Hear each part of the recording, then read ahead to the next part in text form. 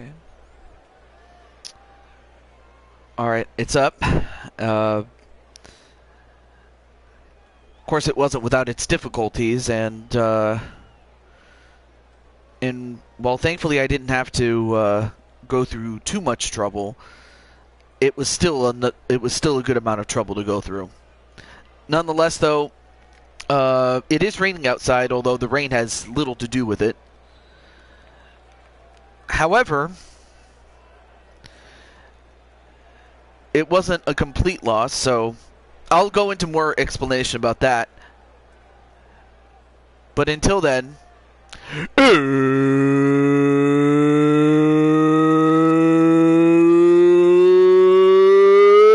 it's time! It's time for UFC 4, and it show a hard left turn, and after this fight, you'll understand what I mean by a hard left turn. Anyway, great to see Sly Cooper and Brandon. Let me just get my pop-out chat. This is a good time to go get some snacks and stuff like that, as per usual.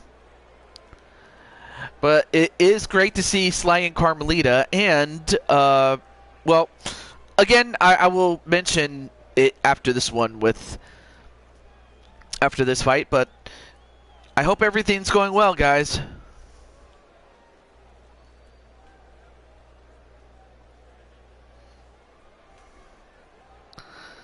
All right, let me get this set up here. Of course, Brandon is in action tonight. Oh, there we go.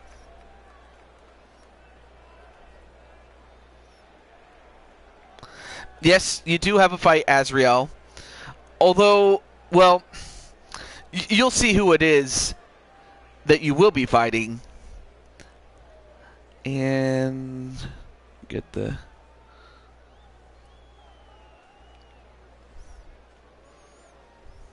And Patty also has a fight.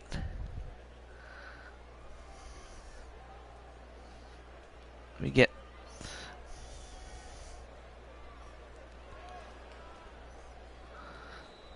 I have a feeling that she'll be beating up some people. But as you can see, the first fight is going to be between Diamond Light and this is not a joke, Kimbo Slice. So you're going to see a legend in this in this fight. So first things first, I'm going to let Diamond Light know, since he's the only one in this fight that I should let know.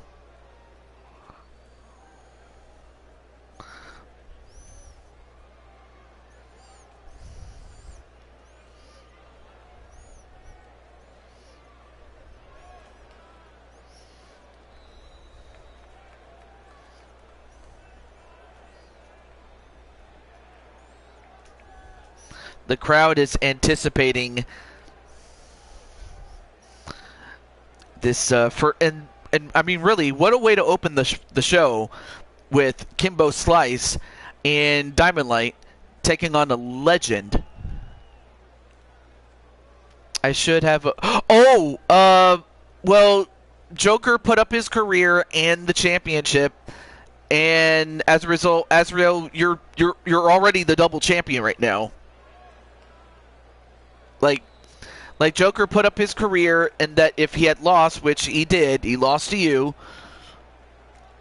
that JW would take his place, and that's why JW is going to debut. So, no, you already are the double champ. So now we just need to figure out, all right, well, who's going to fight you for your 2 titles? Of course, if you have any suggestions, I'm definitely open to them. And who knows, maybe this guy right here, Diamond Light, might get it, or maybe Kimbo Slice might get it. But we'll see what happens, especially when we have your fight.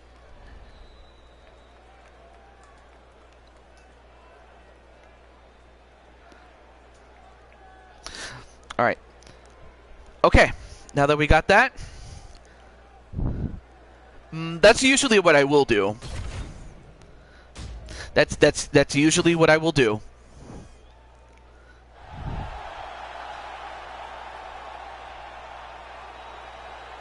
But like I said, you do have a fight, and it is against a heavyweight. So if this person does beat you, then at least you can defend one of your titles against that person, but more on that person later. But first, we have this guy right here, Diamond Light. And of course, he was incredible during his during him and Naji's defense of the Tag Team Championships last night. But now he's going to have to go into a different mode. He's going to have to become the Diamond Giant. And who knows, maybe this guy might be your next challenger. You never know. Or maybe this guy might be. And this is a street fighting legend. If you type up Kimbo Slice, you'll see some big fights. He was born Kevin Ferguson, excuse me. But then they started calling him Kimbo, and eventually Kimbo Slice, and then that's kind of how he got his name. I mean, and you'd be forgiven for thinking that this guy was the epic beard man.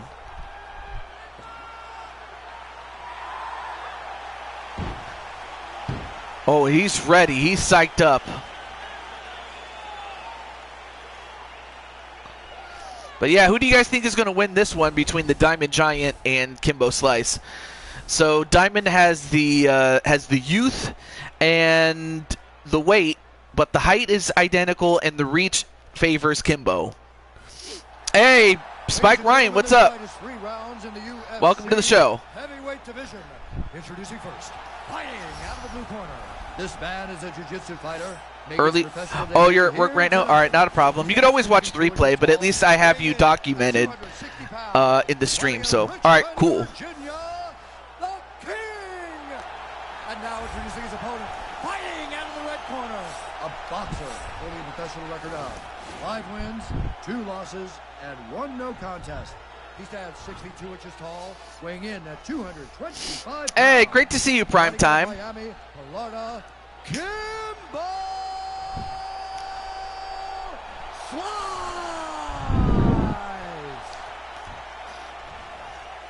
And when the action begins, our referee in charge, Dan Mergliata. Ready?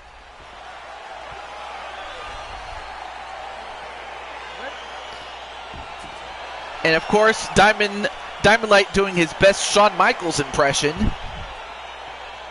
All right, here we go. Kimbo Slice, like he was a street fighter who made his name on YouTube. So if you type in Kimbo Slice, that's how he rose to fame. He would go on to have 7 fights, or actually he might have had more, but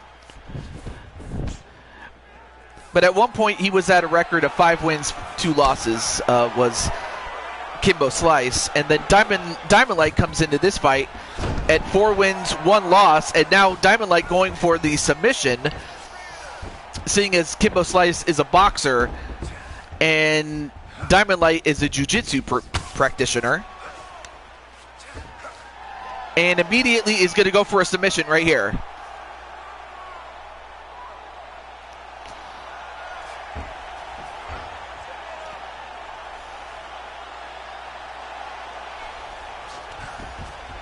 Now going for the arm triangle. And nope, Kimbo Slice escapes. However, Diamond Light still has the top position on him. Oh, now in the sprawl position. Now back to the half guard position. And yes, these are positions. Now in the full mount. Now it's going to go for, nope, tries to go for the armbar, but Kimbo Slice, knowing full well that he's going to have to get back up, seeing as he's a sitting duck.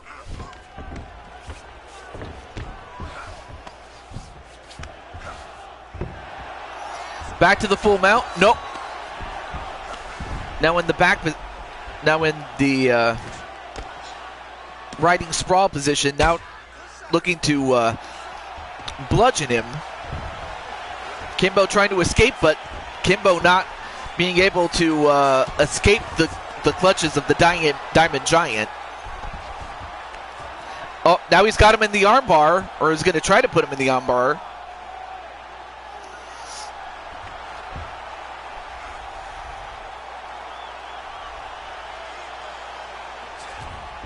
Uh-oh. Oh, he's got him in position. Can he get it? He's got him. Or he's trying to get the arm out. Yeah, he's got it. And Kimbo has to tap out. And he tapped out. All right. Diamond Light gets the win. 5-1.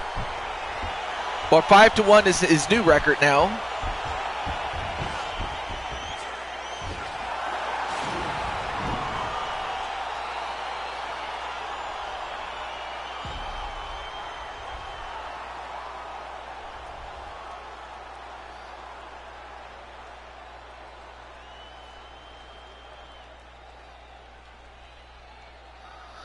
What a win there.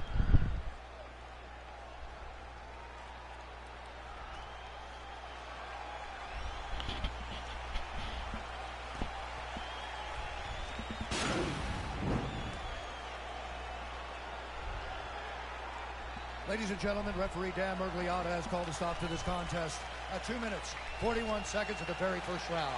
Declaring the winner by tap out, the King!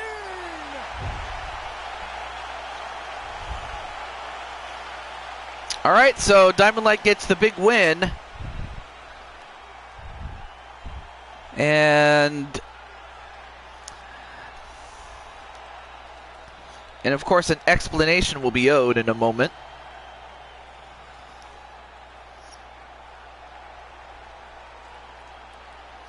But congratulations to Diamond Light as he gets the big win.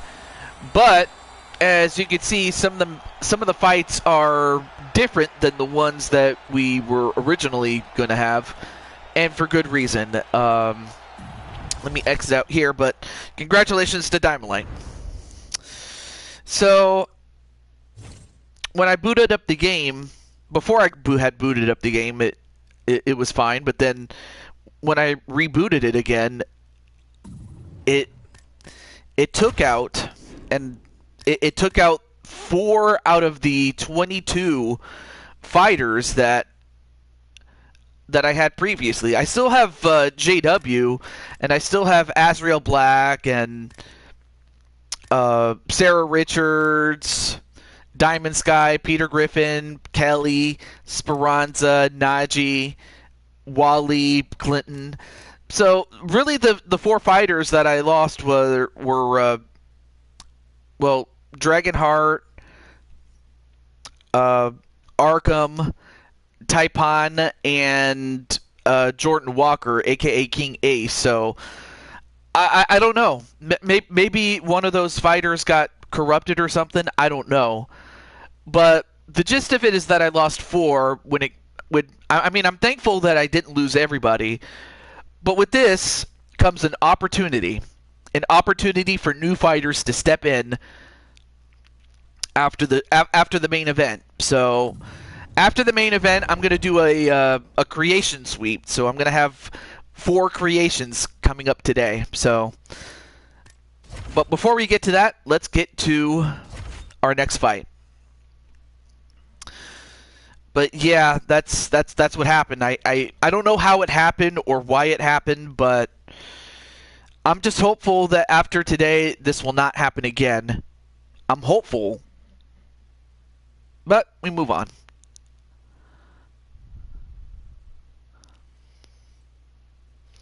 All right, so up next is going to be Patty and Diamond Sky.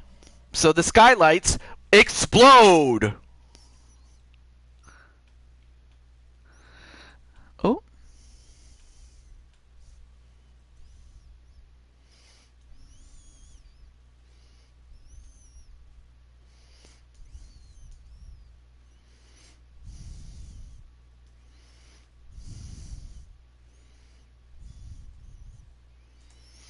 Okay. All right, let me just let AJ know.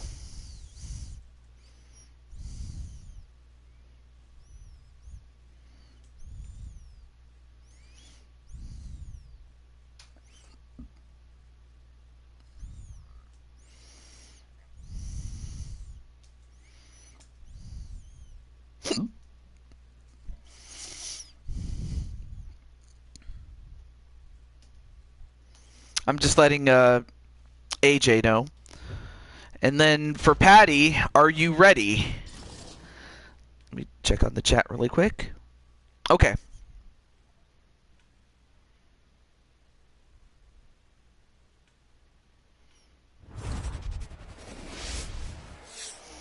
So there you see Diamond Sky on your left, Patty Chase on your right. But who do you think will win this one? I have a feeling I know who Azrael wants to win. But we move on.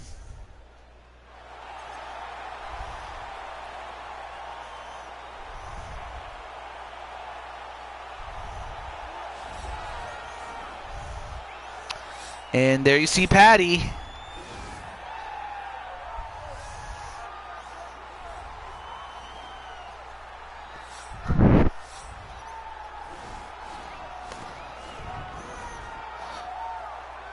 To lose, oh, come on, Patty. Hey, how's it going there, Clinton?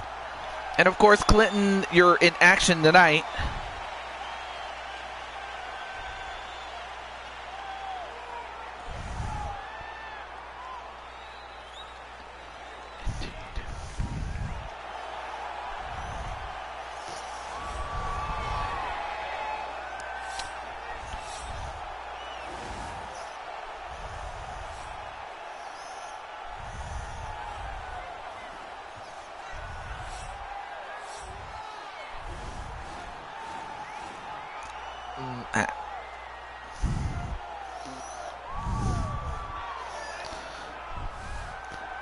I totally want this fight. What?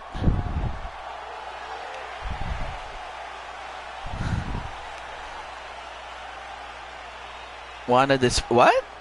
That was kind of a run-on sentence there. Unless you meant to say Patty want to win the fight. Anyway, Patty's character is surprisingly younger in this timeline. And the height and reach are identical, and Diamond Sky has the weight by 3 pounds. Well, just be careful, because Patty can just... I'd say be careful with Patty, because I think she might try to hurt you there, Azrael. Fighting out of the blue corner. This woman is a freestyle fighter, making her professional debut here tonight. Well, now that thanks to a file corruption, there are 4 openings, so we might get you in.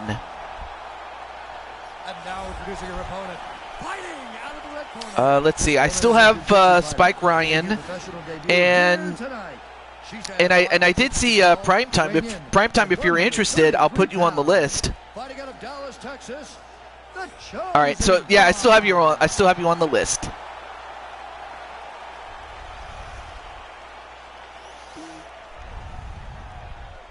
And with the action begins, our referee in charge, Herb Dean. Ready. Who says we haven't already? And now look at the little dance. And for Patty, she does her best Shawn Michaels impression.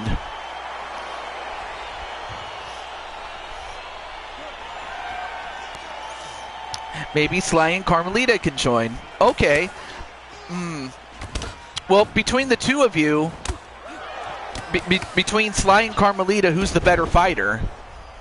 I think I know who the answer. I think I know who it is, but but I'm kind of curious. Let's see who it will be.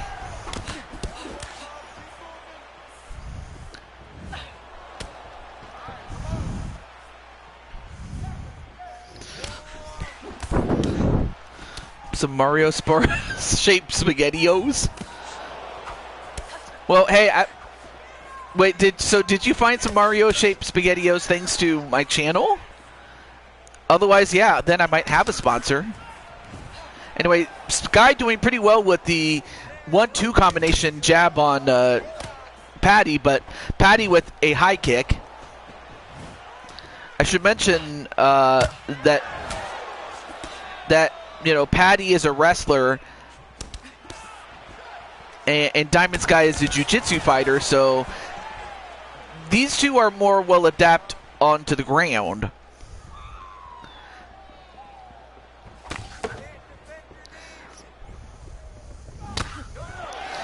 Sly is more skilled, but Carmelita is stronger.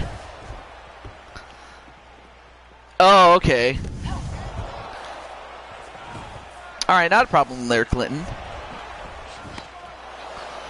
I guess it's going to depend on whether I need more women or more men. Oh! And actually, as a matter of fact, I ultimately, like, thanks to the file corruption, I lost 3 men and 1 woman. So if I really wanted to, I would probably go with Carmelita. But otherwise, yeah, I mean, if you want to bring in Sly, I'm good with him too. Well, oh my gosh! Uh-oh, Patty. I think Patty's mad after what happened last night, getting eliminated, and now she's taking it out on Diamond Sky, as Diamond Sky got kicked in the head. And now has the side mount.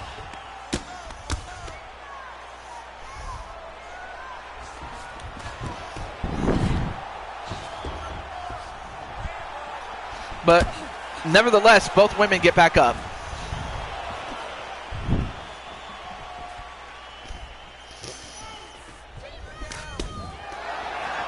But yeah, that should serve as a warning there, Azrael. Don't get Patty mad or she'll kick your head in.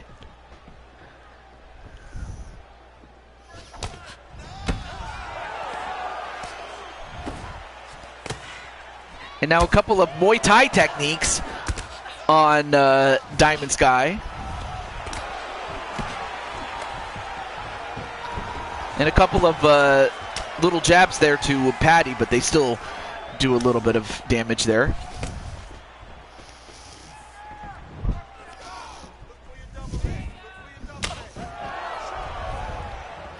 She might pull a Danielson. Yeah, she could. But obviously, I'll still give Sly Cooper Rock some time to think whether to put in Sly or Carmelita. Either one is fine.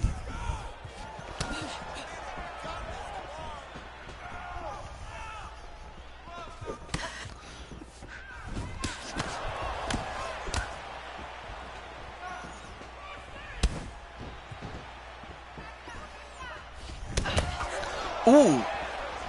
Nice. Ooh, oh, that. Oh, wow, that spin kick definitely did some damage to Patty. And now Patty got her head kicked in. Nice spinning back kick. All right, now both women reset. And then a kick to the leg that knocks down Diamond Sky. And a kick to the body.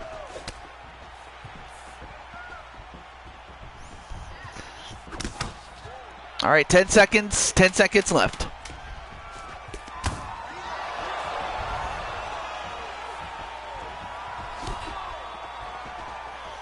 Carmelita? All right, I will put Carmelita on the list. I think, yeah, Carmelita, I'll put her.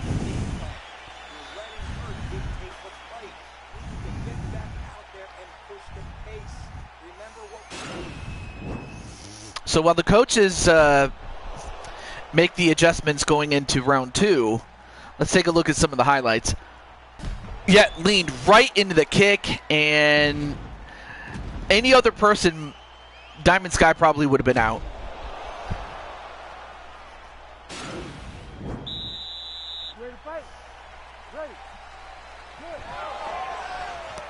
All right, round 2 is up next.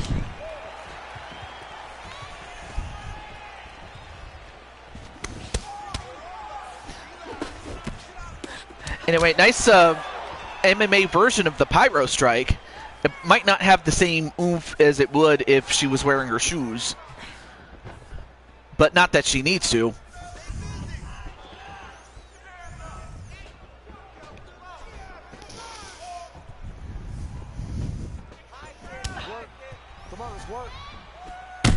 Oh, and another spin kick. Patty's hurt.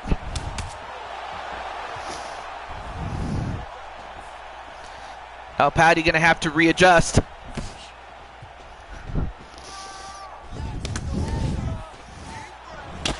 And another head kick, although not as flush as the last one. Went for a head kick of her own, but missed.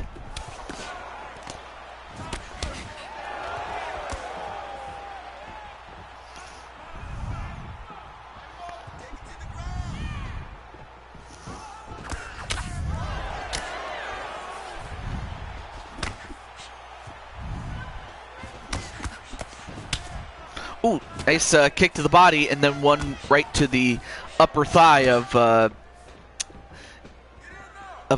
Diamond Sky. Nice 1-2 combination there by Patty.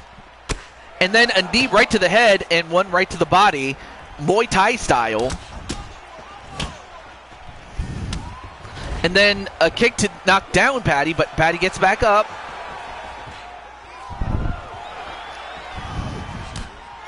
And then a kick to the body. Now goes for the takedown, but Patty guards it and goes for a takedown of her own, but Diamond Sky not going to let her do it. Then a kick to the body after a miss to the high kick there by Diamond Sky. 2:40 left to go.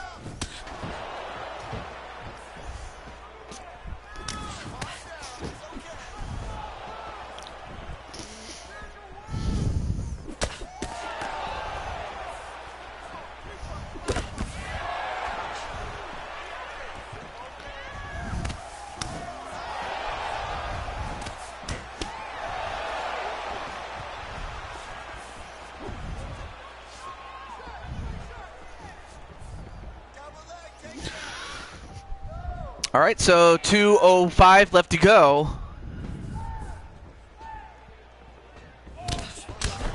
And Patty gets kicked down and punched down a little bit, but she didn't stay down for long.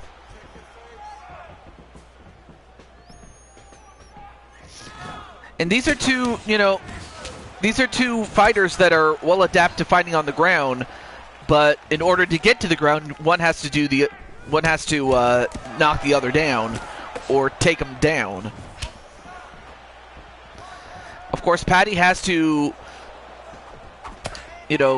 conserve her energy as much as she can until she knows she can hit it. Just pay her burgers? Nah.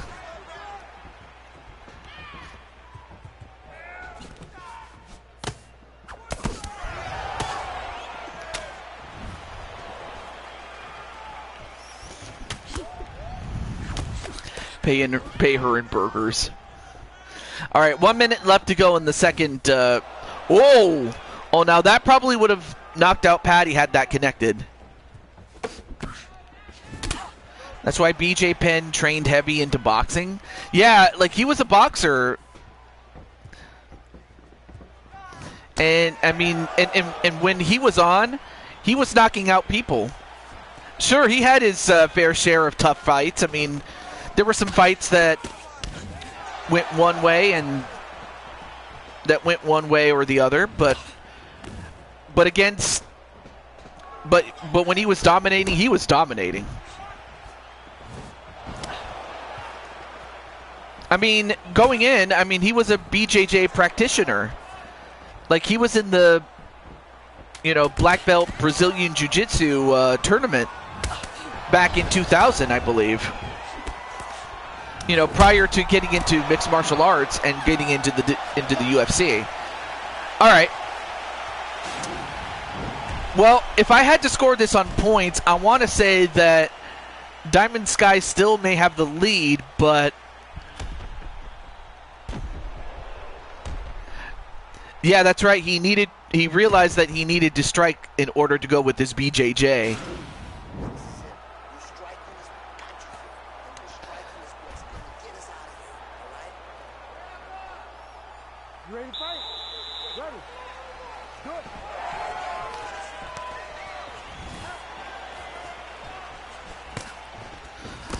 So if I had to score this on points, which I'm not, but if I had to, I would say that Diamond Sky's won 2 rounds, so that means that Patty's going to have to win by knockout or by submission or by a stoppage or something.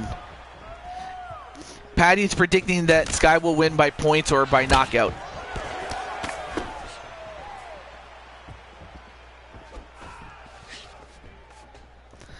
But I mean, it's not as if Patty hadn't beaten, you know, Diamond Sky going into their fight.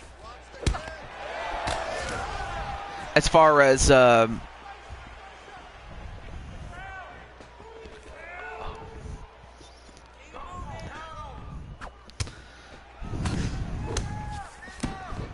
right, there we go. I was just answering a DM.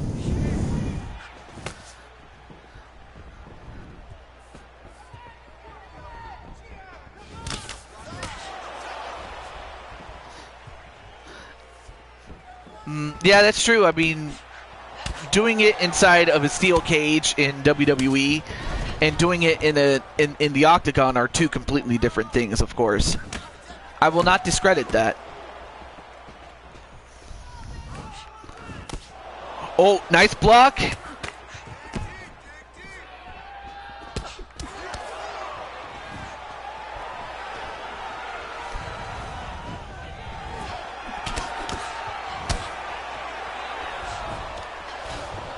Oh, wait a minute.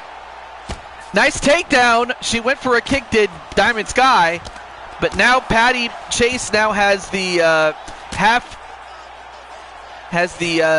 guard position, but no, turns it around and now is in a rear naked choke position. Nope, now transitions into the full mount.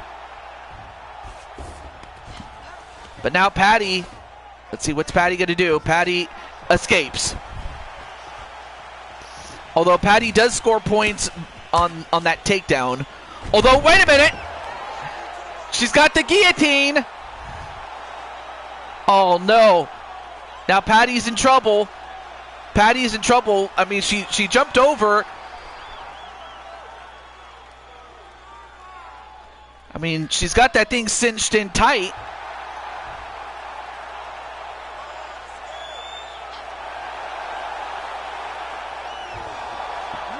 Oh, but they escaped. She escaped, did Patty. All right. I don't know how Patty did it, but she escaped.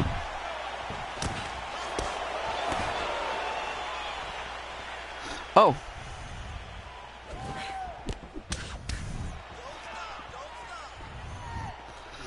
All right.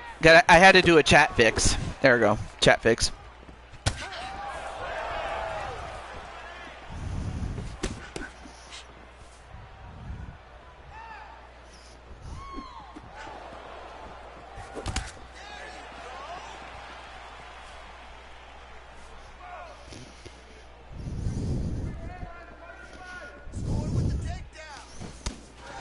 Anyway, a kick to the leg. Oh, and a big boot. And some more punches to the body. Nice jab to the face and then kick to the leg of Diamond Sky by Patty. 1 minute left to go. And then Patty with the left cross got her really flush. Got a real flush there.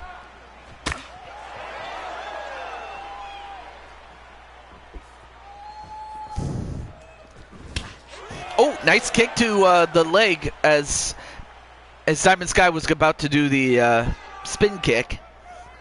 Nice interception there. Another kick to knock down Patty.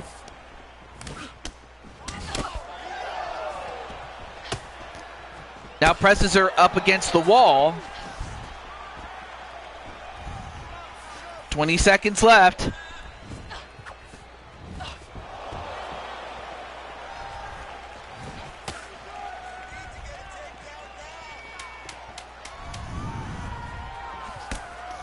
Another kick to the leg. 5, 4, 3, 2, 1. All right, we're going to go to the judges. But I will say this, though. What a fight that was.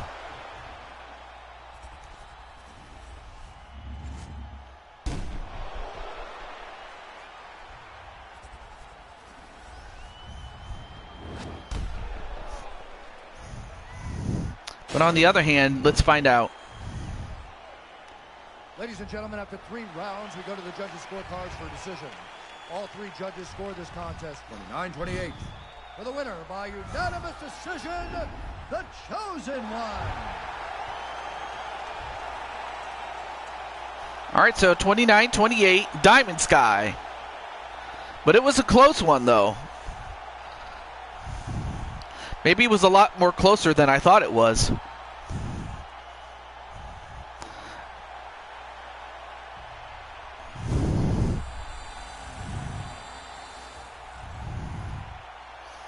And for Diamond Sky, she now improves to 6-6.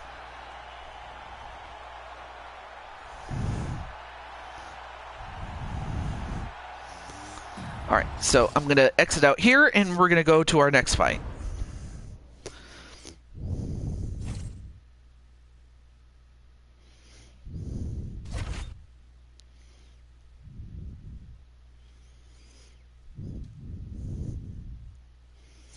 And next up is going to be Jamar and Jose Blanco. So Jamar is the featherweight champion, and Jose is a bantamweight, in that Jose weighs less than Jamar does. So in this case, I'm going to let Jamar and Jose know that they are up next. But now Patty can join up with Azriel. Well, actually, it's more like four wins and 14 losses, actually. I'll still experiment with why am I fighting Najee? Oh, well, you are the open weight champion, so if Najee wins, he can fight you for your open weight title. And plus, you're not defending any championship right now, so it's like, all right, let's put you against Najee. But yeah, like I said, it's an open weight title. Anyway, let me just let Jamar and Jose know.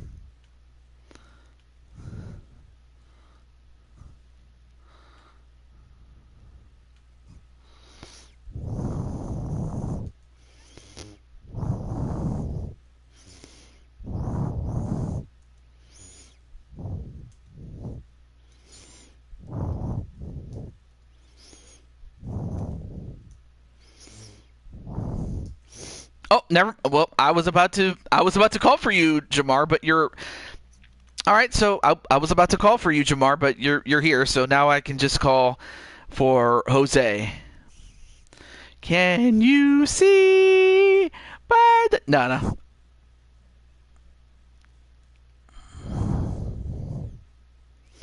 But yeah, just in time there, Mr. Jamar. All right, there we go. All right, now let's continue. So, of course, Jamar is the featherweight champion.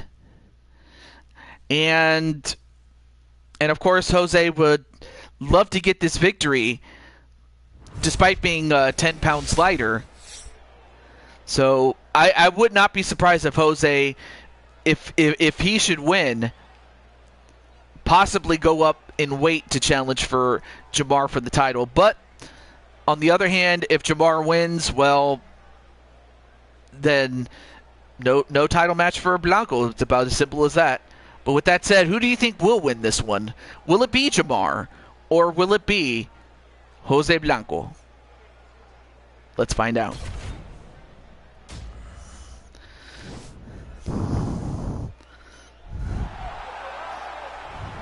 And JW, hey, what's up, man? You're still in the main event, man.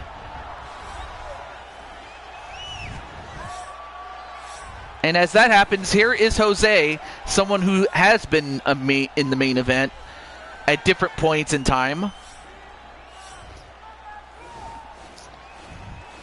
Of course, he is coming off of a loss against Jose Aldo.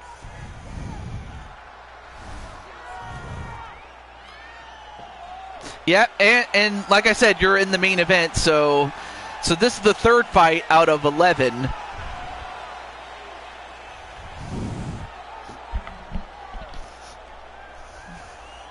And as that happens, we have Jose, and now we have Jamar, the featherweight champion, the UFC featherweight champion, born from Atlanta, GA.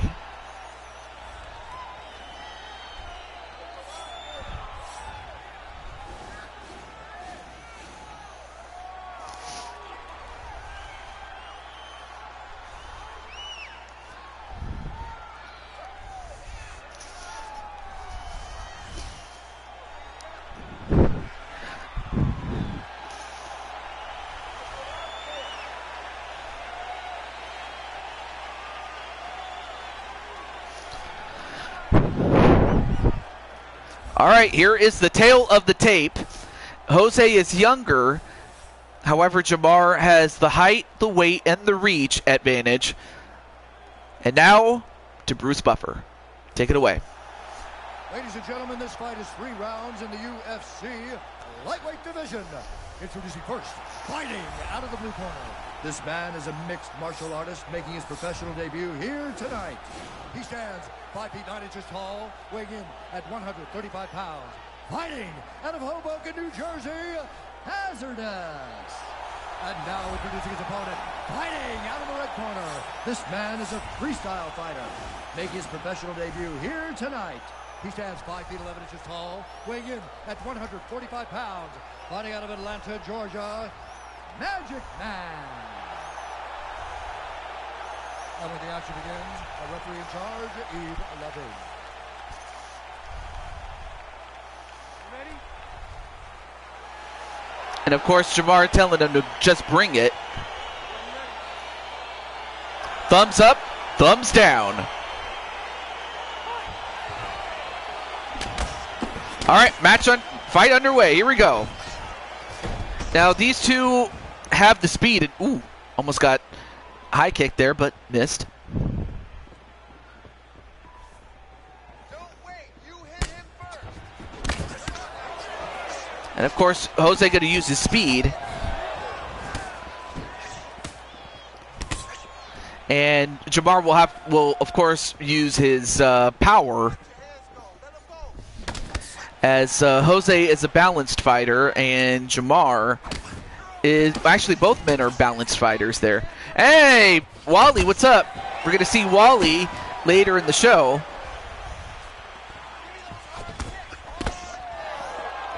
And and in fact, he's in the semi-main event. Is Wally?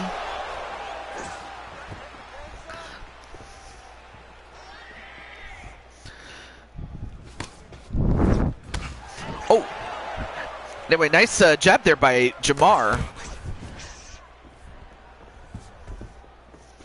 I mean, both these guys are balanced fighters, so it's going to come down to execution. Nice snap jab there by Jose. And another jab. Oh, nice kick to the body of Jamar. But Jamar with a couple of snapback jabs back to Jose, and another one.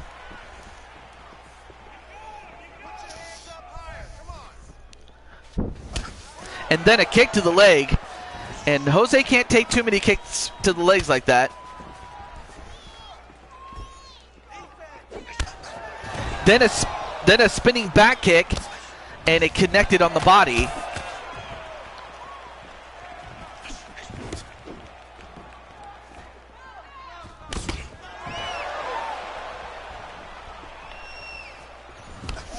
Yes, you do. You do, Wally. Oh, almost went for a takedown.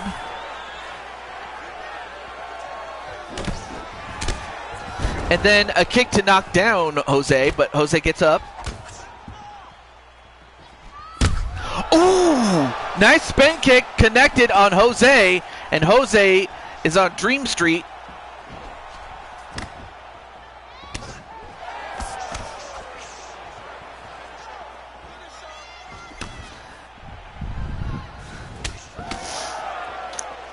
Yeah.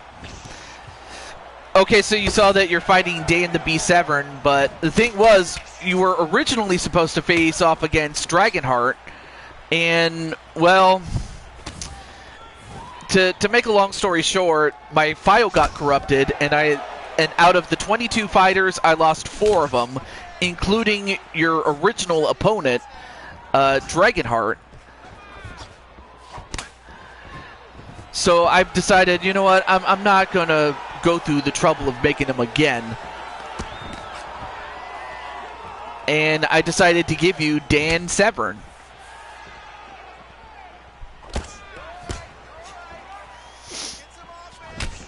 But also to do a creation suite for some new fighters, seeing as I only need to make 4. And hope that, like, my save does not get corrupted again.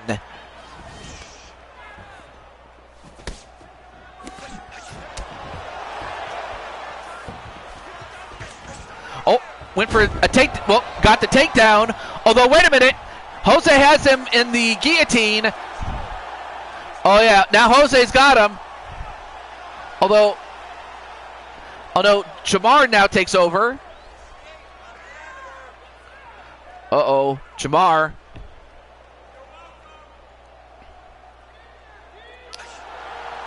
Yeah, I do have a hard drive.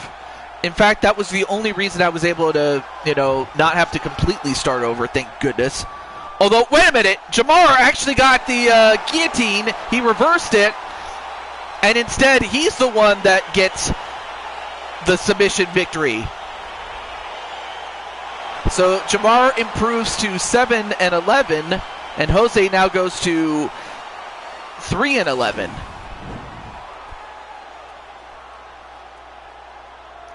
Wow, what a reversal there by Jamar, as well. He assures that no one's going to be going after his featherweight title.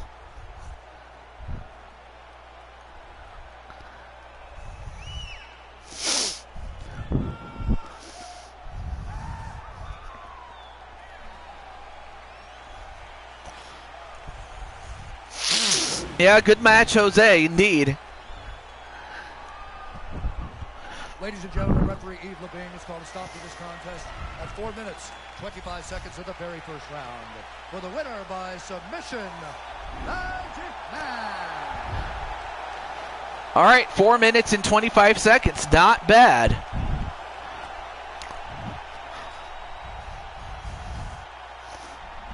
And there you see his team celebrating.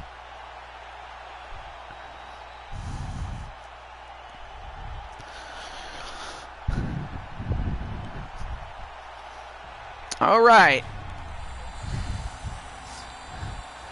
Next up is the first of the altered fights that we're going to have, and it's going to be Jen Corso taking on Aldana, as she will take over for Taipan, who unfortunately was lost thanks to the corrupted file.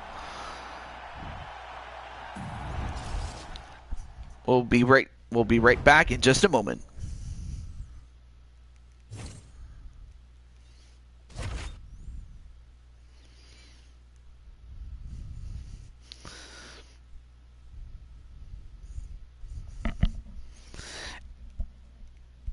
Yes, so it's gonna be the SWO explode.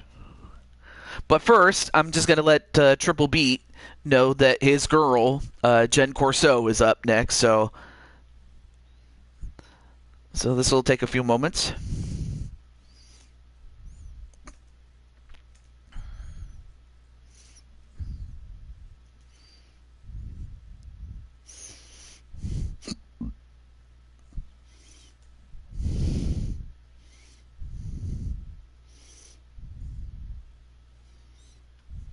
Jen for the win? All right. Well, oh yeah.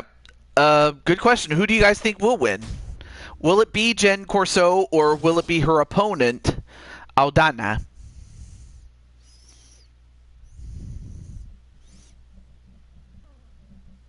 Ah.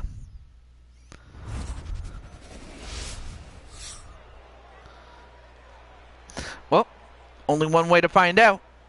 Let's get to it. Oh, there.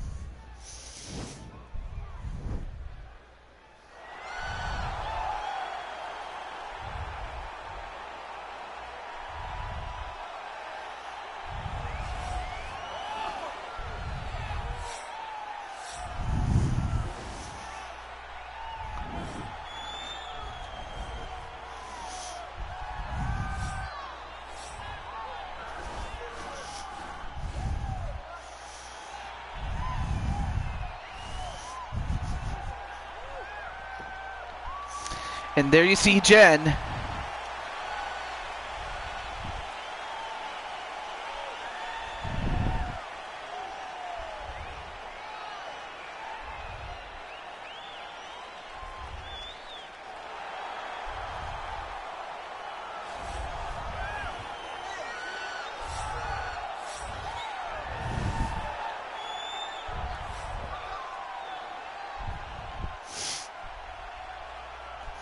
All right, so Jen, well, before we get to Jen, here is her opponent, Irene Aldana.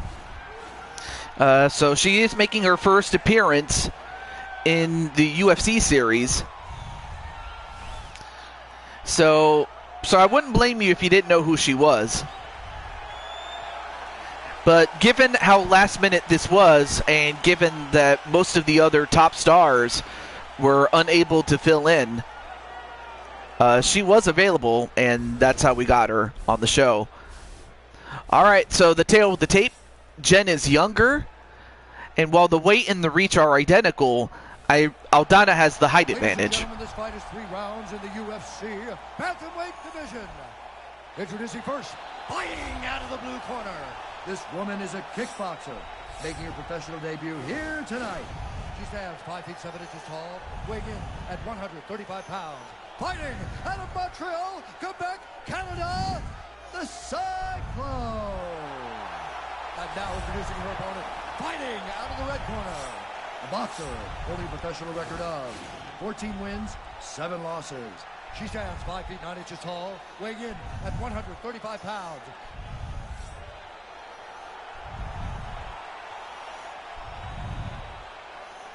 When the action begins, our referee in charge, Dan Mergliata. You ready? All right, we're ready. You ready?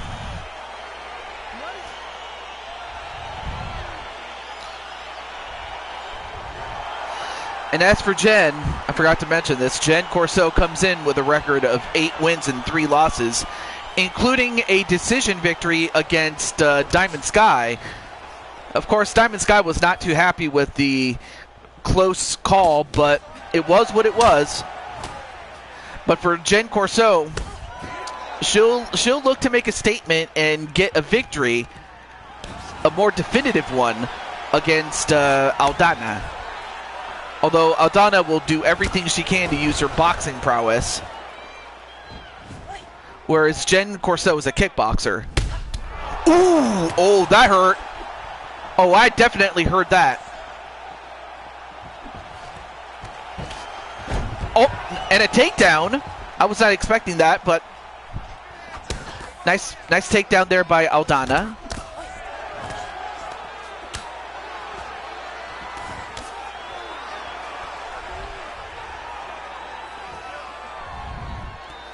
All right, now Corso resetting herself, reassessing the situation before attacking.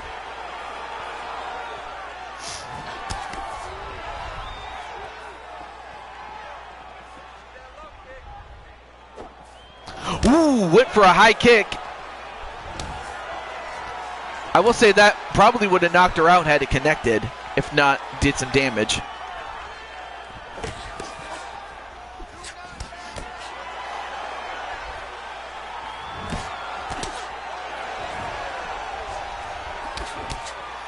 And a couple of body punches. I mean, of course, that's one thing you got to worry about when it comes to Aldana and her punches. You got to be careful with the body blows because they will add up over time, so got to be careful.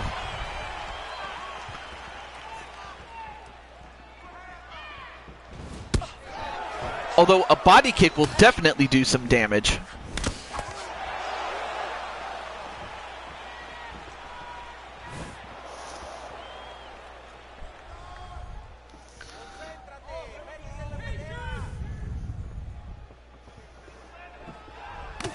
Oh, went for the high kick, but this time it was blocked by Aldana.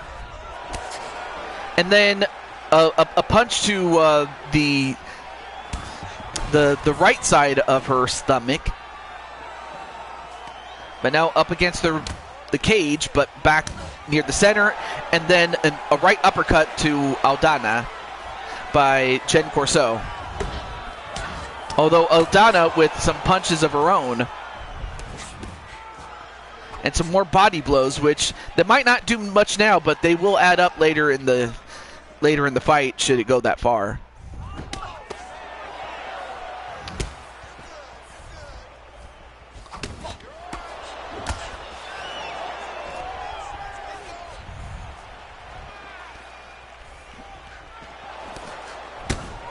Ooh, good knee onto the body, and now going for a takedown. And another punch to the gut. And then one right back to Aldana.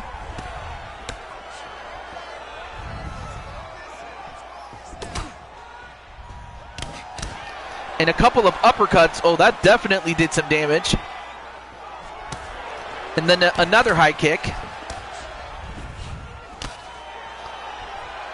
Nice misdirection on those punches, but that's kind of what you have to do sometimes.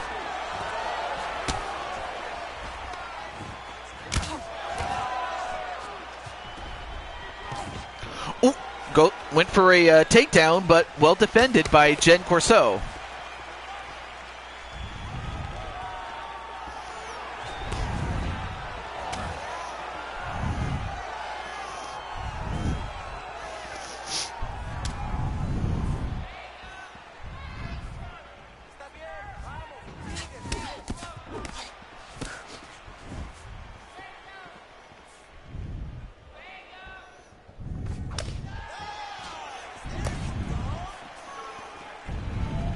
Okay. I was also checking my DMs in case someone was trying to contact me. All right, 23 seconds left. Both these ladies have been beating each other in the face so much that both women are leaking, but no more so than Aldana.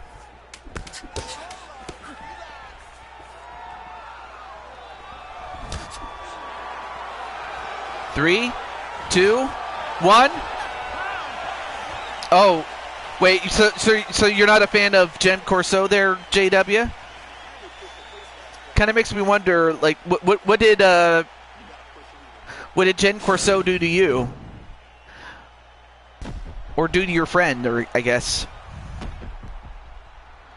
Or was it to Tiffany?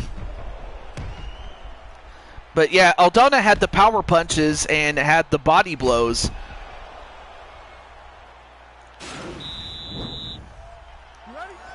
Though I'm now genuine. Oh, she's with Mavericks. That's enough. Oh, okay. Oh, another kick to the head. Oh, this time Aldana's wobbly.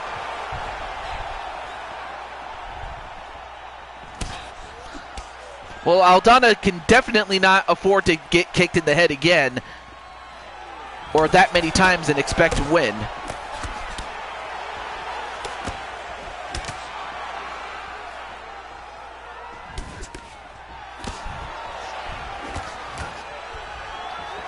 And now a couple of punches, and goes for a takedown. Nope, Corso fights off.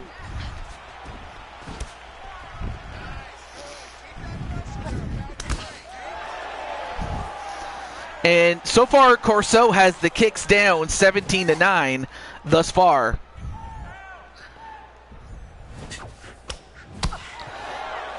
And that's another one.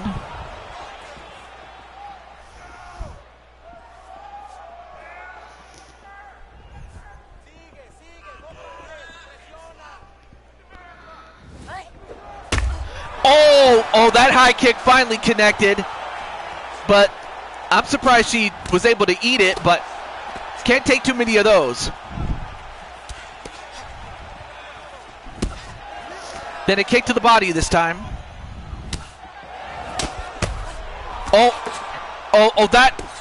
That kick and punch by Aldana did it, although a kick to the leg trips her down. That'll score a point.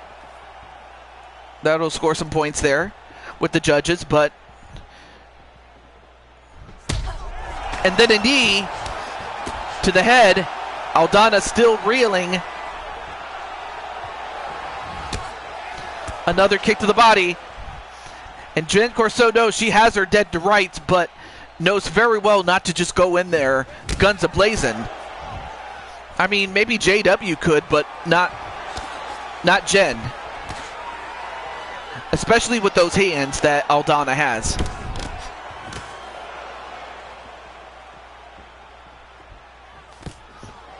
Goes for a takedown on Jen, but I will say this, though. Credit Jen, because Jen Corso, I mean, she has enough wrestling ability to keep the fight standing up. You have to have some sort of basic wrestling ability just in order to keep the fight standing up if you're a stand-up fighter, like a boxer or a kickboxer, or if you're in Taekwondo or Muay Thai. I mean, because JW Caliber, he's more of a balanced fighter, and we're going to check that out when we get to him.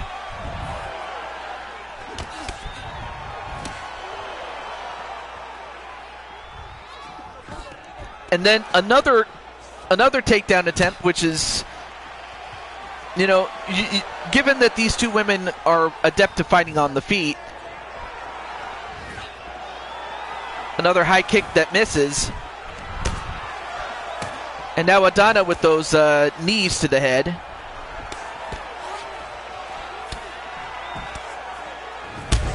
Oh! Got punched out a little bit. She's still stumbling, but she's still up.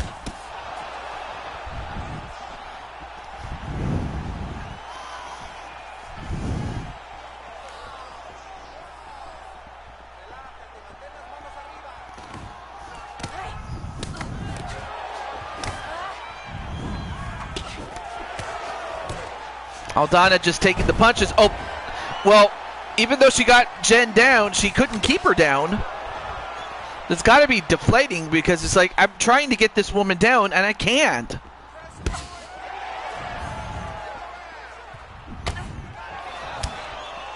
But Aldana's still fighting. That much I can give her credit for. Then an elbow to Aldana. Ooh, that might have done it had it connected. But those hands did.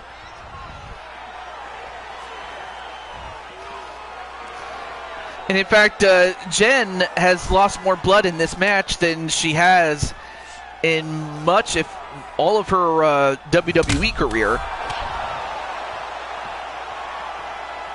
And that last shot did a number on Corso, but takedown, block takedown, and strike. Yeah, that's exactly what Chuck Liddell had done. Like, he was a good enough wrestler to keep the fight standing up and beat people down while the fight was on the feet. So that's what Liddell did. Listen,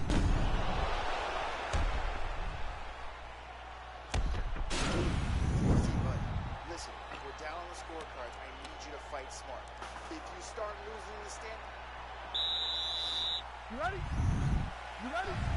Let's go fight.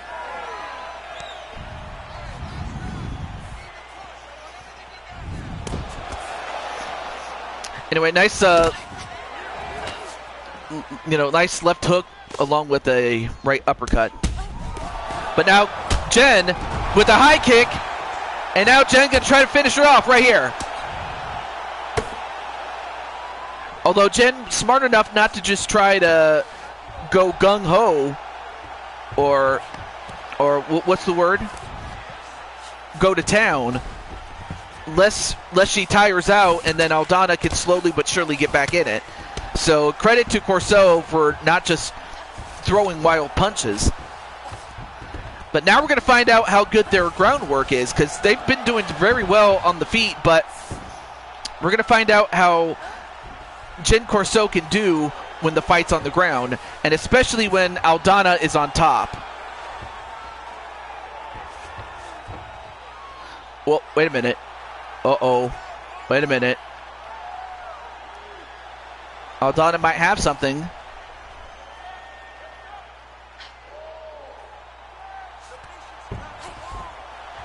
Oh, she might be putting her in the go-go plata?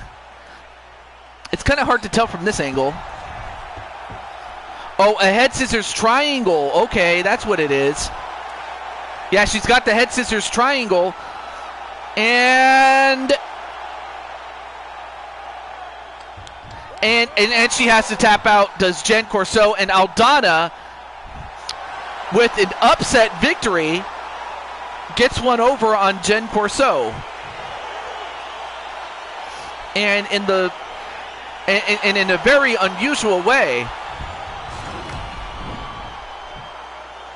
Irene Aldana, like right here, I thought the fight was over. But then she turned it around, got on top position, and was able to get the head scissors triangle choke on Jen.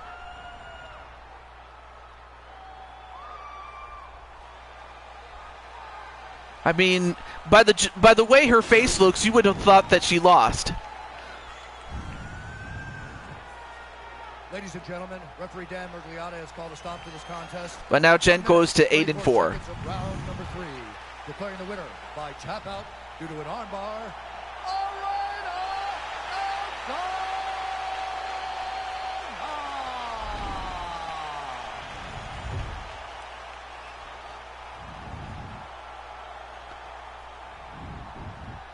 Incredible. It came down to the third round, and Aldana did it.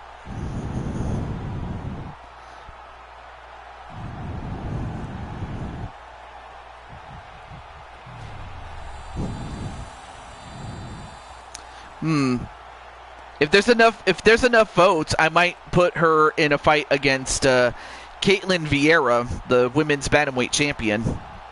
Seeing as Aldana and Corso are bantamweights, but that's a possible championship fight. But up next, we're going to have Peter Griffin take on a replacement in the form of, and I can't believe I'm saying this, Action Bronson.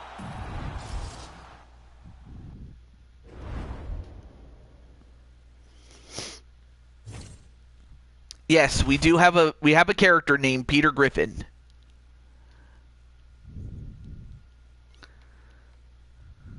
Okay.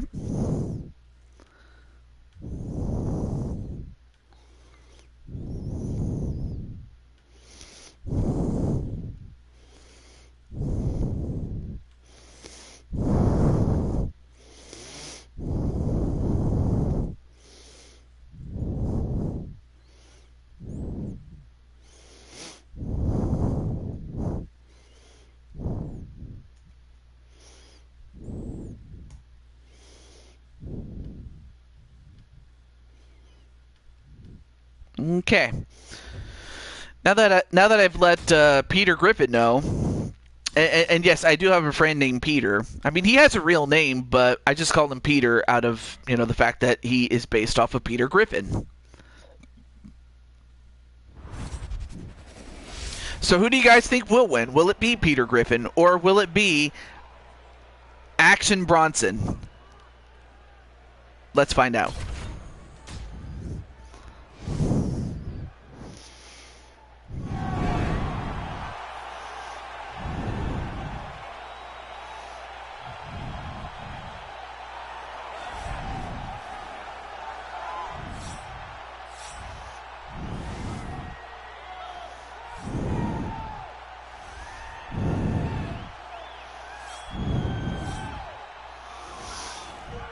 Of course, Peter Griffin does come in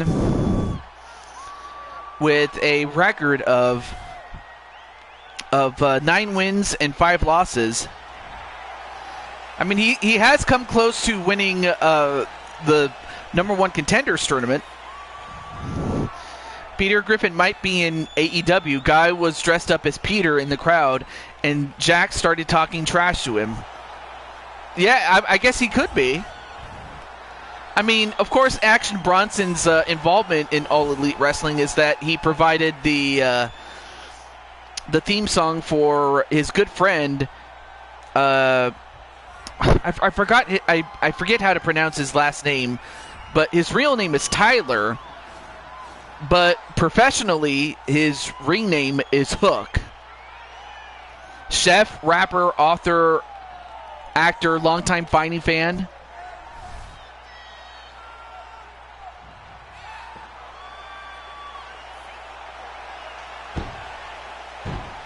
And I guess Bronson is in great shape.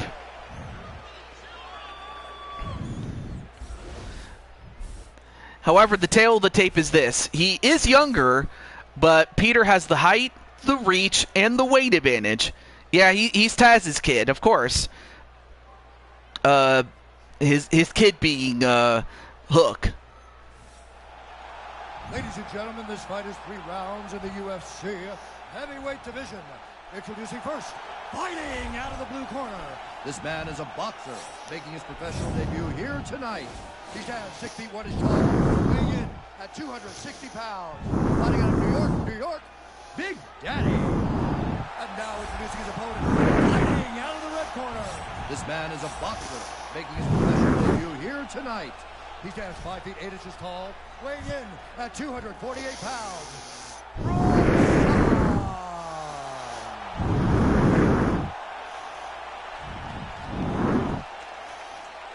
And when the action begins, our referee in charge, Dean. Ready.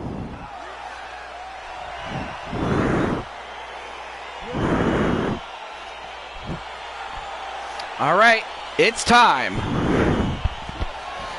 Fight underway.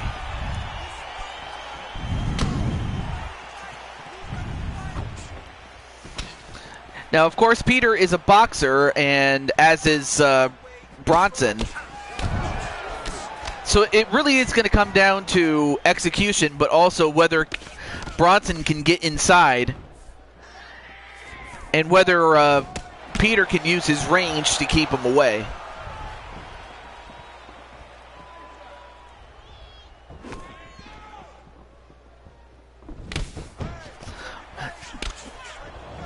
Nice jab there. Oh! Well, Griffin made a mistake. He went for a high kick, but he has to remember that he's going up against a shorty, but he missed, and Shorty Bronson was able to get inside and get a good shot in on Peter Griffin.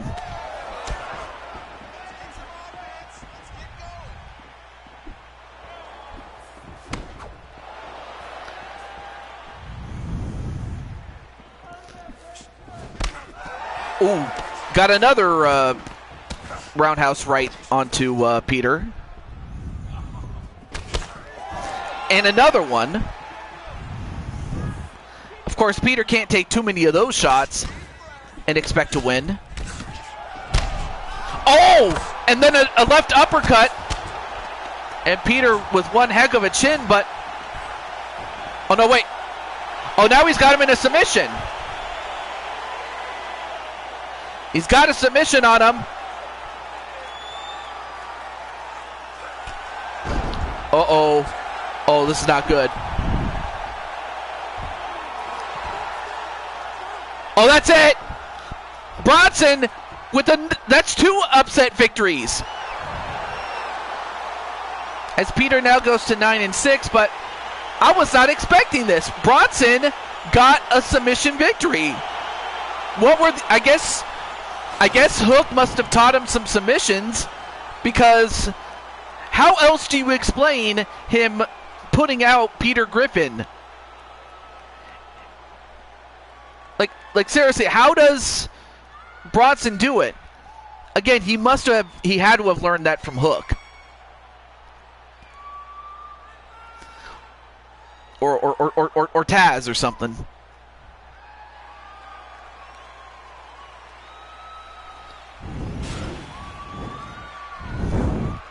Yeah, he had to have. Referee Herb Dean has called a stop to this contest at 1 minute, 52 seconds of the very first round. Declaring the winner by submission due to a guillotine choke, Broadside.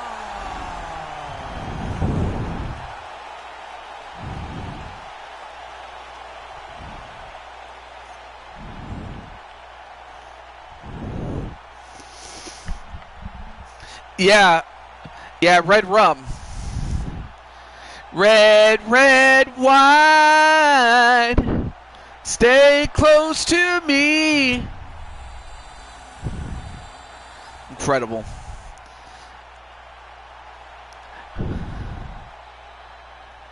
The captain's hook, yeah, it would have been cool if he had a captain hook move, but on the other hand, if I know Tony Khan, he probably would have just made a hook into a pirate. It's also called, okay. See, I can see it now that it was spelled backwards. All right, well, up next, we finally get back to our regularly scheduled program as we get to Cuevas and Mike Wasson.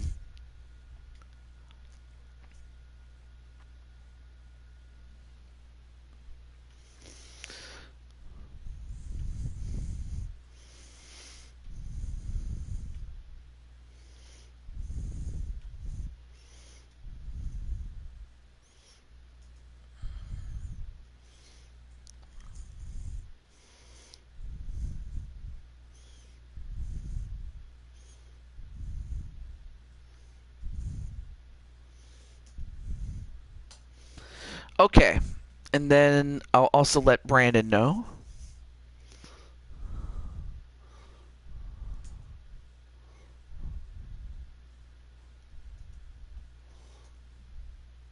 Okay. All right, so now who do you think is going to win this one?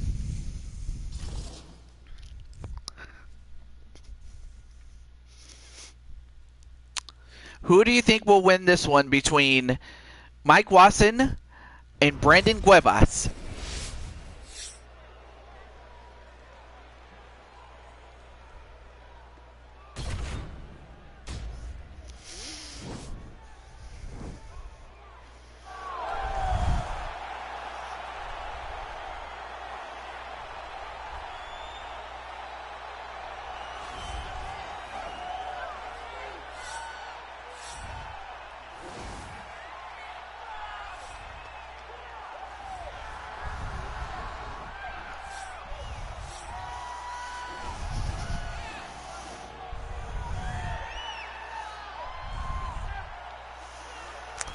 All right, there's Brandon, and JW is going to go for Wasson to win. All right, not bad. Not a bad pick, though.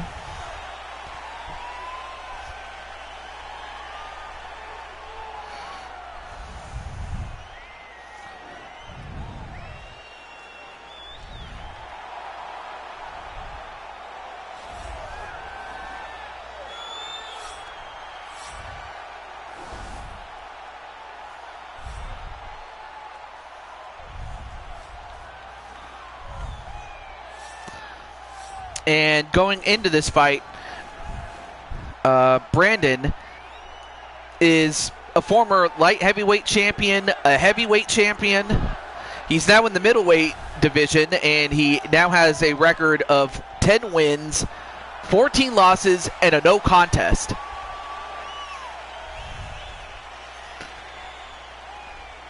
And with the loss of King Ace or Jordan Walker, there is now a vacancy when it comes to the middleweight championship, and there are two middleweights on the roster. You have Brandon Cuevas and you have Naji. So those are two guys that are going to have a chance to fight for a championship.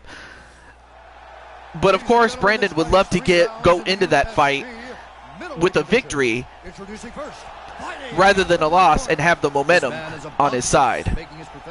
For Mike Wasson, hold that thought. Fighting out of Glasgow, Scotland, Mountain. And now introducing his opponent.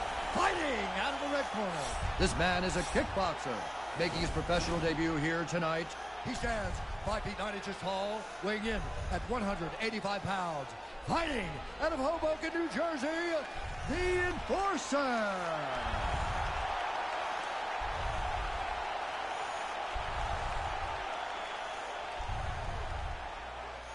And when the action begins, our referee in charge, Eve Loving. Okay. Anyway, as I was about to say about Wasson, he comes in with a record of 9 wins and 5 losses. And he is in the light heavyweight division. So, of course, a victory for either one of these guys will give him momentum going into our next super show when it comes to UFC. But before we get there, who will win between these two?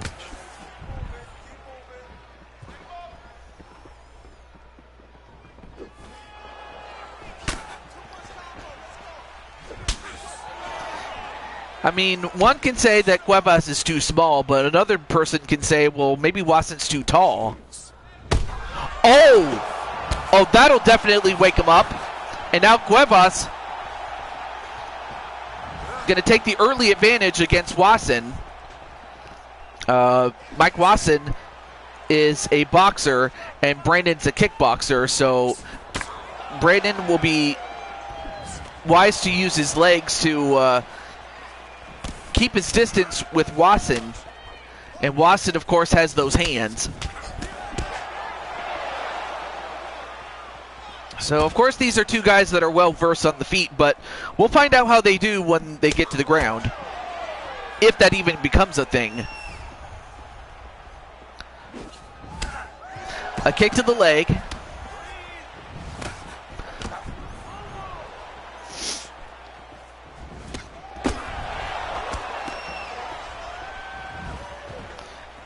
No, absolutely. You're not a slouch when it comes to throwing hands. In fact, one time, like back in the UFC 3 days, Brandon won a fight in 21 seconds against the heavyweight champion at the time, Daniel Cormier. Yes, Brandon Cuevas won a fight in 21 seconds. So it's not out of the realm of possibility that he can finish the fight fast, but obviously he's not going to be able to do it against a man the size and power and skill of Mike Wasson.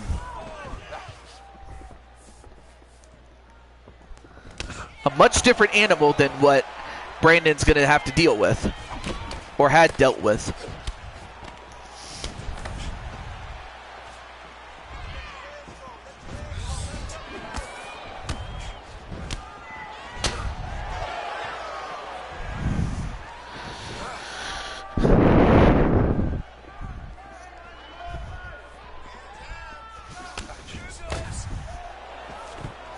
And going for a takedown, can have to do a lot more than that to be able to do that.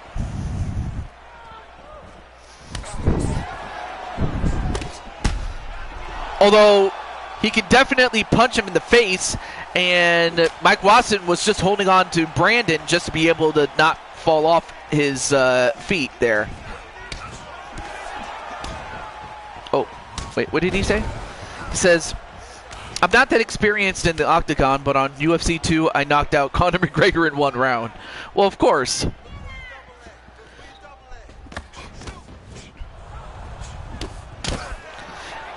Right now, it is Brandon that's pushing the pace on Mike Wasson.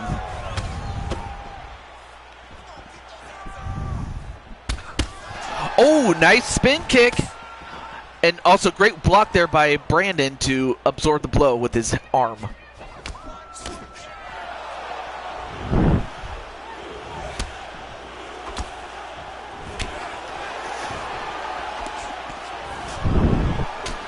Oh, and a kick that knocks down Brandon.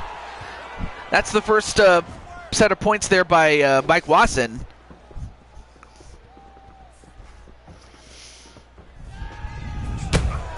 Oh, he reached and he got kicked in the face.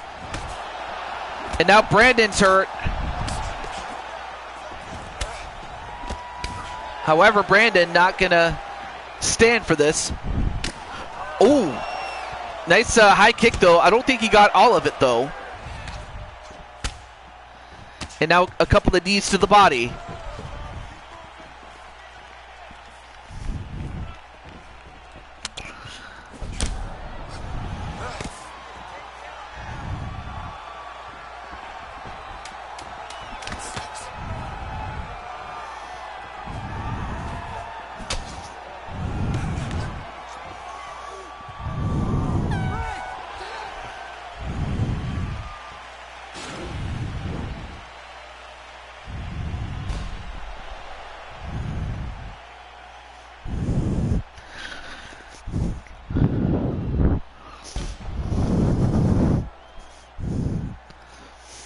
Well, I will say this, though. Brandon does have, well, Cuevas, that is.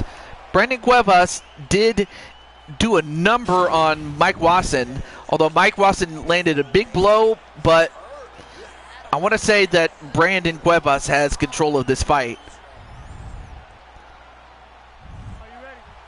So Mike Watson's going to need to make some adjustments going into the second round. Second round underway and already going for the legs of Cuevas.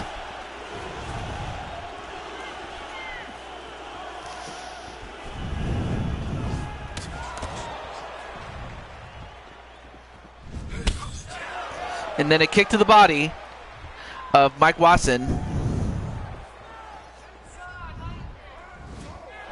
Ooh, nice. He went for the high kick, but nice duck there. Nice duck, though, by Cuevas.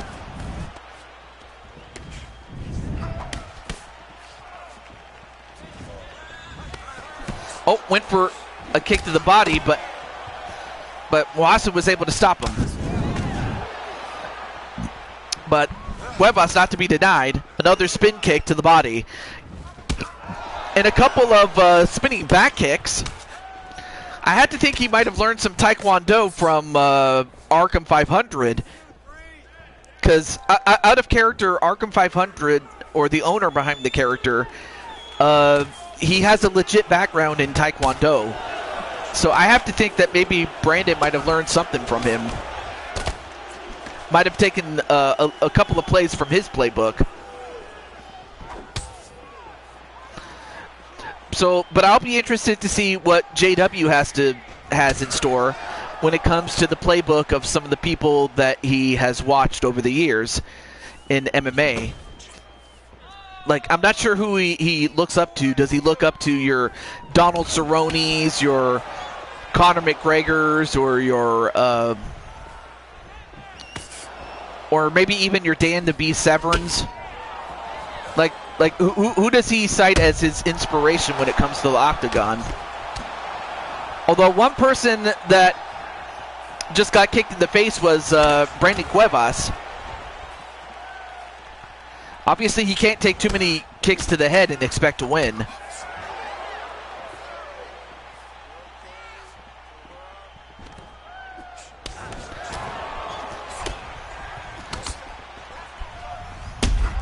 Oh my goodness, a spinning back kick and he connected on the face.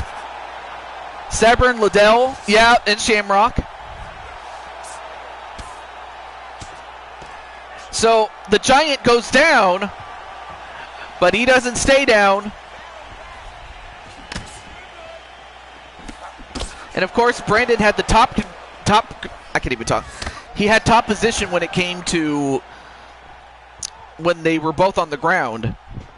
But they didn't stay on the ground for too long, though. Ken Shamrock, or wait. Oh, yeah, that's right. Was it Ken or Frank? Because, you know, Ken, of course, is more famous given his WWE run. And then Frank was an undefeated champion. Oh, Ken, okay. But yeah, Frank was an undefeated champion, but then he and Dana White had a falling out. Oh! uppercut him. That was a very powerful uppercut that probably would have dropped most men, and while it did drop him, it didn't keep him down for long. Now Mike Watson, I think he might have just woken up.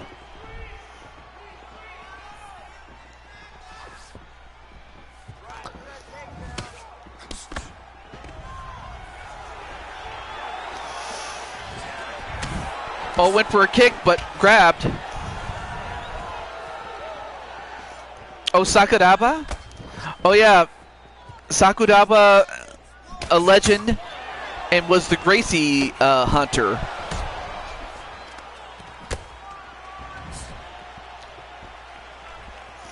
And he was also a UFC tournament champion when it came over to Japan one time.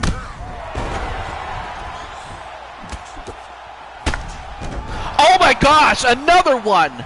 Another knockdown to Mike Watson.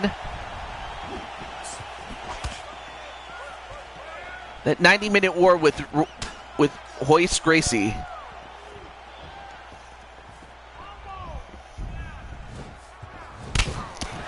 And then a side kick. I mean, right now Watson is a bit slow to pull the trigger, but obviously when he does hit it, it hurts like hell. And we're going to go to a third round. What a match. What a fight. Look at this. Boom! That might have knocked out most other men, but Mike Watson in fact, he got knocked down twice, whereas Brandon got knocked down once. Look at this.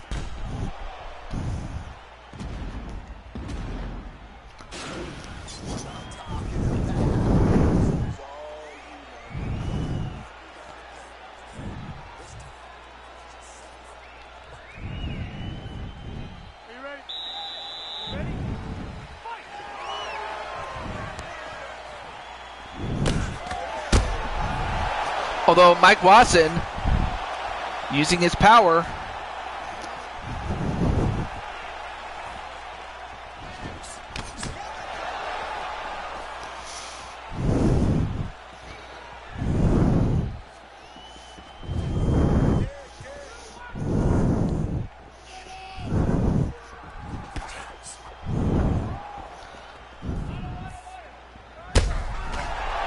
ooh, and another big punch to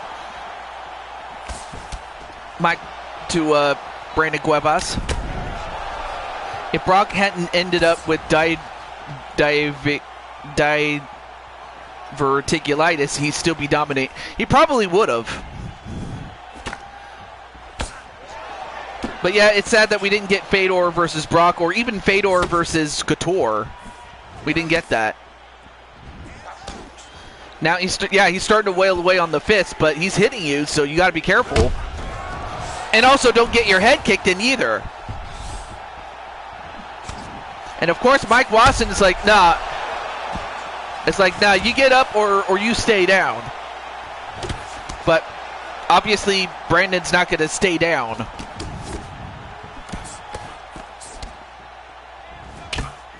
Another head kick.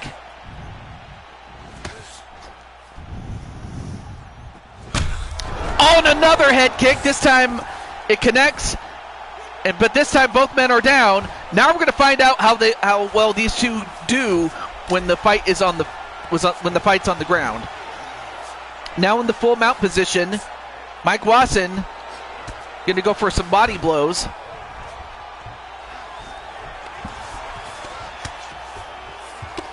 And let's see what Brandon does. No, Mike Watson's just going to stand up.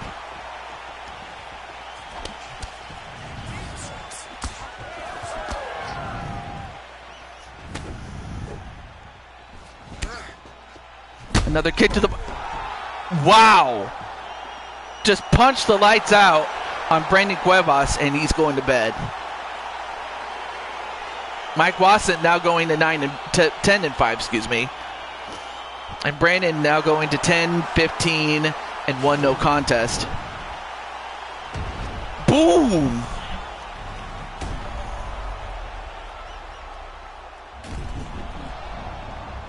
Put the lights out.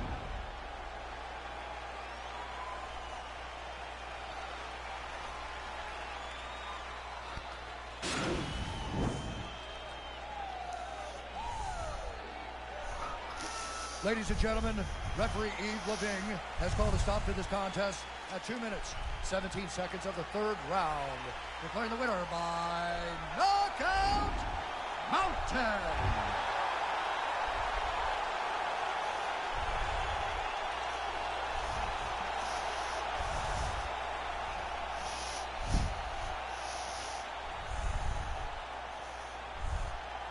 All right, let me see. Makes you wonder about the title fight coming up. Yeah. Prime Fedor was frightening, made him on UFC Undisputed 3, got him to 97 with a 48-0 record. And there's LD. Well, anyway, congratulations to Mike Wasson. And for Brandon Cuevas, he'll have to take what he learned from this fight and apply it when he takes on Najee Firefox. In fact, Najee's going to be up right after this.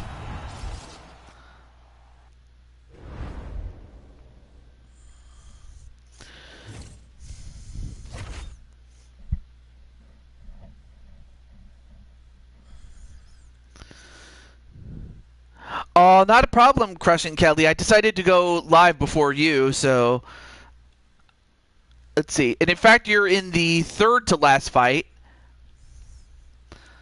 So, but yeah, I really wanted to get this out before I get to your show, and then that way, hey, if you want to share your stream as you start, that way people who are interested will go over and watch it and go from there. But up next, it's going to be Azriel Black taking on Najee, and if Najee can win, he might just challenge for the openweight championship instead. You never know. But at least he does have a fallback plan should Azriel deny him that. But let's get to it. I'm not sure if Azriel's still in the chat, but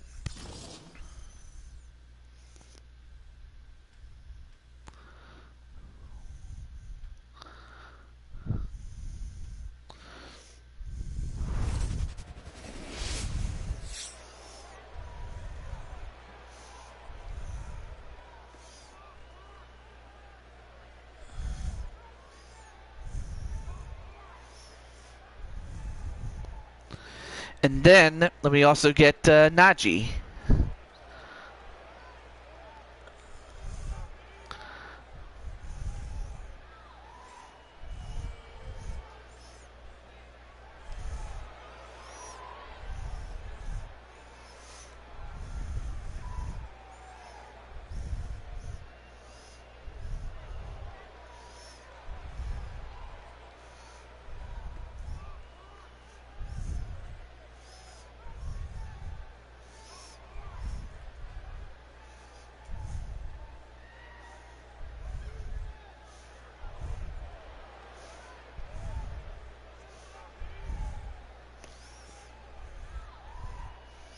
Yep. And it is nice to see you on the show, Kelly. All right, here we go. Let me catch up on the chat in case. All right, so everybody's saying hello to each other. That's good. But yeah, who do you think will win this one? Will it be Azriel or will it be Najee? Let's find out.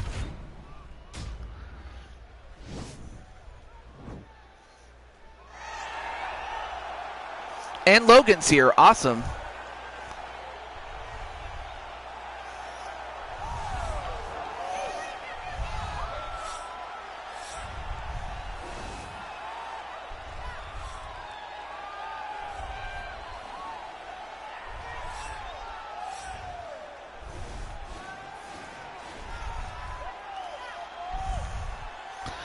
I was at UCWE Supercard, but sorry, Najee, but my brother-in-law Azriel for the win. All right, not a problem.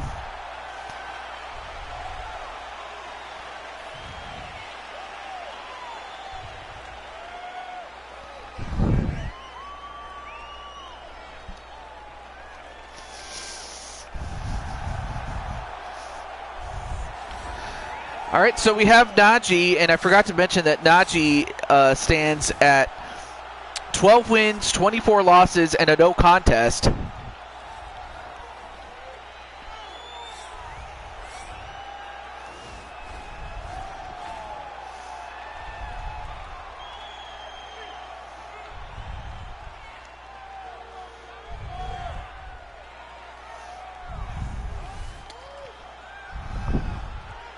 Patty's going to go for Azrael to win.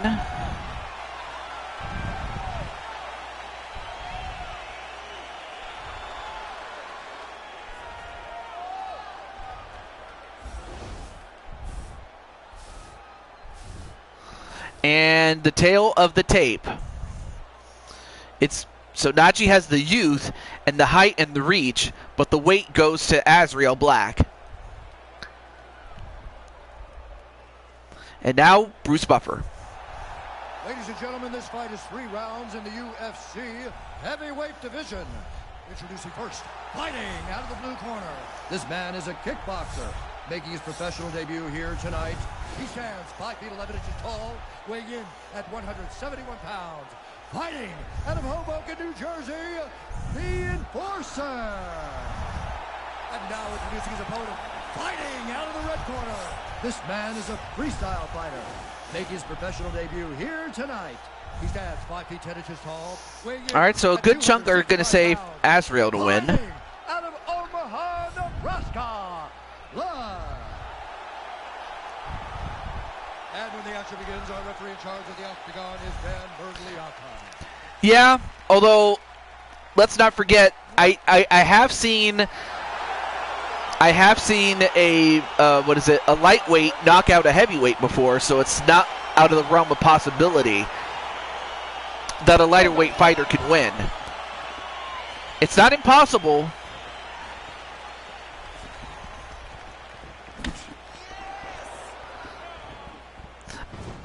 So it all comes down to skill.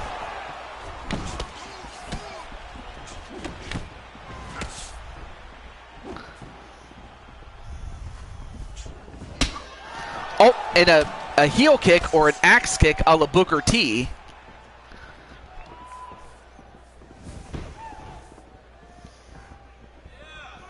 But yeah, it is true that one time we did have a lightweight knock out a heavyweight.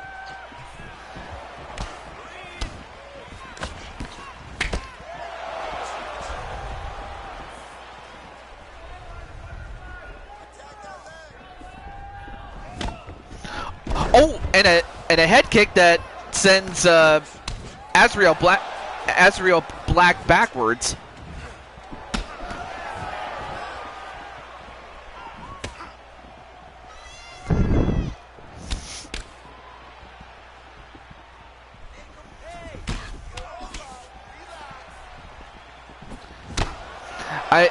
I always wonder how well I could transition from the ring to the octagon. Well, I don't have a definite answer for that. It really just comes down to Spike Ryan's fighting style. Although Najee can definitely use his quickness. But he does have the rare height advantage on him. But he might not have the power behind the punches as, Azrael does, but he does have the speed. So that would probably make you a wrestler.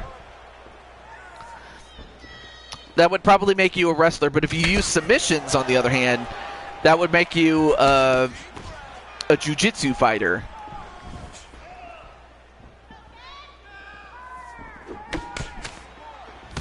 Although Najee doing a great job using his range and his quickness.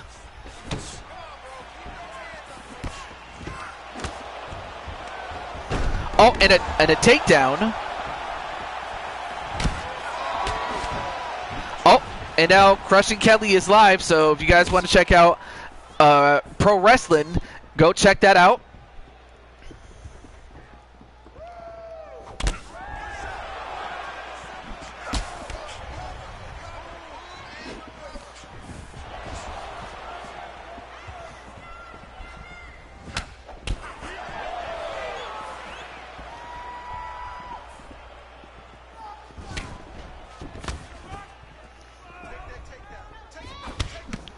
Anyway, nice punch to the body of Azriel.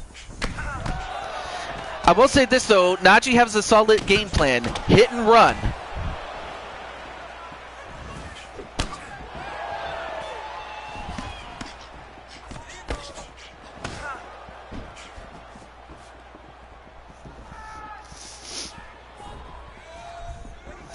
And obviously, if you're Azriel, you just look for your opening and connect on it, just like that one. And Najee pretty much got smoked on that exchange.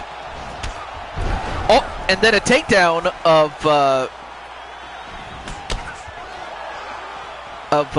Azriel Black, but he gets that. He got back up though.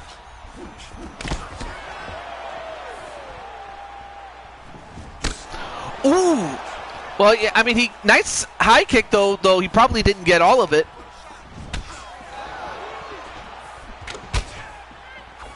Okay. 45 seconds left to go in this first round. But yeah, to answer JW, like with obvious exceptions, most of the time I have the fighters face off against each other based on where they are. So, in other words, the fewer wins you have, the earlier you fight, whereas the more wins you have, the closer to the main event you are, and so on and so forth. But outside of obvious exceptions like title matches and whatnot. But yeah, the title matches obviously get to headline the show.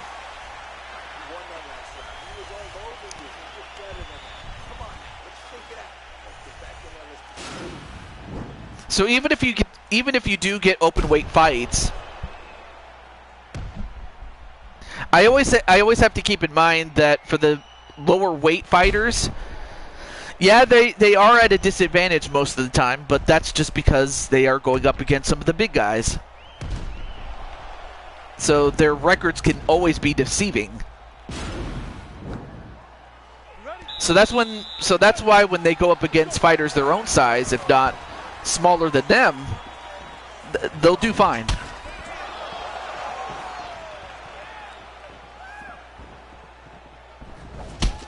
Anyway, nice spin kick there by Najee.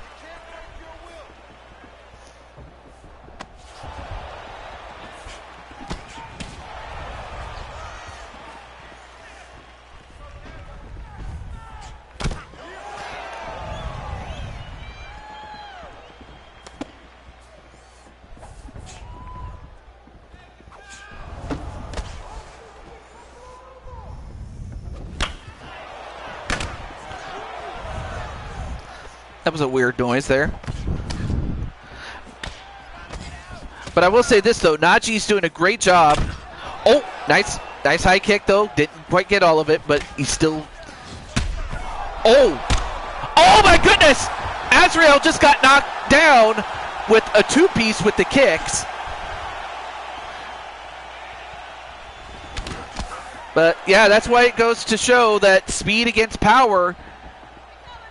Precision over speed, or precision over power, whatever the saying was by Conor McGregor. Now goes for a takedown. Oh, but lets him up.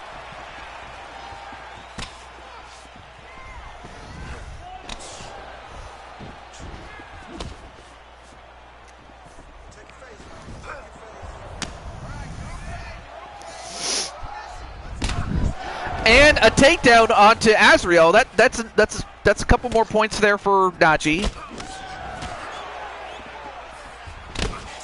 Oh, nice spinning back fist or hurricane, whatever you want to call it.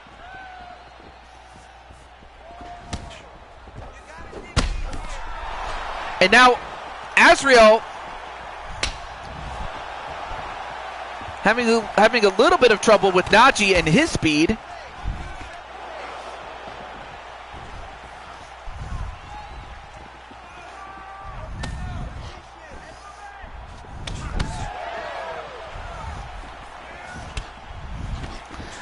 course, Azrael not going to speak because, well, he's already in the ring, so why would he speak? Although, Najee gets taken down. All right, now we're going to find out. I mean, actually, Azrael is a balanced fighter, and Najee is a kickboxer, so if anything, Azrael has to be careful, or, sorry, Najee has to be careful that Azrael doesn't take him down. And then a high kick.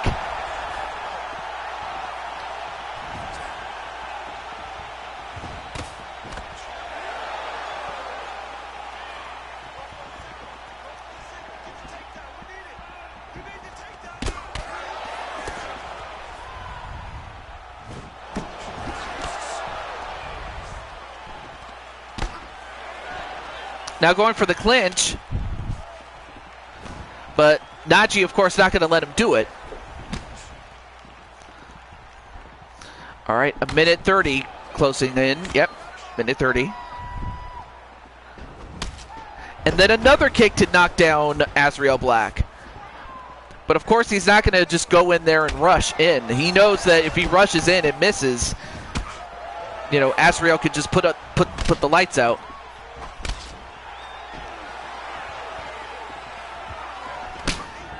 Oh, nice counter. He was about to go for a takedown, but nice kick to the leg. And then a kick to the body. And then a knee to the body.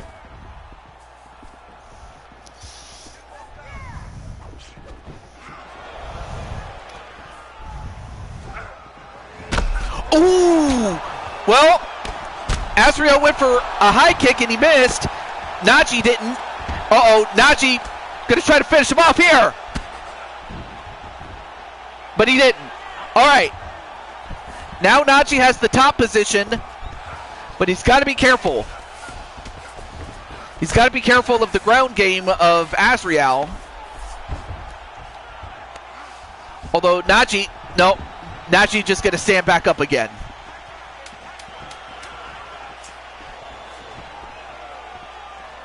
Five seconds. 3, 2, 1. All right, we're going to go to a third round. Wow. JW, any thoughts on this? And also, what does Azrael have to do to finish this out? I mean, he might be down on the card, but on the scorecard, but I have to also think it's a close fight either way. And if you're Najee, what does he have to do?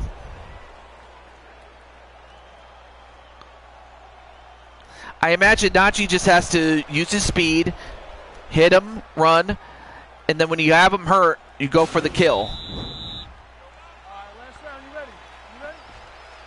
And the same would have to be said for Azrael Black, except for using speed. He just has to be precise with his punches and not just throw them wildly.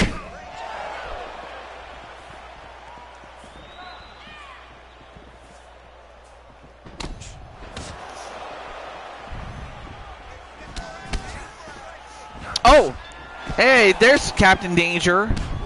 By the way, Captain Danger, you're on the show today.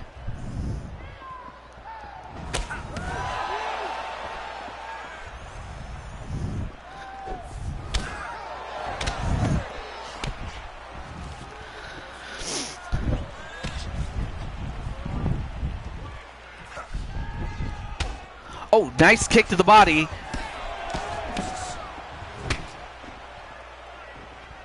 And in fact, there you see Najee with 110 strikes to 62.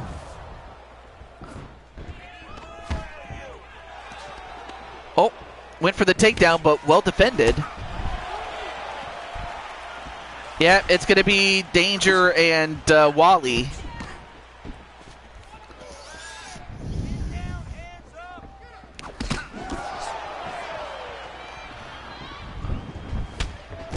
And another kick and shoves him down.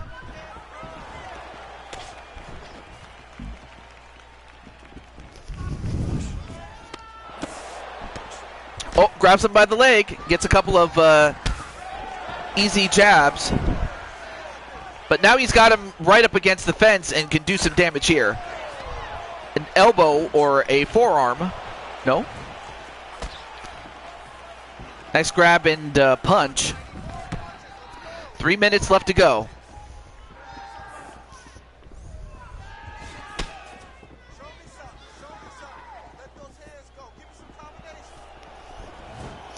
Went for a spin kick.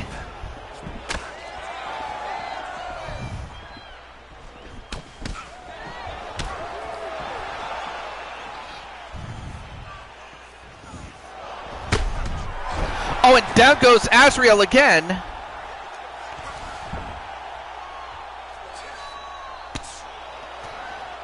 Although this time, Najee wise enough not to just...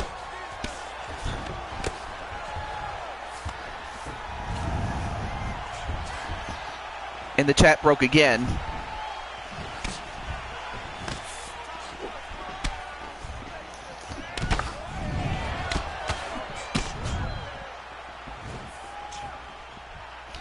All right, let me also, before long, I'm going to have to turn down my heater since I'm now kind of overheated a little. All right, less than 2 minutes to go. Thankfully, that's all that's breaking is just the chat. All right, thank you for the chat check.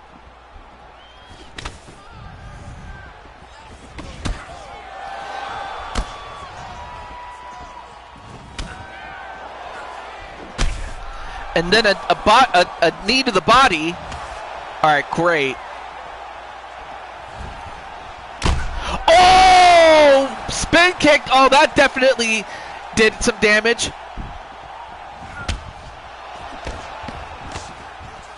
But Najee, of course, not going to give it up like that.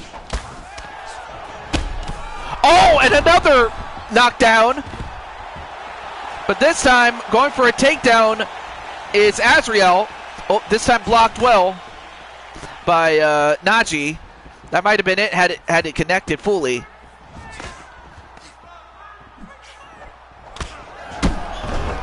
Oh, snap!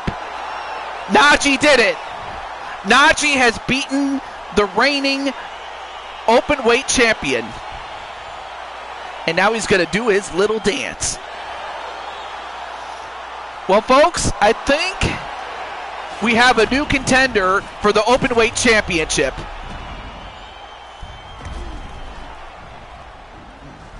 So it looks like Brandon Cuevas will not be facing off against Najee. Instead, Najee will face off against Azrael Black. And I hope you enjoyed it there, AJ. Ladies and gentlemen, referee Dan Mergliata has called a stop to this contest at 4 minutes, 11 seconds of round number 3.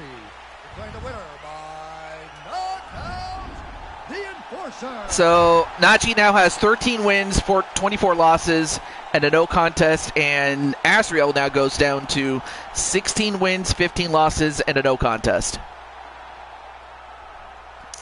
Well, Najee did it. So Najee will be the one to face off against Azrael Black for the open weight title. Hopefully we'll get a word from Azrael. But now we have yet another legend making his debut. Or not debut, but his first appearance in a while. And that is Royce Gracie. As he faces off against the welterweight champion, Clinton Flippin.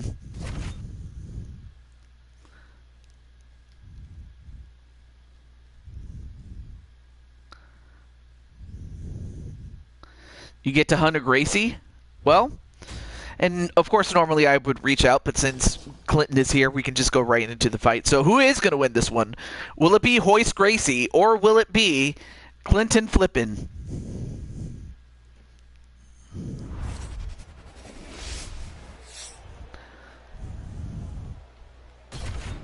Here we go.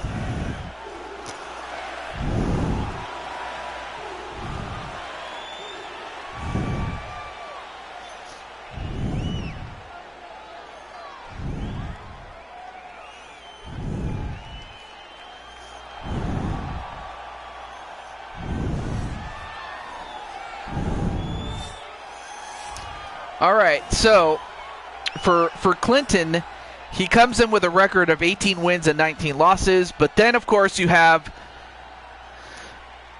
Royce Gracie, who back in his day, he won 3 UFC championships, and this was back when championships were determined in those single-night tournaments. 8 men enter, but only 1 walks away the champion, and Royce Gracie won 3 of the first 4 such tournaments when they had those. But obviously he's going to get more than what he's going to be bargaining for when he goes up against the champ. And of course, Clinton is much younger, and while they both weigh the same, the height and reach go to Royce Gracie. And now, Bruce Buffer on the call. Ladies and gentlemen, this fight is 3 rounds in the UFC welterweight division. Introducing first, fighting out of the blue corner. This man is a freestyle fighter, making his professional debut here tonight. He stands 5 feet 10 inches tall. Excuse me. At 170 pounds. Fighting out of Columbus, Ohio, Vicious. And now introducing his opponent, fighting out of the red corner. This man is a jiu-jitsu fighter, holding a professional record of 13 wins, 2 losses, and 2 draws. He stands 6 feet 1 inch tall, weighing in at 170 pounds. Fighting out of Rio de Janeiro, Brazil, presenting the member of the UFC Hall of Fame, Royce Gracie. And when the action begins, our referee in charge, Herb Dean. Ready.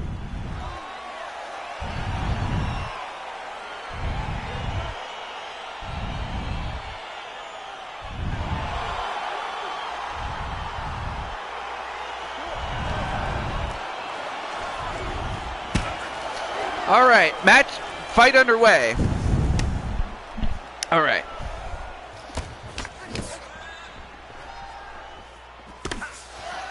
And of course, Clinton is a balanced fighter, whereas Gracie is a jiu-jitsu fighter. So obviously the best thing for Clinton to do is to keep the fight standing up.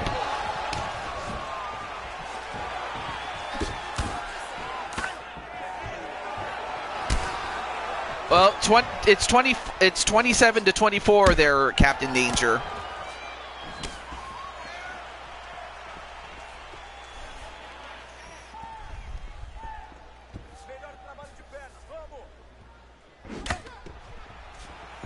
All right, here we go. So obviously if you're Gracie, you want to get the fight on the ground, and if you're Clinton, you want to keep the fight standing up. Nice body blow to Gracie by Clinton, although Gracie not afraid to throw hands if he has to, but that's not his style.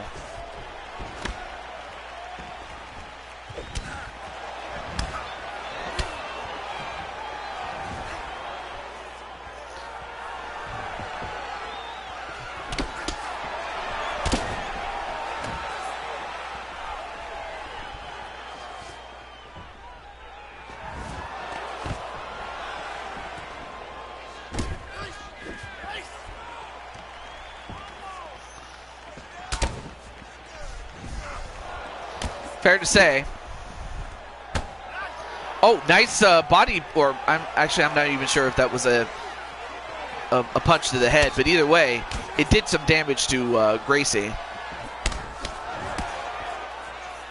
And Gracie, of course, taking a lot of punches to the head and a spin kick, and Gracie is dazed. And then another shot. And then a kick to the body, and then another punch. And another kick. And although he kind of kicked him right in the body, so I might have to, well, especially while he was gripped down, so I might have to take a point from Clinton. So I'll have to deduct 1 point from Clinton, accidental as it may have been, if it should go to the scorecards, but Thankfully, it did not result in a knockout, though.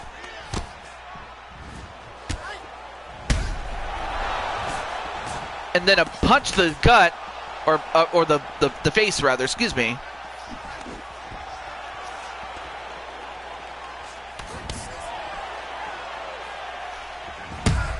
And then another kick to the face, or the head.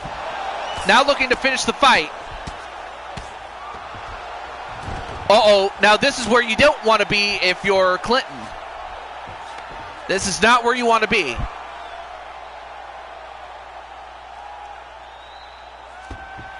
Uh-oh.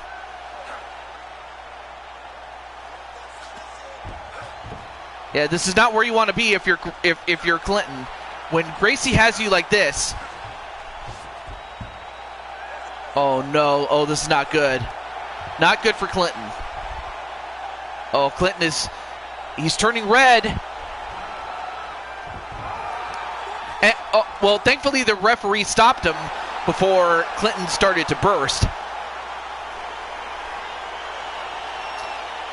But now Clinton goes to 18-20. But more important than that, Royce Gracie is getting another shot at the championship. And that was after Clinton had him dead to rights at this point.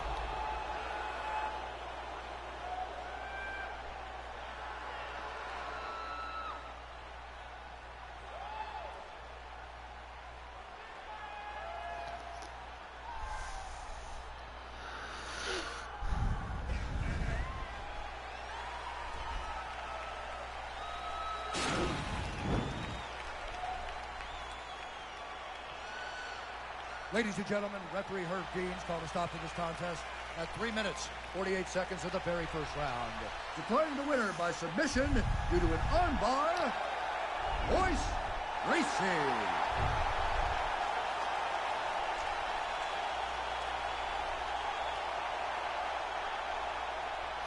Well, anyway, congratulations to Royce Gracie, as he will be the one to get the shot against Clinton, and hopefully we'll get a word from Clinton after that. But that was a huge upset.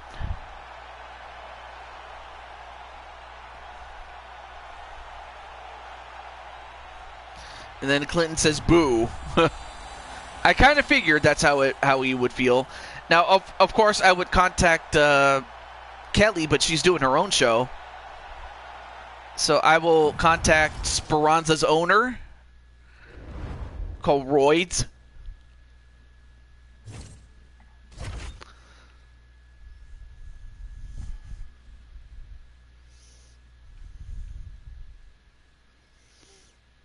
And as that happens, let me get Blade Charge.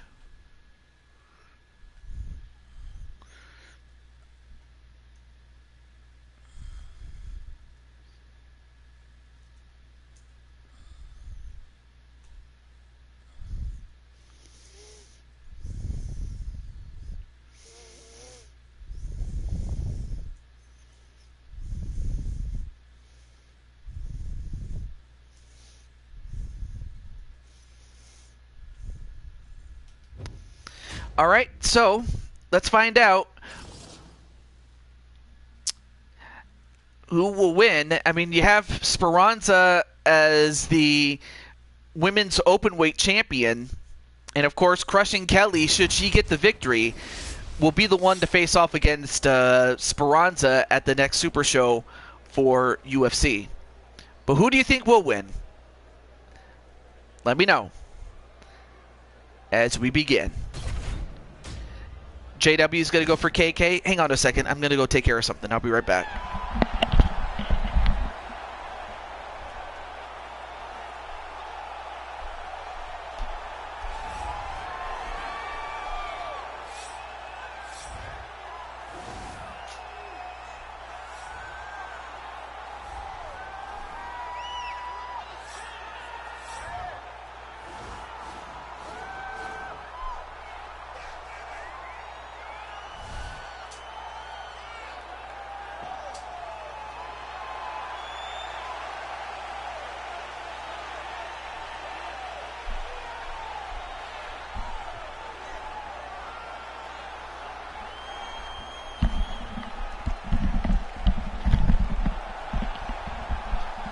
All right, so up next is going to be Crushing Kelly, who is coming in at 8 wins and 18 losses.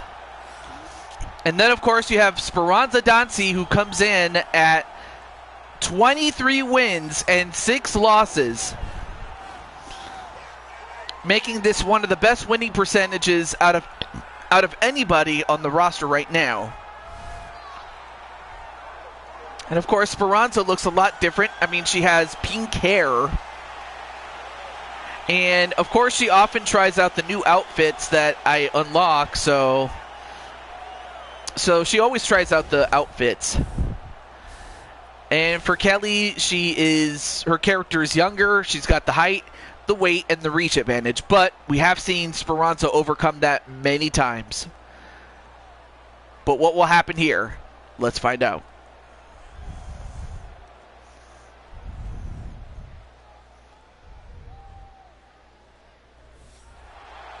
Ladies and gentlemen, this fight is 3 rounds in the UFC bantamweight division. Introducing first, fighting out of the blue corner. This woman is a freestyle fighter, making her professional debut here tonight. She stands 5 feet 8 inches tall, weighing in at 135 pounds. Fighting out of Milwaukee, Wisconsin, USA, Baker. And now introducing her opponent, fighting out of the red corner. This woman is a jiu-jitsu fighter, making her professional debut here tonight. She stands 5 feet 5 inches tall, weighing in at 115 pounds. Fighting out of Philadelphia, Pennsylvania, the Destroyer. And when the action begins, our referee in charge, Yves Levy.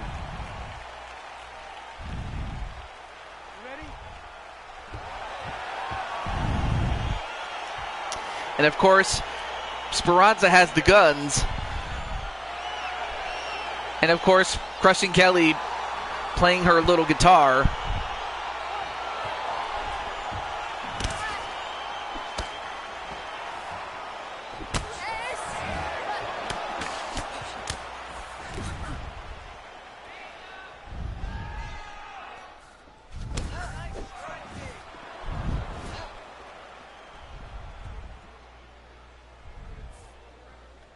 Okay. I was just answering a DM here. All right, here we go. So, of course, Speranza has won the lion's share of most of, their fights with one another. Speranza and Crushing Kelly, Baker. But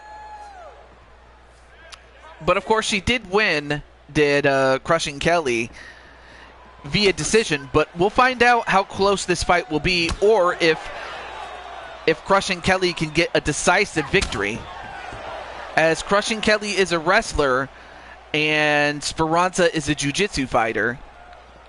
Both these ladies can fight on the ground, but we'll see how they do standing up at first.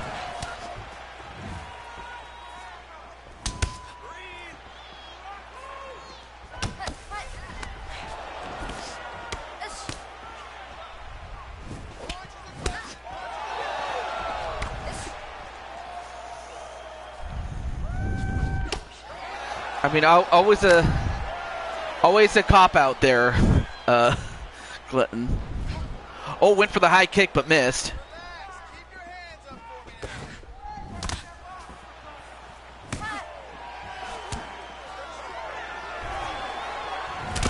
Oh, nice roundhouse onto Speranza. Got her flush that time.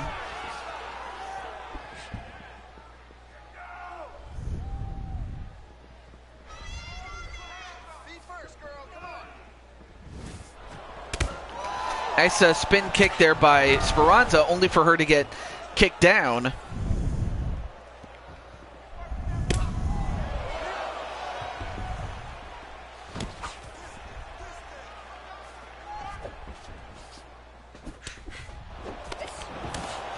Oh, nice grab and punch there by Crushing Kelly.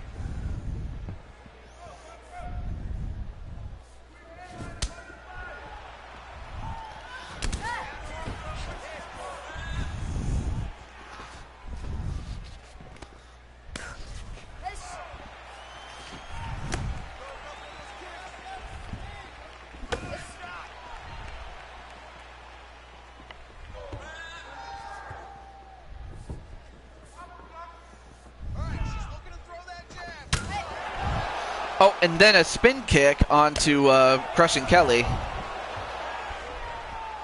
I mean, both of these women, they know each other very well, so I imagine they're not just going to go guns a-blazing. But they are throwing and missing more often than not. As, like I said, they know each other very well.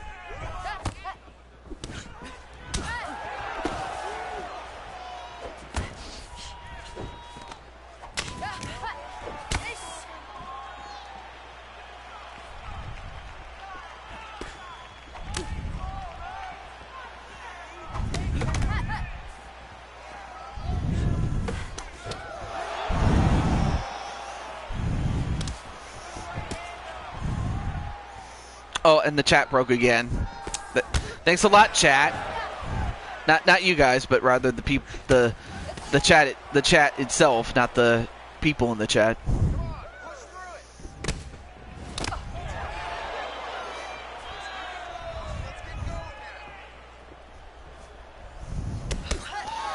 And a spin kick. Oh, thank you for the chat check. I appreciate that. Now goes for a takedown, but of course Kelly knows that for her to win, she'll have to be on the top position rather than on the bottom.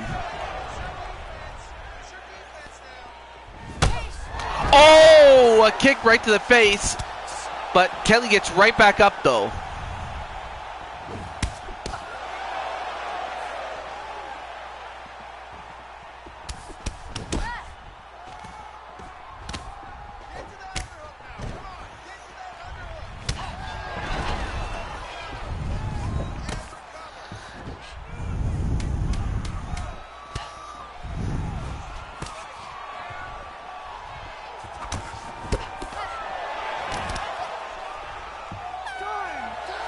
All right, so time is up, but I have to think that Speranza did the best between the two, but again, it's still early, so we'll find out what sort of adjustments that Kelly's team is going to make when all is said and done.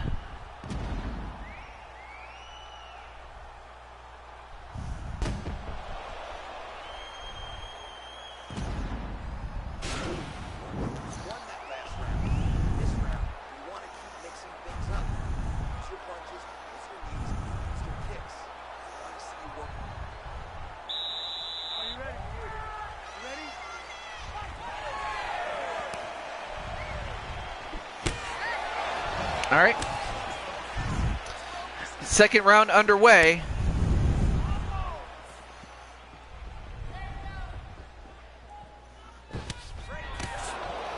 Nice spin kick by Speranza. Of course, Speranza using her experience to know when to strike and when to back off.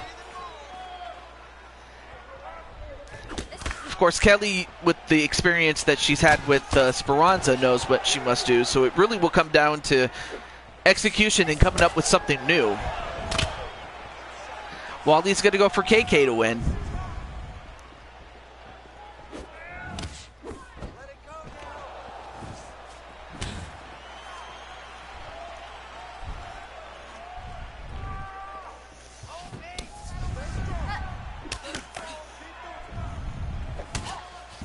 And then a kick to the body of Kelly to knock her down, but she gets right back up.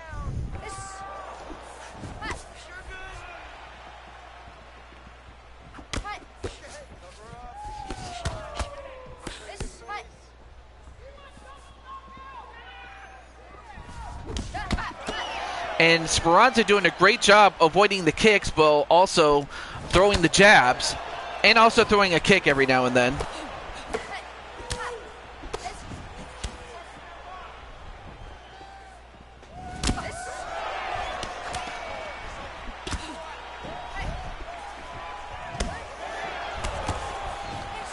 Oh, went for a high kick of her own, did Speranza, but nicely ducked there by Crushing Kelly.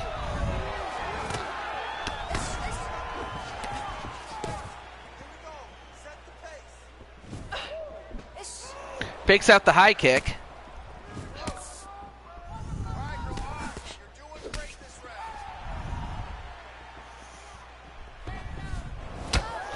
Oh, a high kick. Probably didn't get all of it, but Did get a lot though. Still waiting for your fight. Well, if I'm not mistaken, I believe after this fight, yours is up next. Ooh, uppercut right to Crushing Kelly.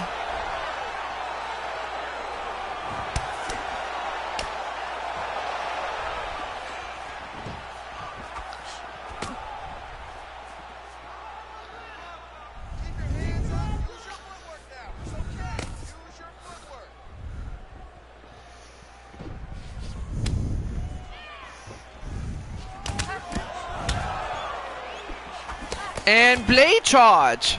Great to see you. Happy birthday from the other day. But how are you doing, man? Ooh. Oh, Crushing Kelly really got her that time with that kick. But yeah, you get a good look at your good friend, Pink Hair Speranza.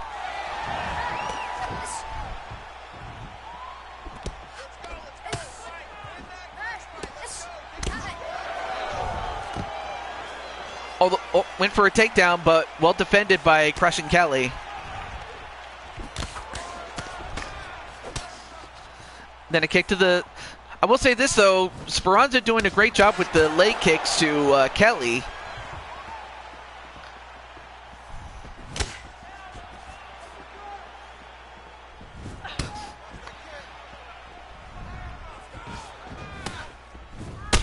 Oh! That's got to do...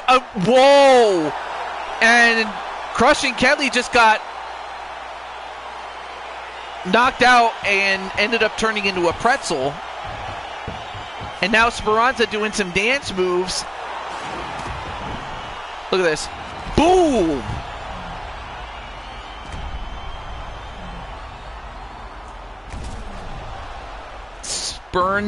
Spurnsy run? Who's Spurnsy? But congratulations to Speranza. Has called a stop to this contest at 3 minutes, 58 seconds of round number 2. Declaring the winner.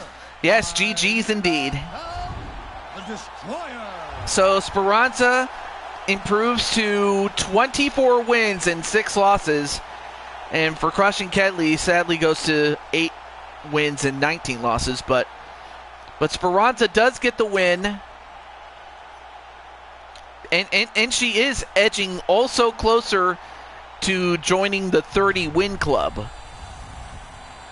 Only one man in the history of our series has ever made it to 30 wins, let alone 40 or 50, and that is King Feck, who is in the Hall of Fame.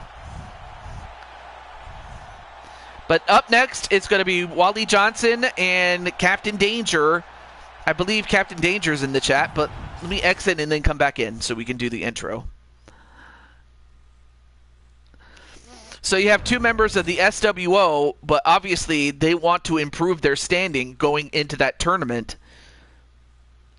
Or actually more so in the case of Captain Danger, seeing as Wally is the light heavyweight champion. Although if Captain Danger wins, then hey, how's it going there against all odds? But yeah, if Captain Danger wins, given that he's within a weight class of light heavyweight, we could see Captain Danger go down in size and challenge for the light heavyweight title, or he could stay at heavyweight and possibly challenge for the heavyweight title, seeing as Najee had already beaten Azrael to get the opportunity and the right to fight for the openweight title. So we'll find out what happens if Danger wins. Obviously, if Wally wins, nothing happens. I'm doing pretty well. Well, with one exception, I may as well mention this since you're here. And conspicuous by her absence is Taipan, and that's because there was a glitch that happened. And it happened before, but it happened again, in which Taipan was, like, the data got corrupted. Like, not everything got corrupted, but unfortunately it resulted in Taipon getting erased. So if you want Taipon back, or if you want to put in any of your other girls in, do stick around, because I will be doing a creation suite after this. So, but yeah, my save got corrupted. Don't you just hate it when that happens? Because then that means, great, now I gotta put in the people that I lost. Thankfully, I didn't lose everybody, but still, it's nonetheless annoying. All right, let's get on to our match between Walter Wally Johnson, the Hulk, and Captain Danger. But anyway, aside from that, how are you doing there, Odds?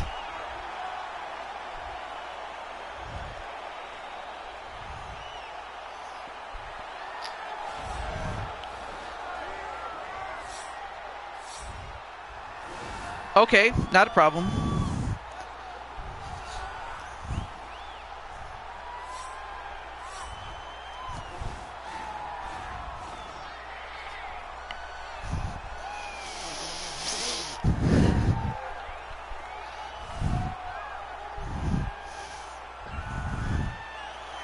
Yep, SWO against SWO.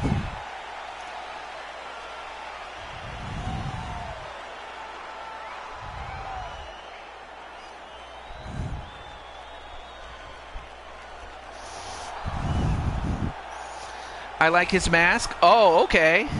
Oh, I forgot to mention. So, Captain Danger, even though he has more wins than Wally is the light heavyweight champion, so that's why he gets the red corner. But yeah, Captain Danger comes in with a record of 27 wins and 24 losses. He is 3 wins away from joining the 30-win club, whereas Wally had only just joined the 20-win club last time and would love to make his way to the 30-win club with a victory here.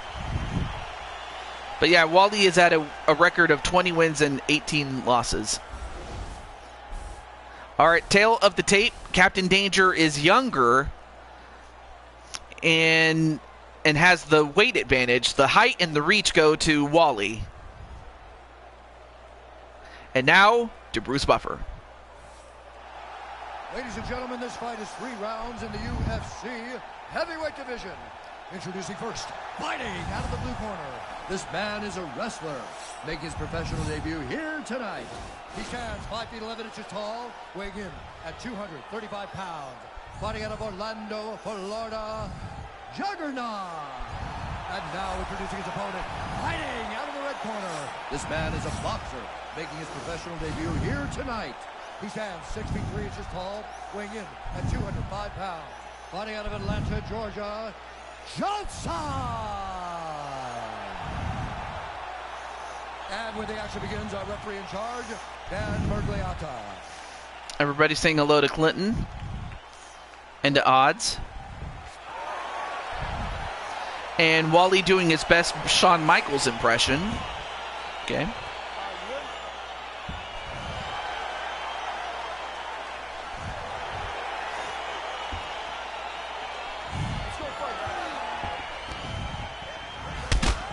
All right, there we go. And of course, Blaze Charge saying hello to Clinton and Odds. All right, match underway. Here we go. Now, of course, Captain Danger is a former openweight champion. He won it in the first ever tournament that we had in UFC 4. The Battle of the HBK Poses. It's just too bad I can't, like, add a little sound clip of Shawn Michaels' theme.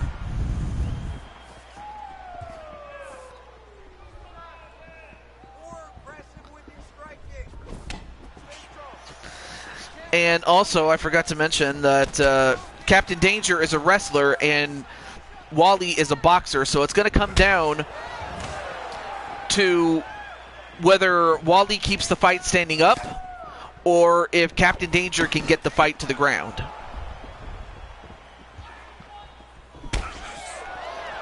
I mean, of course, I mean, I know that Wally doesn't want to hurt Danger, but he might have to.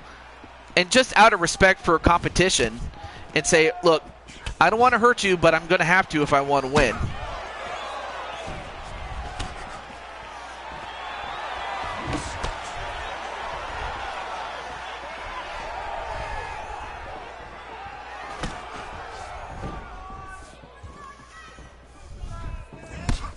Oh, got a roundhouse, but probably didn't get all of that punch there, did Captain Danger. And I know that Captain Danger doesn't want to hurt Wally, but you might have to.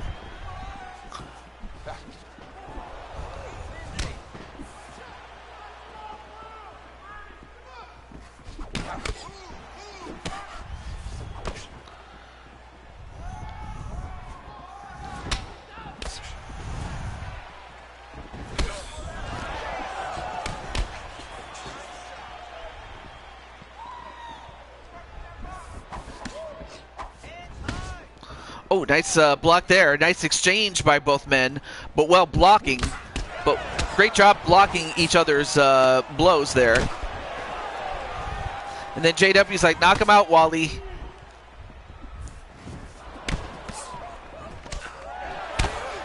But now Wally using his Muay Thai technique. Oh, down he goes. But cool match like Mardi Gras. Yeah.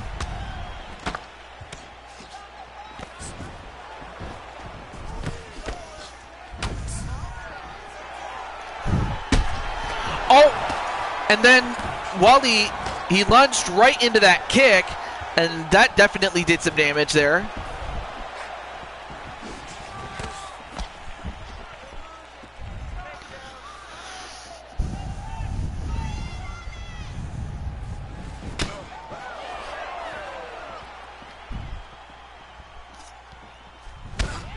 And then a kick to the body.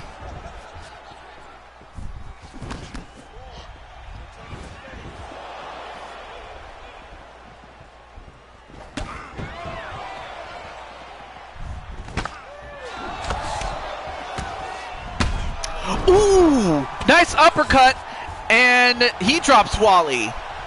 Well, it looks like Danger has some punching power after all.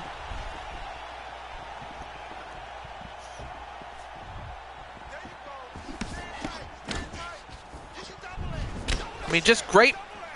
I mean, great setup for that uppercut, though.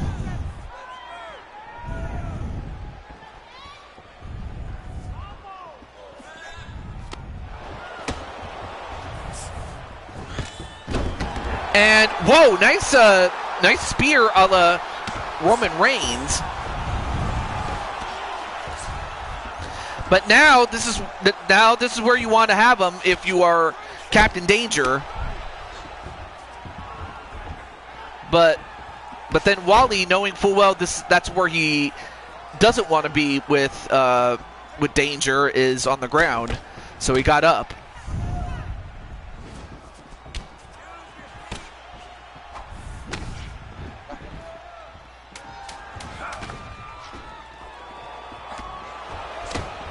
Oh, nice spinning back fist there, or back elbow.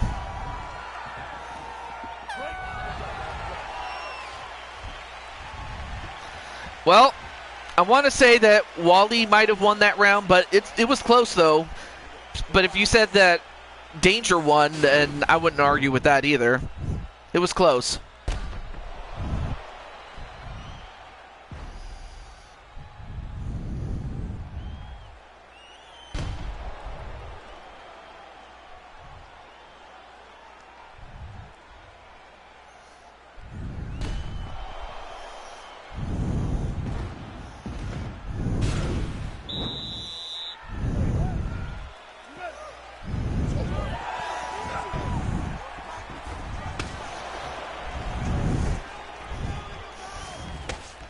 All right, fight underway.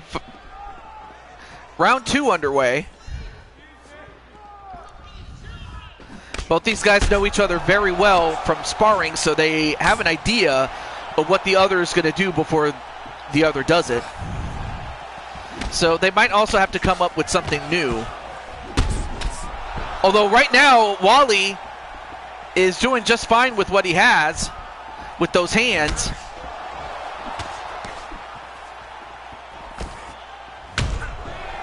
And then, although Danger does go with a leg kick, and that definitely got him limping, did Wally.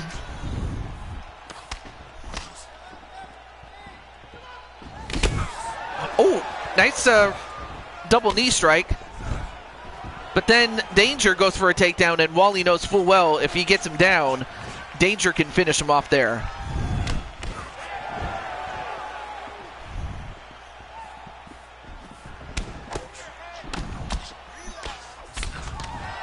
Both guys in the clinch. And a head kick gets him. Probably didn't get all of it, but enough to get his attention.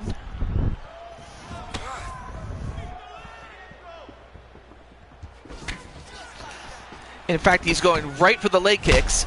Oh, and an uppercut. Oh, he got him really good, but Wally got up.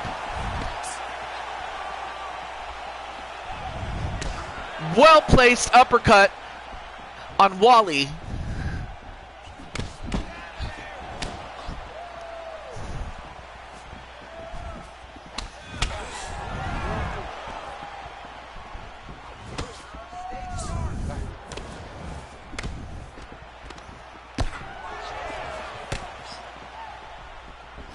All right, 2:50 to go. And, of course, Wally now has... I have to think Wally's a little bit more cautious, and for good reason, though.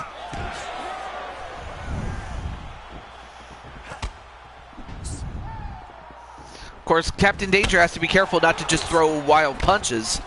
He's got to make them count, just like that big boot.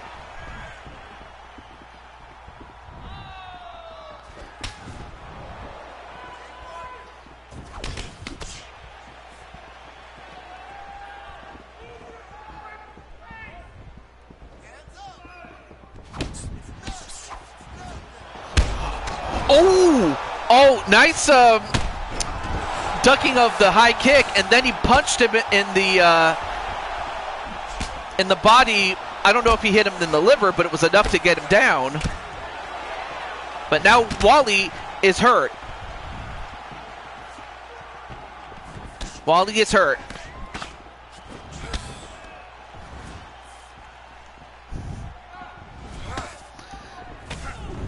Oh, nice leg check, though, and oh, yeah, that'll get Captain Danger limping a little bit.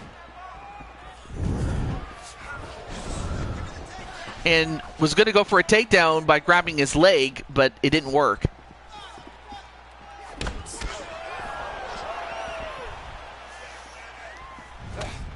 Nice block of the head kick.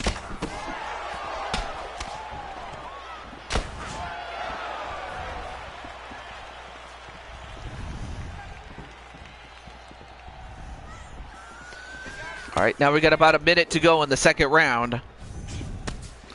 Another body kick. Another kick to the leg.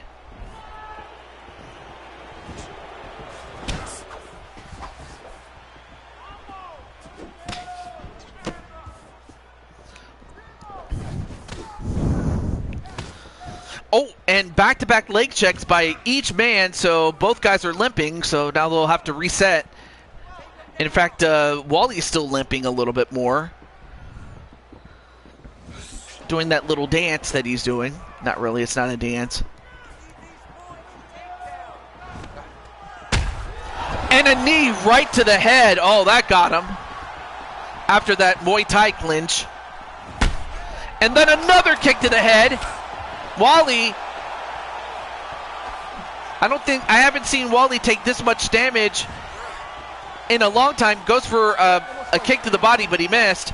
And we're going to go to a round 3. And for Wally, it has been a long time since he had gone to a round 3. Most of his fights end in either the first or second round.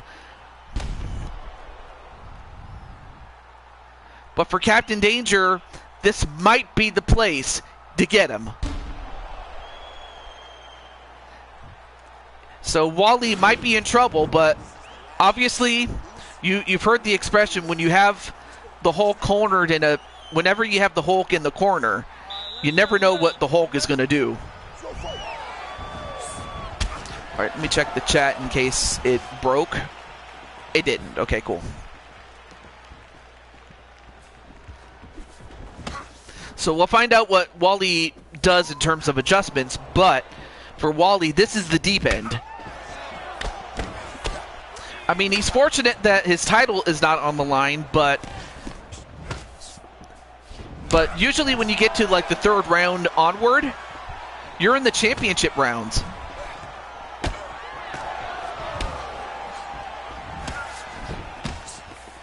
And Captain Danger, I will say this though, he's had a great battle plan. Hit and run, stick and move, make your punches count. And now you got him down. Well, now this is definitely where you don't want to be if you're Wally. And that's on the ground, and with Captain Danger on top. Pause. P-A-W-S. Pause.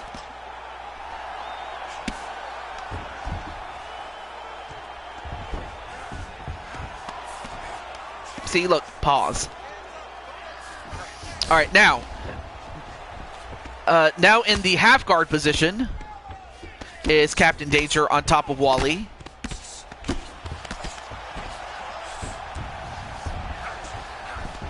Yeah, I wish they did do a show so you could do Pride rules. Like, you could do the round format of 10 minutes the first round and 5-minute rounds after that, but it just sucks, though, that you can't do, like, soccer kicks while on a grounded opponent and things like that. Nor can you do things like do like some choreography or some dance moves or something that Akiyama used to do back in the Pride days.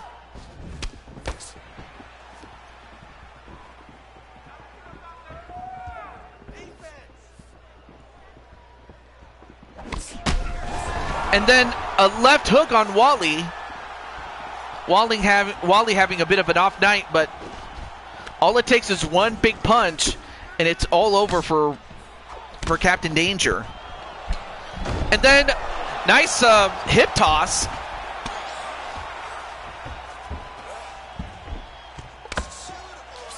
Nice hip toss-like maneuver. Well, not a hip toss, but rather a side slam, but now in the mount position, and at this point he could just bludgeon him if he wishes. And obviously if you're Wally, you got to get out, and Wally got it. Oh yeah, he fought dressed as Mario, yeah. And now Wally is limping.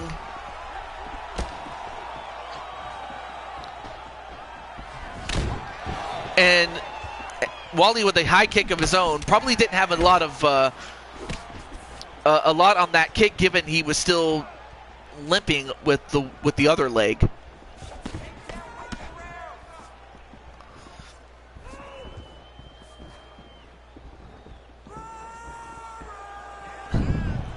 All right, 1:30.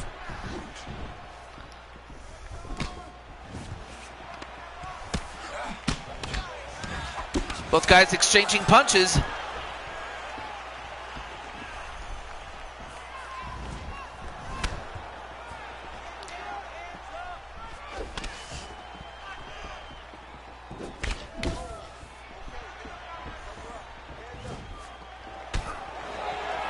And a wild high kick, although that high kick got him.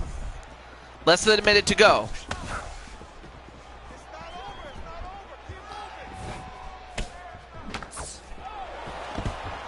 Goes for another takedown. Wally prevents it.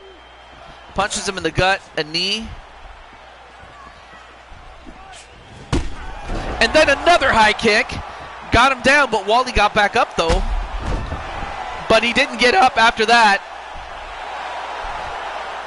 And a knockout by Captain Danger as he goes to 28-24. And Wally now goes to 20 wins and 19 losses. But look at this. a big boot, and if the kick didn't get him, the smell did.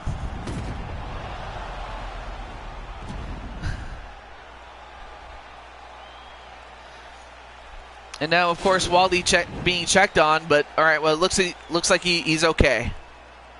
Ladies and gentlemen, referee Dan Magliano's called a stop to this contest at 4 minutes, 26 seconds of round. Hopefully we'll get a word from Captain Danger, but that's a huge win.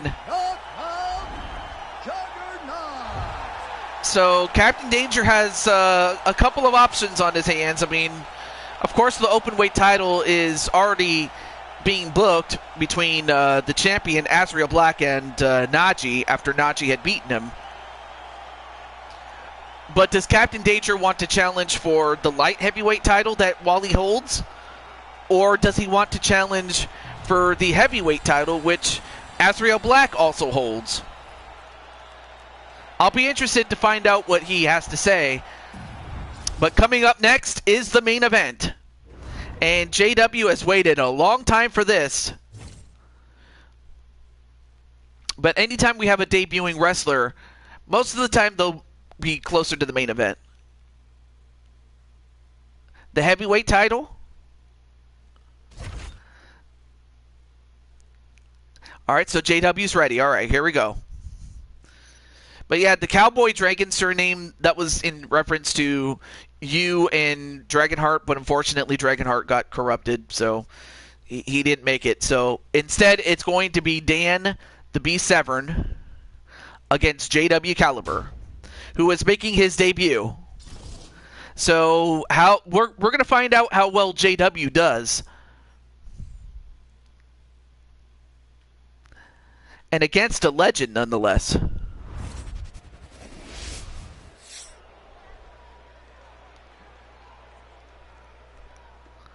All right, so who do you guys think is going to win? Let us know. But it's time for our main event. And of course, with the main event, it is scheduled for 5 rounds. So even though it's not a title fight, it is the main event. So it gets the main event treatment of 5 rounds. So here we go.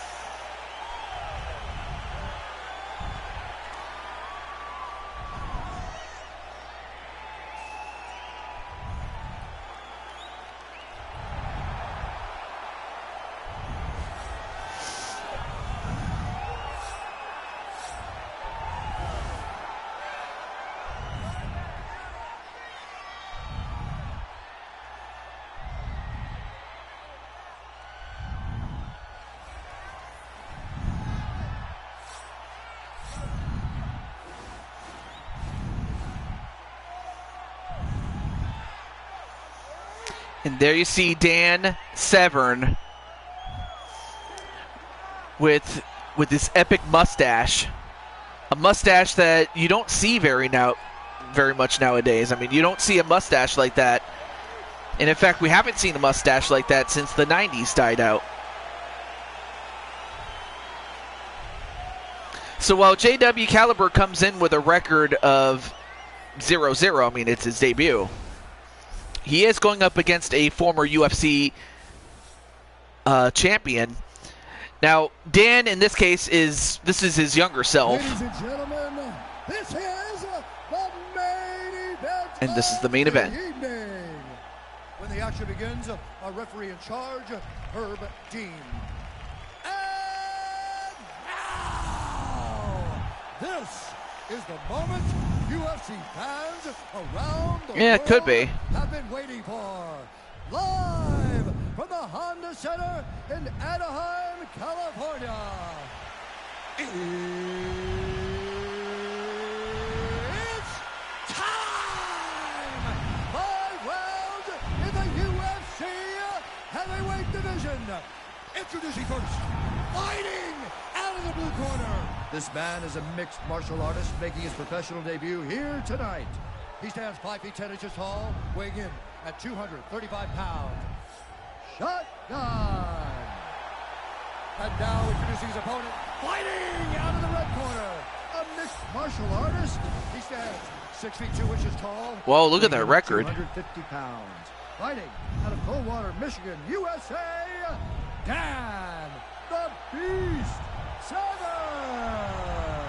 101 victories.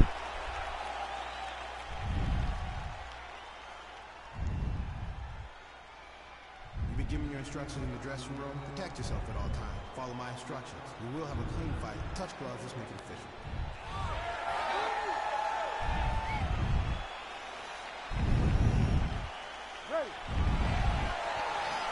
All right, so Dan the Beast Severn is ready.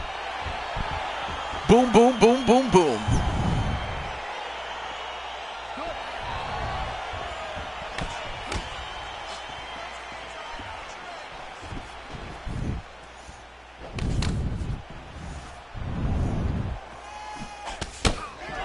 Okay.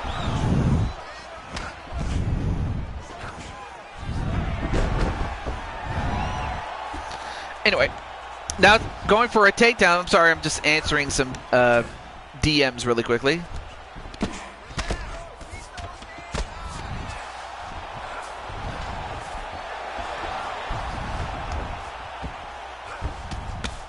All right, there we go. Back to the match, though, or back to the fight. Now, this is scheduled for 5 rounds, so these guys have 5 rounds to work with instead of just 3. But if I know these guys, I would think that while Dan Severn can go 5 rounds, I don't know if Caliber can. So if you're Caliber, you want to try to end this fight as soon as you can.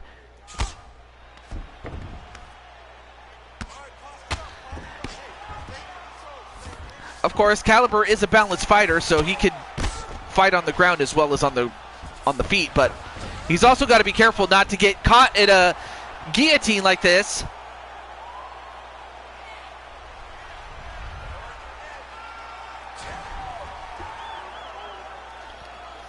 Yeah, but he's more a legend in the UFC as well as the NWA. Dan has the 2nd most wins all time in MMA. Who is first? That's a good one. That's a good. I have no idea. I knew that Dan had a lot, but.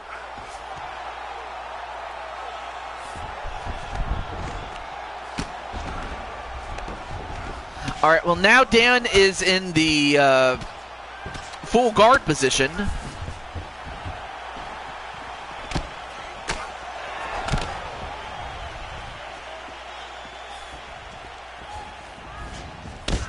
Ooh. Oh, got him really good with that high kick.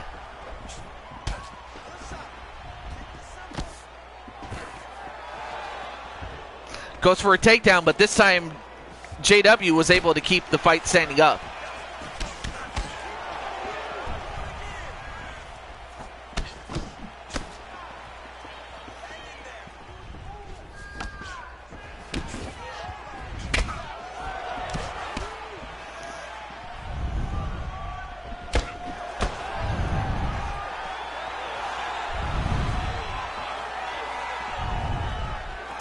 All right.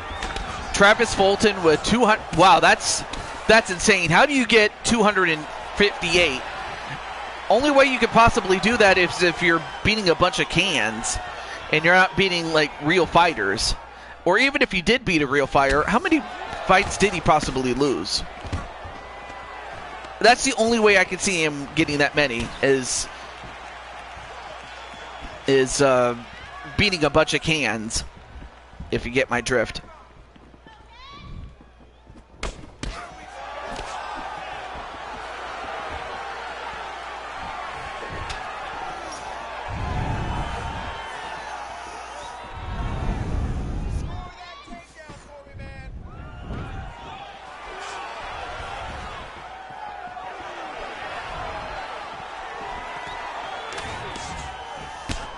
All right, there we go.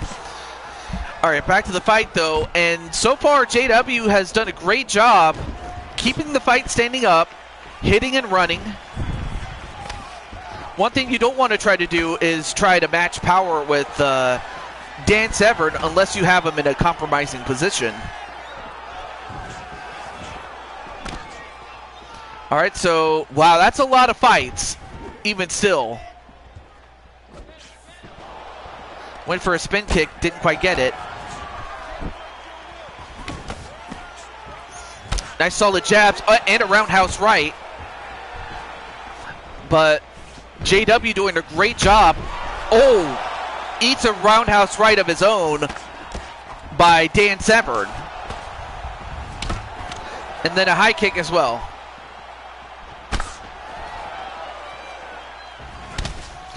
But no, like, real talk though, JW. How does it feel to go up against a legend like Dan Severn?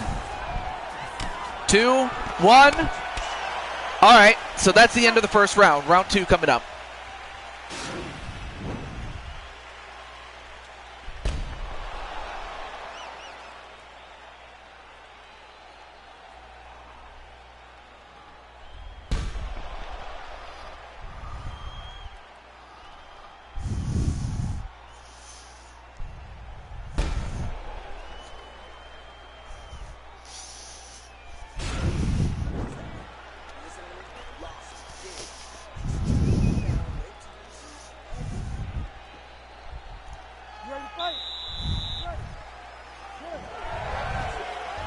All right, round 2, fight. And of course, Dan Severn, knowing full well, all right, let's probably slow the pace down a little bit. But whether Caliber complies or not, that's another story. A couple of body blows by both men. Oh. Feels awesome. It would be better if I get the win. You might have to resend that since we had another chat collapse there. Spent all camp training in boxing, BJJ, and Muay Thai. And let me guess, did you go 0-1? Or I'm sorry, 1-0?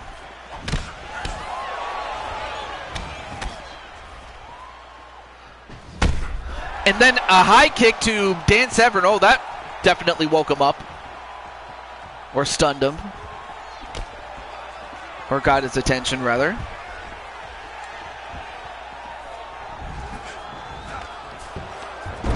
And then, nice takedown there by Dan Severn.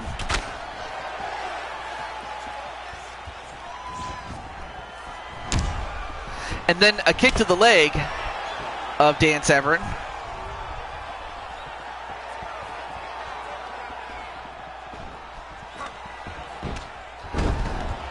A nice hip toss, though.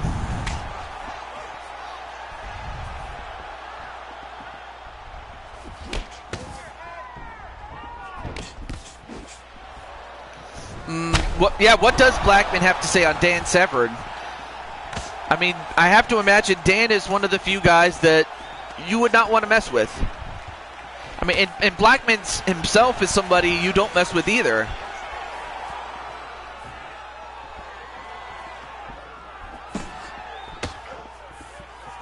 Face looked like a raw hamburger. Aw. Well, hey, I'm happy that your BJJ came in handy for this one. And a suplex. Wow, nice suplex, though, by Dan Severn.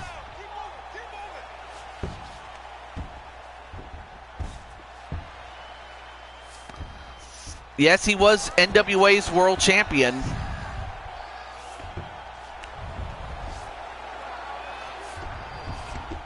All right, now transitions into a into the full guard, but now into a half guard for Dan Severn. Nope, now in a rear naked choke position is Dan Severn, but then Dan Severn, well, now in the sprawl position, decides to let him up.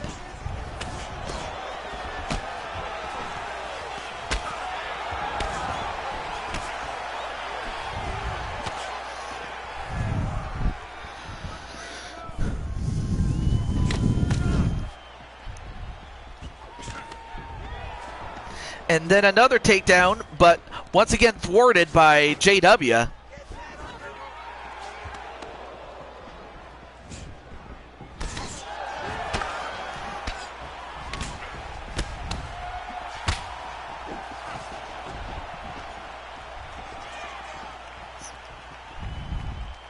And of course, both guys look like a pepperoni pizza.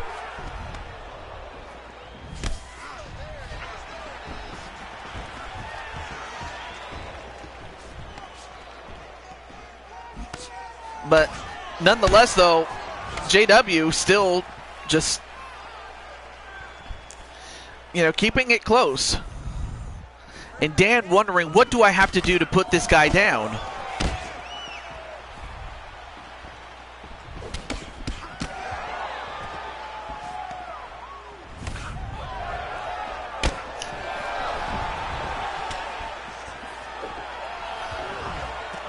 Oh, both guys doing a great job blocking their kicks, though. Hey, Arkham 500, how you doing, man?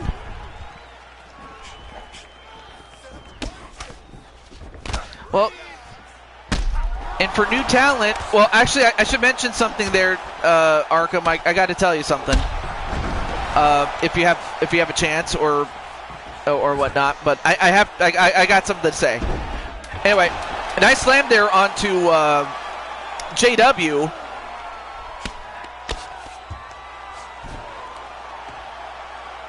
And then Gregory says, "Yo, Arkham, hit me on Discord." And just when Dan Severn was about to go for some submission moves, the bell sounds. Did a shoot interview with and on Ken Shamrock. That's another guy you don't mess with. Boom! Oh, that probably would have knocked out any other man, but Dan is made of sterner stuff than that. But yeah, Arkham, I hate to say this because, like, when I got on UFC 4, there was a message that said that my Fido got corrupted.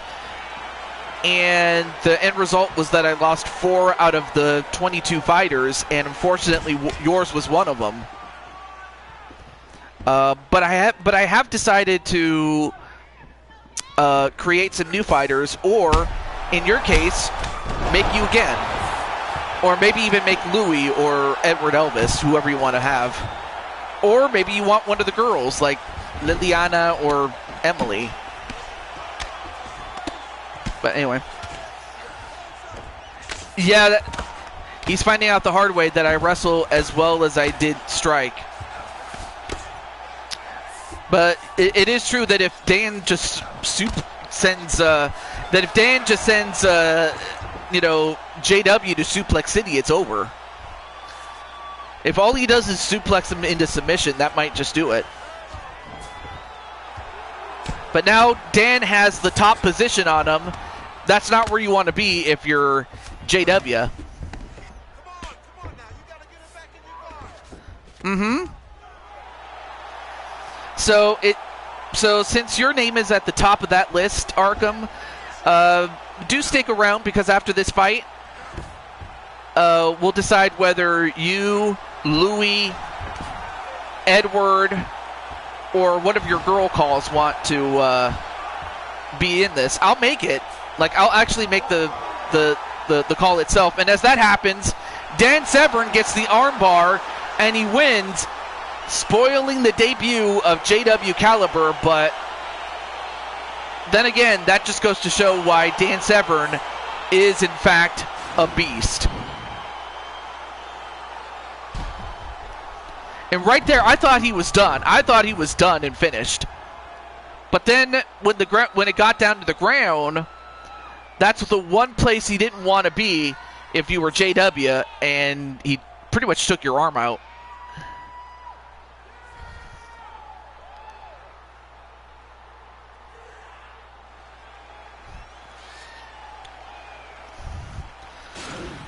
That would be something to see Severn go up against Lesnar. We could do a a Legends fight, but obviously I still have to book the show. But if there is room, I will put that up. That would be something.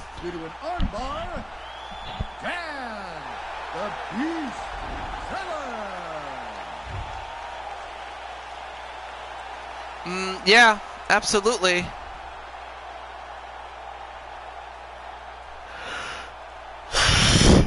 Excuse me.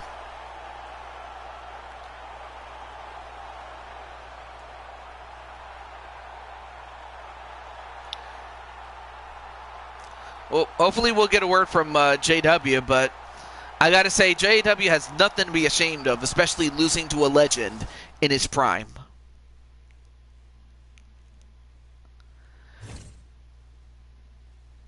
All right, so let's take a look at some of the bonuses. I mean, obviously in kayfabe everybody gets paid, but the performance of the night for knockout goes to Speranza Dancy. Performance of the night for a submission goes to Hoist Gracie. So those two will have a rematch. Will Gracie and Clinton, but the fight of the night goes to Aldana and Jen Corso. So not a bad night though. Yeah, they had the Lions Den match. Yes, they did. All right. Now it's time for our creation suite. So for everybody else, for those who still have their characters, you're more than welcome to go over to Crushing Kelly's show. But for Arkham, since he is here, I'll start with his fighter. Since again his name is at the top of the list, given that he was one of the people that lost their character, so it was renamed the Lion's Den. Absolutely. All right, so I'll go over to this guy right over here.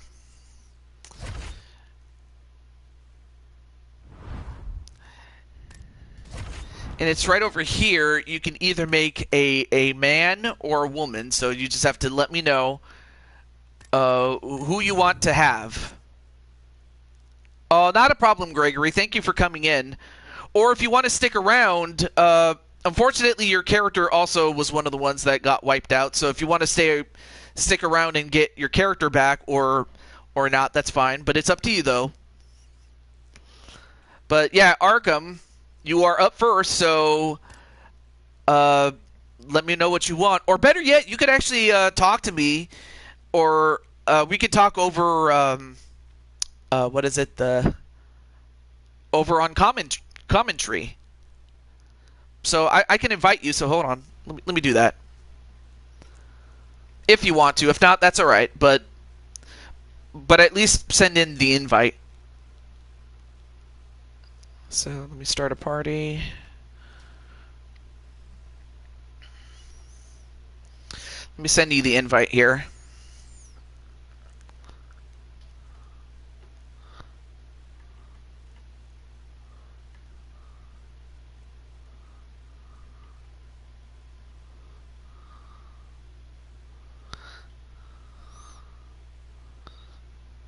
Okay. Right there. All right. Yes, PS Party. PS Party. Oh, let me catch up on the chat here. Am I on here? Yeah, I have you on the list there, Brandon. I have you on the list there.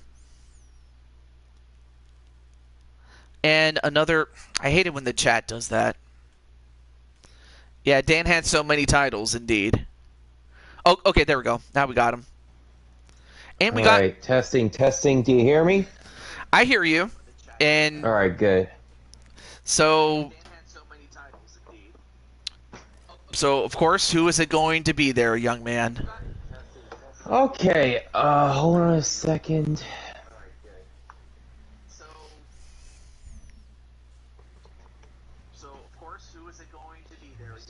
I can hear my own self there in the background. All right, so this is the new one? Yeah, this is a new one, so you can... It can either be you, Louie, Edward, Emily, Lily or whoever other characters you have from your catalog, but just one though. Just one? Yep. Alright. For this first one, I think I want to make Lily. Lily. Okay. Yes. Okay, let me put that down. Okay. And also, how's everything going in Arkham Land? Yeah, everything's okay. Oops. I went on my bike today. Got some exercise in. Mm-hmm. Now I'm just relaxing at home playing Fire Emblem. Okay. Okay. So next up is weight. And in this game, you can go up to as high as 135 pounds to as low as let me see, to as low as 101. Okay. So how much does Lily weigh or wish to weigh? I have an established weight somewhere on PlayStation. Okay. I'm looking at the pictures I saved on my phone. Mm-hmm.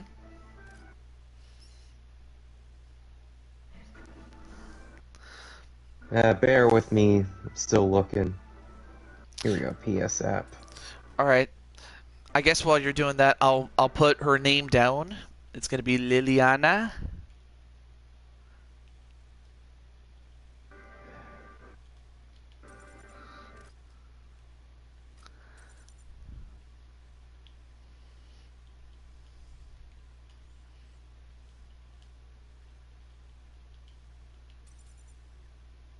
Okay, here's one from 2K23.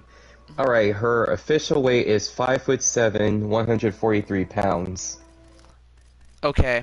Then in that case, I'll just make her the max weight you can possibly be, and that's 135 pounds. So we'll just say she lost some weight. Really? Yeah, we'll just say she lost some Okay. weight. You know, I didn't she's know got to watch that. out for that figure. You know, especially for Louis. I didn't know. So that makes her a bantamweight. Okay. That's the weight class. So, all right. And let's find a nickname for. Of course, some of these nicknames might not always be very optimal. Alright. Well, let's find one anyway.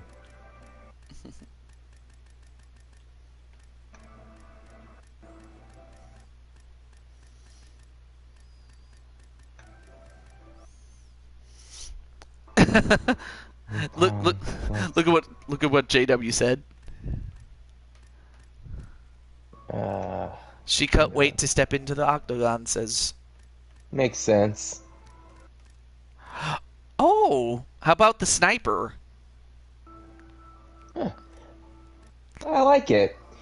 Because in my Deadliest Warrior fic, she actually is pretty good at handling bolt action and semi-automatic rifles. So yeah, sniper is good. Okay. And then I I'm like just. to.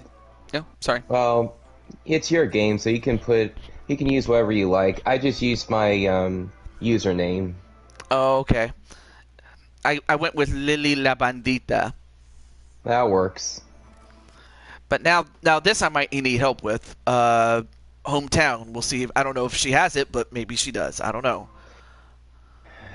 Well, I usually pick somewhere in Mexico.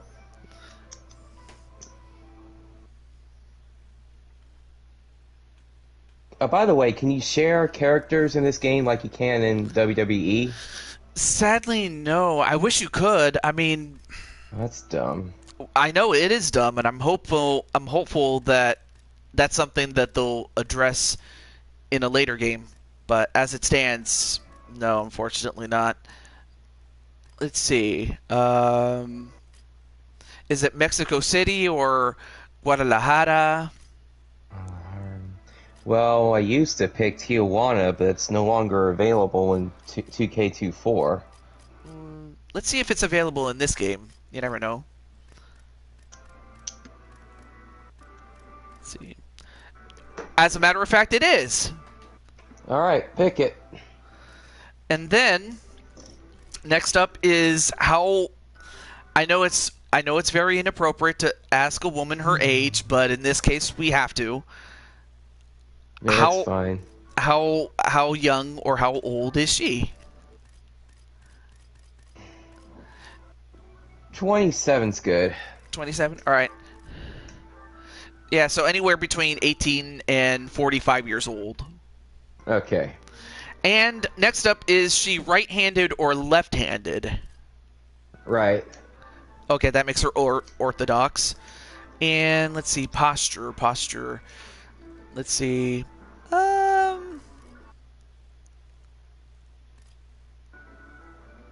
This is just simply her stance when it comes to fighting. Okay, that's not a bad one. I'll take that one. And then I won't worry about the walkout music since I turned off the music anyway, so. Okay, now this one is just as important, and that is the fight type. Okay.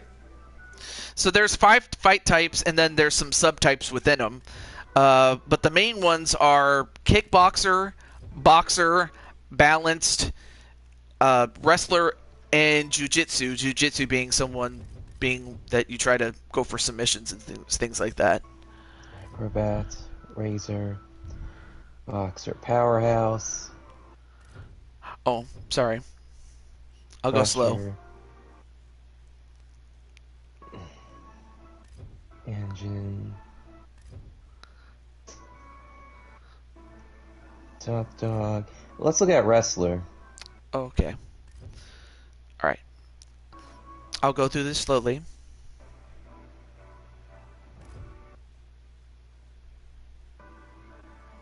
Uses less stamina while grabbing on their feet. Okay. Dominator. Grinder uses less stamina when grappling. Less stamina when grappling on the ground.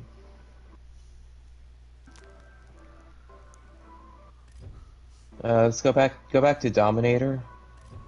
Dominator. Alright.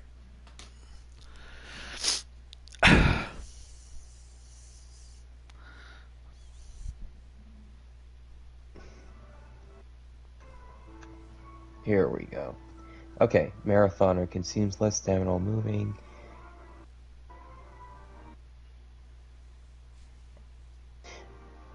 Health. Alright, let's do Wrestler Dominator. You got it. Alright, let me put that down on... I have an Excel sheet that I keep records and stuff like that, so I remember. But now, let's go to appearance. And Okay. I imagine that you want her to look more or less like her WWE self. Well, yeah. But obviously there might be some points where we're like, maybe we'll have to try something different for Lily. Let's see, I can They're start... all their designs are based off my Soul Calibur design, if you remember those. And I do, albeit very barely, I would imagine. I'll send the pictures to you. Ooh, okay, that's a good starter. But just because that's what I start with doesn't mean that's how it's going to end. Okay. Okay. Yeah, that's a good one. Let's see. Now obviously, given that Lily, sometimes she has long hair, other times she has short hair. Mm-hmm. What Lily are we dealing with? Short hair or long-haired Lily? I think most of the wrestlers in this game have short hair, right? Yes, although sometimes in the ones who have long hair, they always put them up in a ponytail or put them up in a bun. Her hair is usually either in a ponytail or a bob cut or shoulder length. Okay, here's somewhat of a bob cut. Number 9. I'll let you look at her. It's a little. I think It's the probably. videos. Sorry.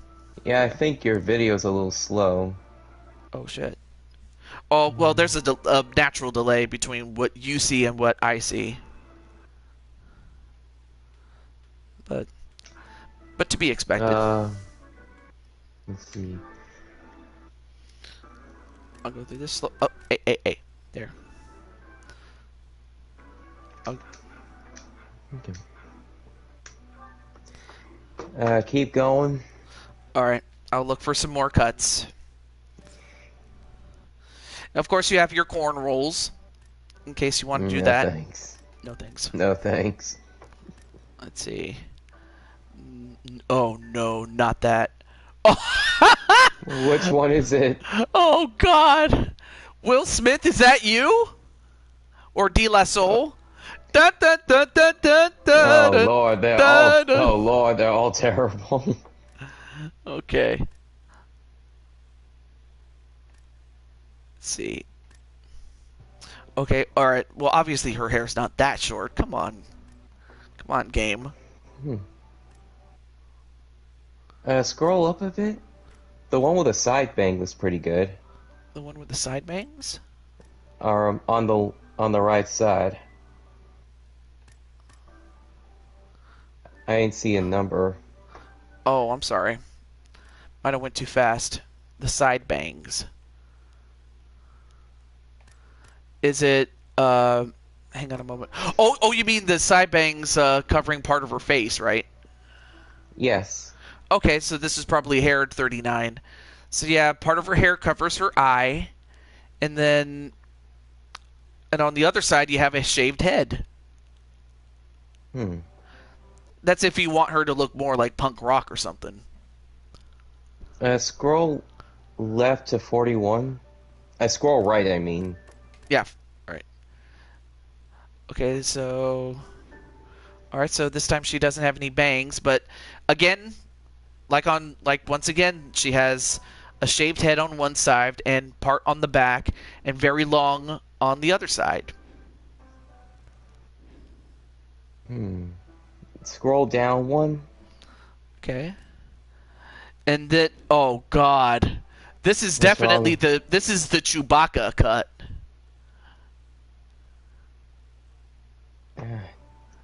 Look at that. Chewbacca cut, huh? Yeah, probably not. All right, shut up, Chewie. Alright, number 39. 39. Oh, back to 39. So you want her to have a shaved head and bang cut. Yeah. Okay. All right. I'll keep dibs on 39, but there were a few others that might catch your interest. But 39's Alright. the 39's the front runner here. Alright, now let's Okay. go back and look. Oh, well we go down to the 70s and okay, not bad. So this is number 70. That's a little Matt cut. A little Matt cut. Yeah. Okay. And then this one kind of looks more like a faux hawk.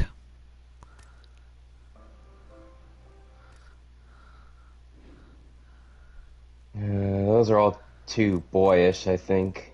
I see.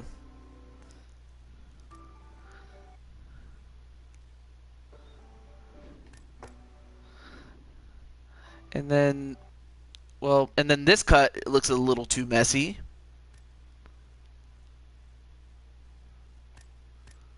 Let's see. And then, so is this one. Yeah, a little too messy. Okay. Looks like 39 was the winner. Yeah. All right, I will make that. I will make that the cut, and then I'll give her. And then as for the eyebrows, I want to make sure that they don't look too bushy. Okay. Okay, that looks good. All right, cool. And then the only other color to worry about is the hair color. Right now it's black. Oh, her hair was always black. Okay. That is unless you want to give her red or green or some other weird colors you wanted. Yeah. Okay. I will make it black. All right, now we get to the head. Now this deals with the face of Lily. God. Right now, her face is number 16. Okay. So let's see, 15? 15's okay, but doesn't look like a Liliana. Yeah. Oh, definitely not 14. 13? Okay, maybe 13, but... 12? Okay, maybe. Oh, no, definitely not 11. 10? Nah, that does not look like a Lily. Yeah. I wish there wasn't this delay on my side. I know, I'm sorry, Yeah, man. 10 isn't good. No, not 8 either. Okay, maybe this one, but I always have to remember that Lily will not have any lipstick to wear. Uh, So, these these facial designs, they're not much better in a WWE either. yeah, that says a lot. Okay, 5 looks okay. But so this is what 5 looks like. We'll find something. 4, okay.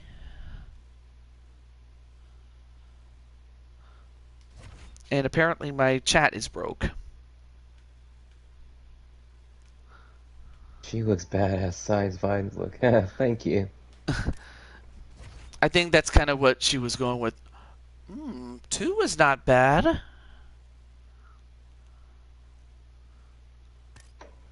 Two was not bad. But I think we found her. Number 2? Number 1. I'll let you look.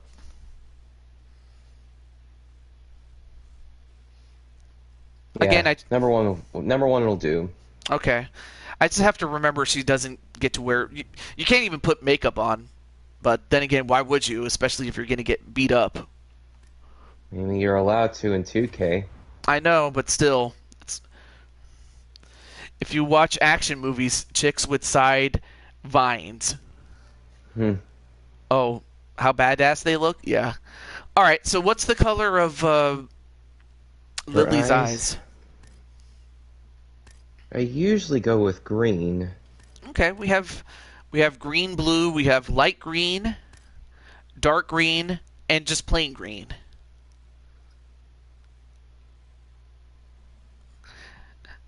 All right. So here's green. I'll just show you. Oh, let me rotate it so you can see. Maybe light green so it'll be easier to see. All right. I can see it, but let's see if you can.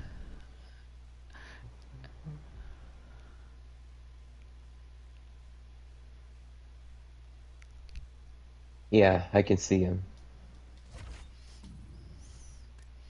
And now it's time for body composition, or in more than one sense. Okay. So let's see. I'm just going to test to see which one best fits her. Okay. All right, so body 1, not bad. And then body 2 is kind of a bit more skinny. Which is the current body she has. And then body 3 is a bit more thick and muscular. And then 4 is just plain thick, and she's got a it looks like Let's go with body 1. Body 1. All right. Oh yeah, she's a little bit more top heavy, but still muscular, but not so wide to where she couldn't fit through a door. But now we get to the next part. We get to the skin tone. and it goes from 1 to 5 or 1 to 10, excuse me, with 1 being the lightest, 10 being the darkest. So right now she's at 5.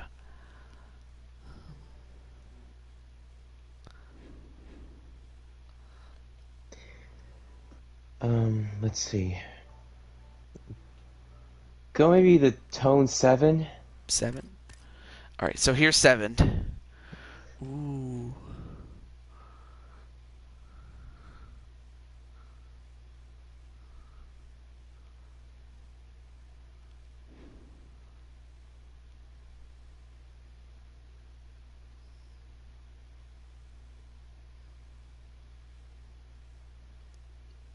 Any thoughts on that?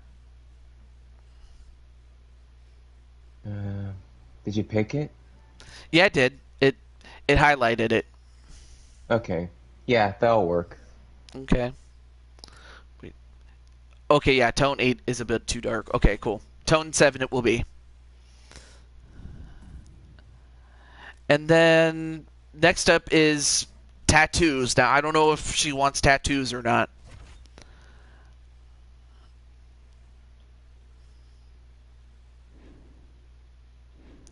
But yeah, you can put them on your head and your body and your arms and your legs.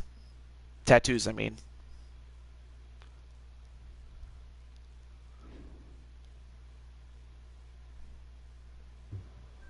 Hang on.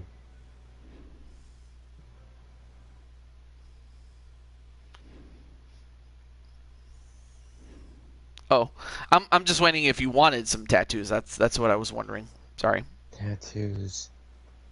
Nah, I think I'm good. Okay. Well, you could always change your mind in case you're like, oh yeah, let's get a new tattoo for like on your left arm or something like that down the line. All right. But we'll leave it be. Oh, now this is my personal favorite, the clothing. So let's see. You have accessories that you can put on, like you could put on a little hat, although that kind of would defeat the purpose of having that side hair, so probably not. Although you could wear a cowboy hat, but then again it would also defeat the purpose of having that side hair. Like wear it in the middle of a match? Yes, you could actually wear it in the middle of a match. That's the only... It sucks, though, that it doesn't work the way that, say, 2K does, where you can set it for an entrance, but then you would be able to take it off during fights. So it's really weird like that. I don't know why it does that. Yeah. Let's not go with it. It looks kind of goofy. And same thing with masks and or having chains or something like that. And by chains, I mean you like a gold chain around your neck. All right. Next up is, well, now this you have to have, and that's a top, because, I mean, come on, we're trying to keep it PG, bro. So there's a couple of options. Oh, I went too fast there. My bad. So you have short sleeve, long sleeve, and then as well as miscellaneous tops, UFC garb, and then tank bras, where you just simply wear a bra, or Liliana does. Excuse me. Is there anything purple? Which one? Short sleeve, long sleeve, or? The tank bra looks pretty good.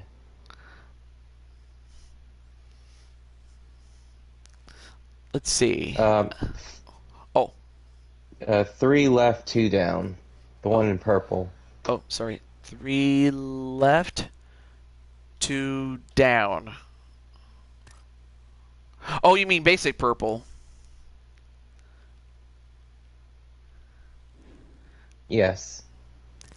And then there's also one with the purple icons where she has a little bit of gold around it, but either one's fun. Either one's good.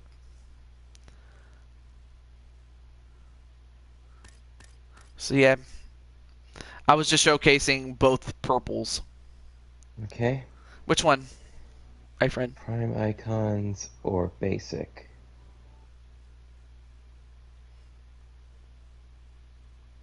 Well, let's go with basic. Basic it is. All right. Okay. And then next are bottoms, and like before, you gotta pick something here. So compression is like, you know, the long tights that you see wrestlers wear all the time. Mm-hmm. Then you have your board shorts, which is exactly what you think they are. They're shorts. And then valetudo is these really short, or I don't want to say really short, but they're short shorts that hug your legs. Mm-hmm. And then Muay Thai is actually a combination of the last two, where they look like board shorts, but inside they hug your legs. And then Gladiator, it looks like you are competing in a gladiator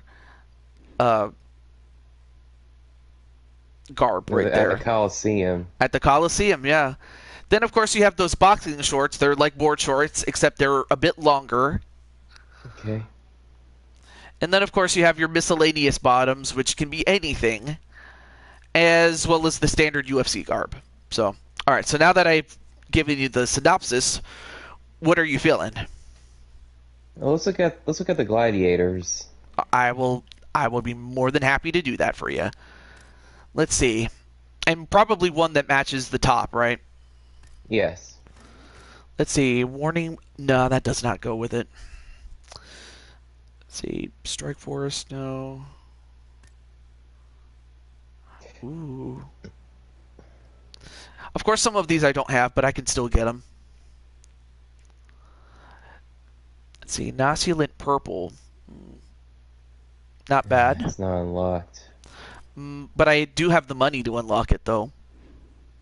Okay, let's keep looking. Okay. Well, but if you want it, I can still unlock it, by the way. Of course.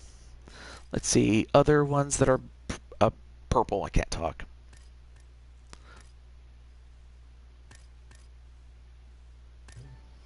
Splatter. No, not that one.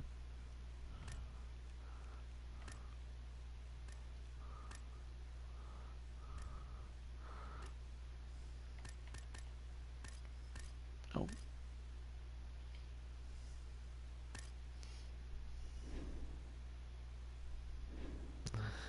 Pink, not bad, but I don't think pink is her color. Ooh. And then there's this one. I know that black is her secondary color, right? Yes, usually. All right. All right. I'll keep this at the back of my mind. Hey. Okay, well that's actually about it for purple, but there's still more other options though. Let's scroll back up to Noctilucent Purple. Noctilucent Purple. All right, I can get it. I can unlock it, and plus other people can then use it for their characters too in the future. All right, I'll let you look at it. What do you think? Looks good. All right, now let's get the gloves. Let's see. I do have basic purple, and then I do have damask purple. I'll let you look at that. There's a couple of other purple ones too.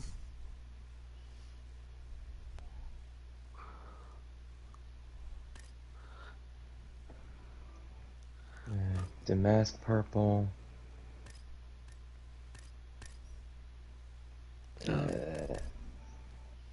No, not that one. Damask purple looks good. Damask purple? Alright. I'm just gonna check to see if there's anything that otherwise matches Lily's top or bottom or something. In case I overlooked it. No.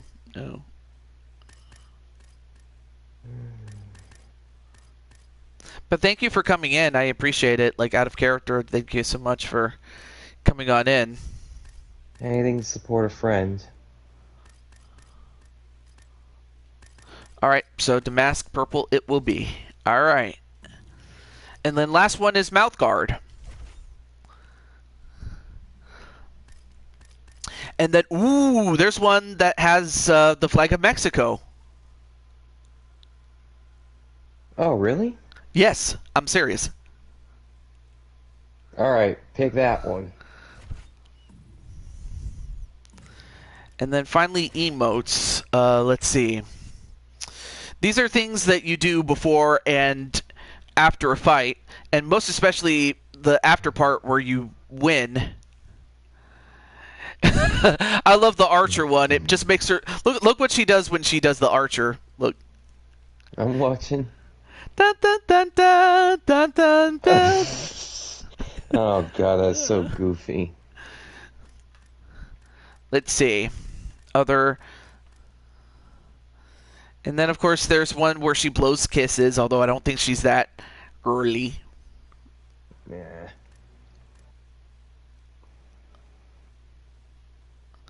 And then, and then there's one where she's doing some little dance.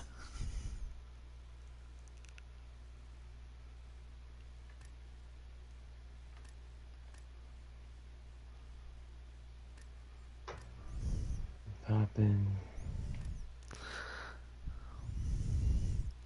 Let's see. Oh, I could totally see Lily doing this, doing a little small clap as if to say, "Oh yeah, congratulations, you're about to get your butt handed to you."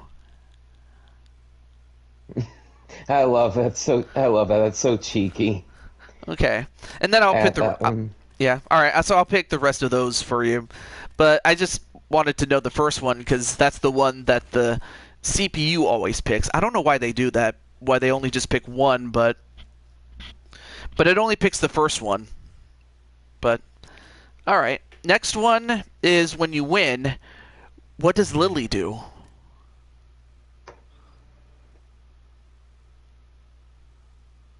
Let's see. Pitbull looks good. Oh, post fight. Yeah. Air guitar. Arrogant. I love that one. All right, I'll keep that in the back of my mind. But there was one where, oh my gosh, there's this one where she does this dance, and not just any kind of dance. No, not that one. Oh yeah, this one right here. I'll let you look.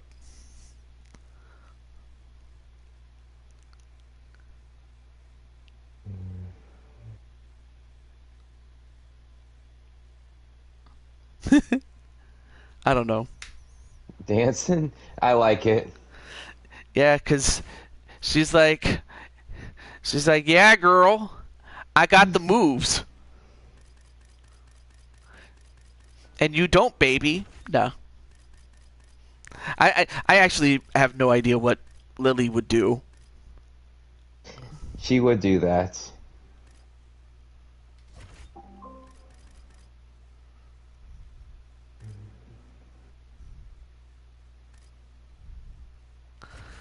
Okay. And then one last one, and oh my gosh, you're really gonna laugh when I give you not give you, but rather give your character one of these. What Lily probably would do. Kiss your fist? No. The taunts.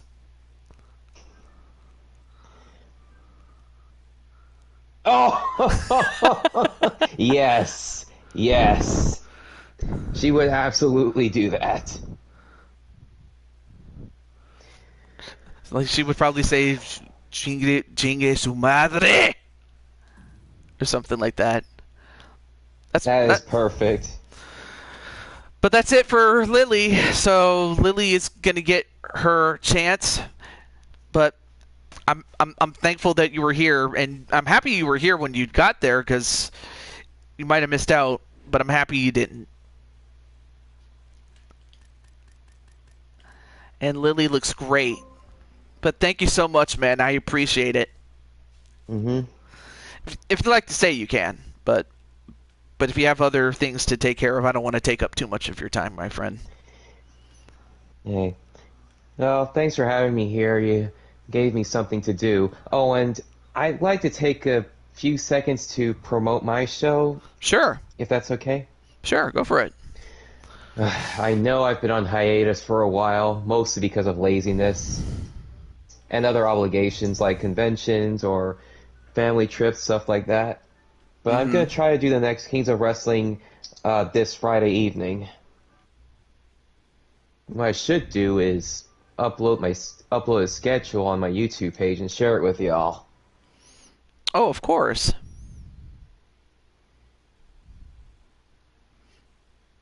No, absolutely, you can do that.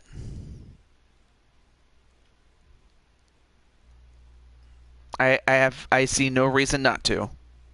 Okay, thank you. Okay. And let's see who's in the chat right now.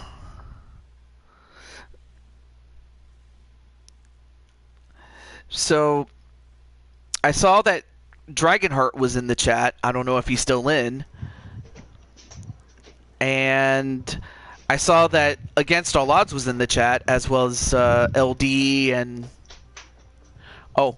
And then Captain Danger in the chat says, Arkham used the community thing to update your fans. What? He means the community posting on YouTube. Oh yeah, you can do that. On your YouTube channel, okay. Yeah, I've been kind of lazy with that recently. But thanks for the advice. Not a problem, well, man. I'm gonna return to playing Fire Emblem, but I'll have you on in the background. Aw. Not a problem. Thanks for having me, TJ. Oh, pleasure's all mine. Alright, guys. Well, have a great night, and I will see you this Friday evening. Friday evening, okay. And there he is. There he goes. So, all right. So, let's see. I said all right. So I had Dragonheart. I had Taipon's owner. Odds. LD was in the chat, and then I saw Spike Ryan was also in the chat, as was Carmelita Fox. So those were the last two people that I remember being in the chat. So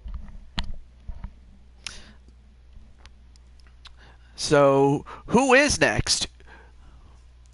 Who does not already have a character, that is. Okay, so Spike Ryan is still in.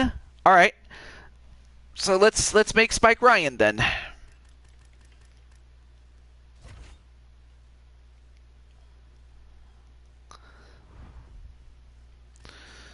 All right, so we'll start with okay, so obviously you're a dude. I don't have to ask which character you're going to be.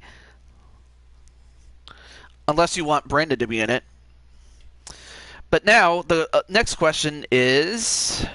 Let me clear Spike Ryan from the wait list to...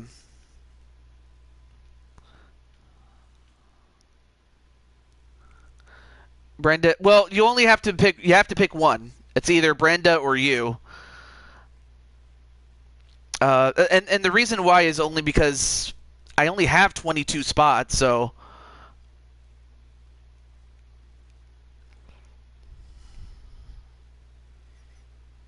Wait, Brenda? Oh, okay. But just know that it's her and not you, so Brenda.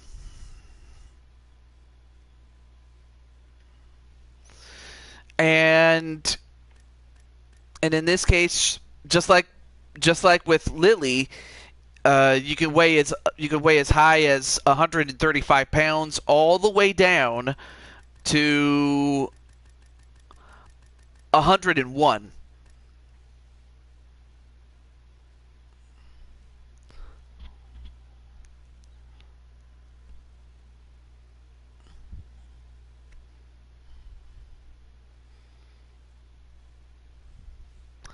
But yeah, what's the weight, man?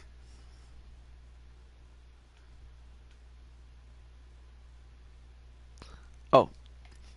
Alright, so that'll mean she'll be a bantamweight too. And then how tall is she?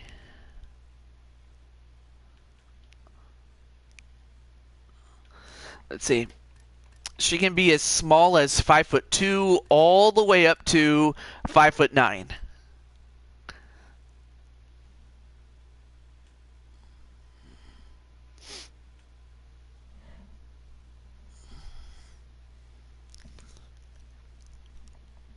5'8". Okay, 5'8". All right. Well, let me put Brenda.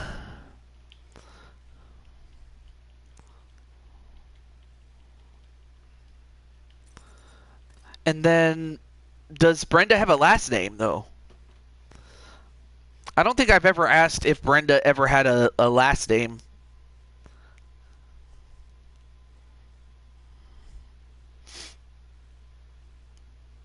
She doesn't? Well, we might have to come up with a new name then.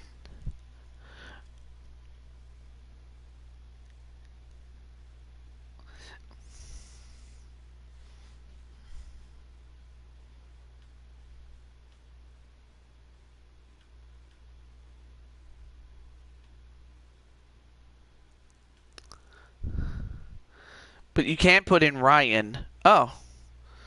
Let's see if let me see if Ryan is a last name that's available. I don't know if it is, but we'll see. Let's see, Russo, Rousey, Rothwell, Rossi. But I don't see Ryan though. Rogers, Robinson, Roberts, Robert, Rivera, Richard, Renault, Reese, Reed, Rawlings, Ramirez.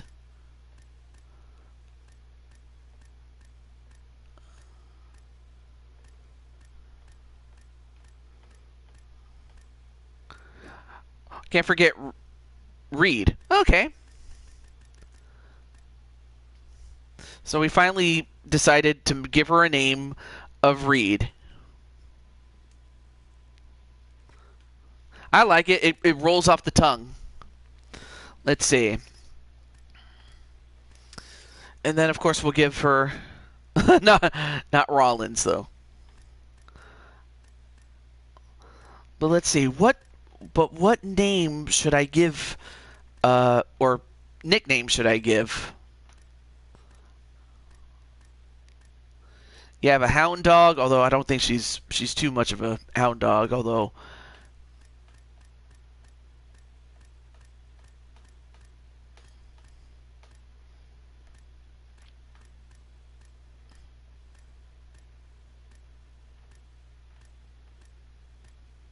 The Chosen One, I don't know, maybe.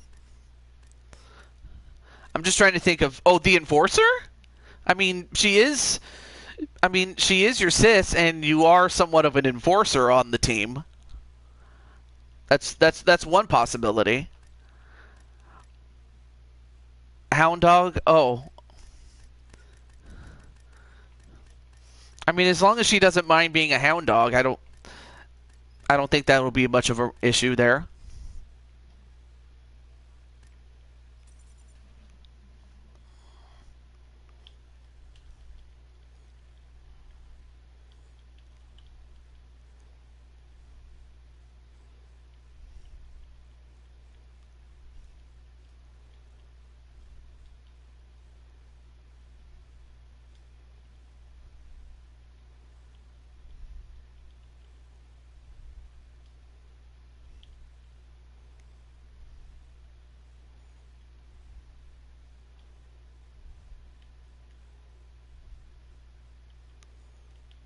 Yeah, I'll just go with that. I don't know how old Brenda really is, but the 1989 number was just based off of Taylor Swift's album of the same name. I was just trying to go with some random numbers rather than put the Reed name in there. But now it's time for the hometown. So where does Brenda come from? She's 2 years older than you. Oh. So it should be 87. Oh, shoot.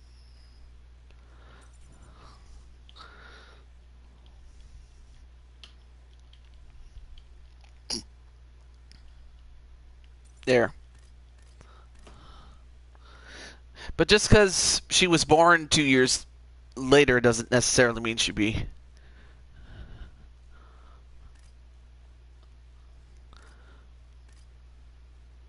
Virginia Beach? Let's see. I think it's up there. Let's see. Virginia Beach. Virginia Beach. That's interesting. That doesn't... That's interesting. That Virginia Beach is not up there. Wait, what about Richmond? Let me see if there's another. Yeah, Richmond, Virginia is there. Okay, so Virginia Beach isn't there, but Richmond, Virginia is. All right, we'll just say that you're coming from Richmond, Virginia. All right, and now how old is Brenda the character?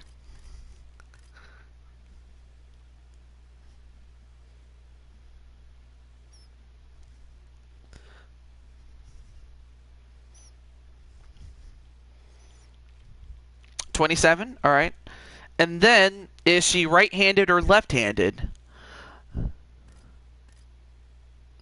Or you're... Oh, okay, so she's 27. Okay. All right.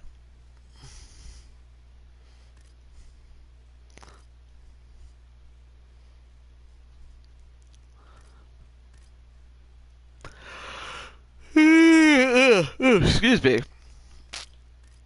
So yeah, right-handed or left-handed. That just simply means that does she attack more with her right hand or her left hand, as well as the corresponding feet.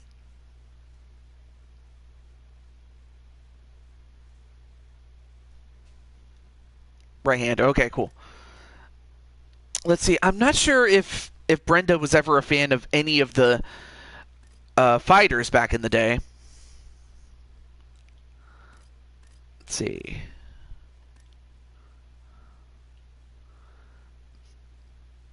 I'm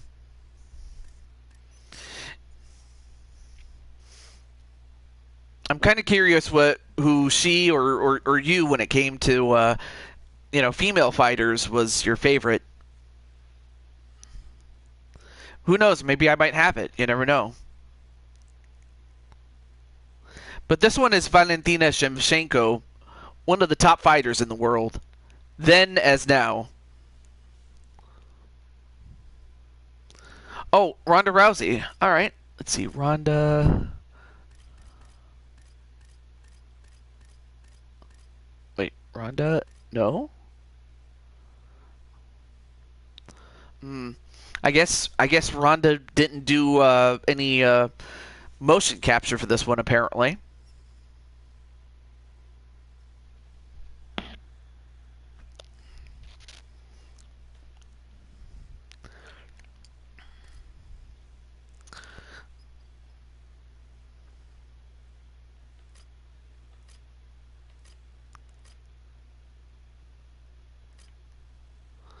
Oh, Paige Van Zandt? Yeah. Yeah, Paige. Oh, yeah. That works. I will do that one. And then the walkout music I'll skip because I always turn it off anyway, so it's not going to matter. All right, so for Brenda, there are 5 fighter types, and each fighter type has a subtype, but the main ones are kickboxer, boxer, balanced, wrestler, and jiu-jitsu. I'll just start over here so that way I don't have to go too far. So, which fighter type is Brenda's main type? Boxer. Okay. So boxer has 3 subtypes. You have a powerhouse. You have pressure. And you have the showboat.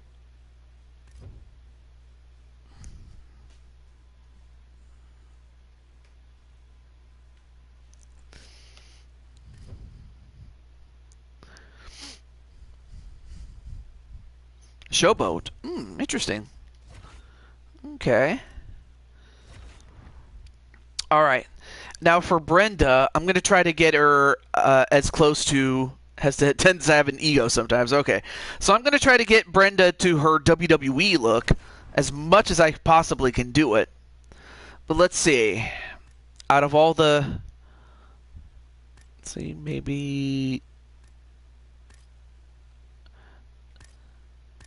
And also, whichever preset I choose, that's not necessarily going to be the one that we stick with. So, I guess we could start with this one, and we'll work our way. Now, from what I do remember, Brenda had short hair, but she had some bangs to it, if I remember. And if I remember her having some bangs, she would have something like this, which just so happens to be the same haircut that Liliana got. But let's see which other ones, though. Short hair with bangs. All right, so 39 is the top run, the top front runner, but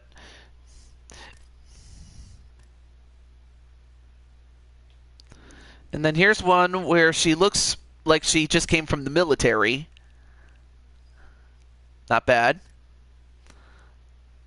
And then here's short hair, but it's a little bit messy.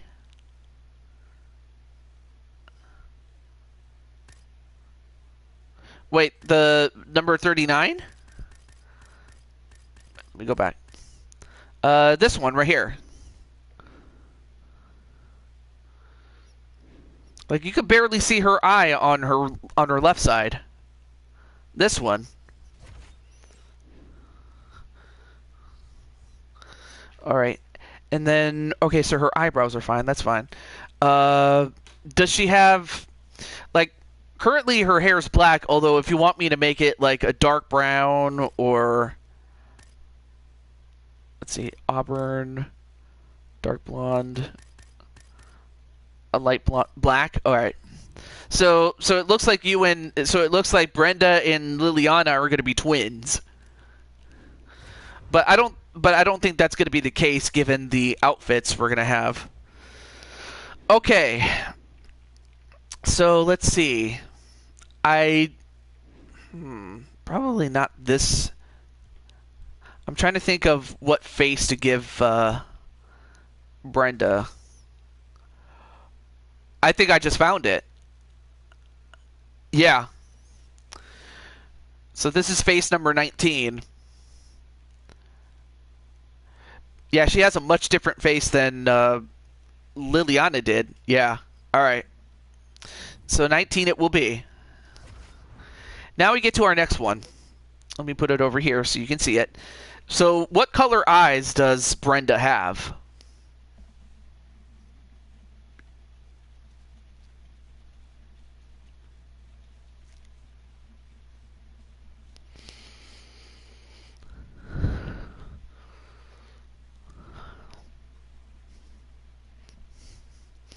So you have your browns, you have your blues, your hazels, dark hazel.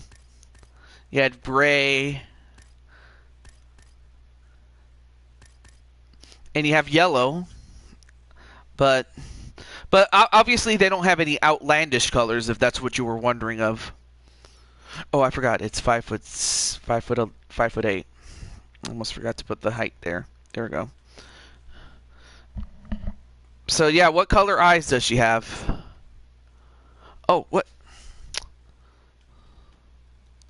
Oh, light blue.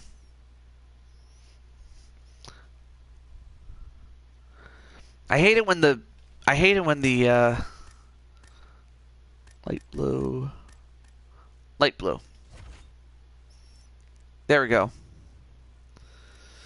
And then let's see, based on what I remember, okay, she is in good shape, but I don't think she's that muscular or this thick or very thick. Yeah, this one, yeah, this one's an obvious one. And then skin tone. Currently she's at number 4. But if you think she should be a little bit more lighter, 2? So this is what she looks like at skin tone number 2.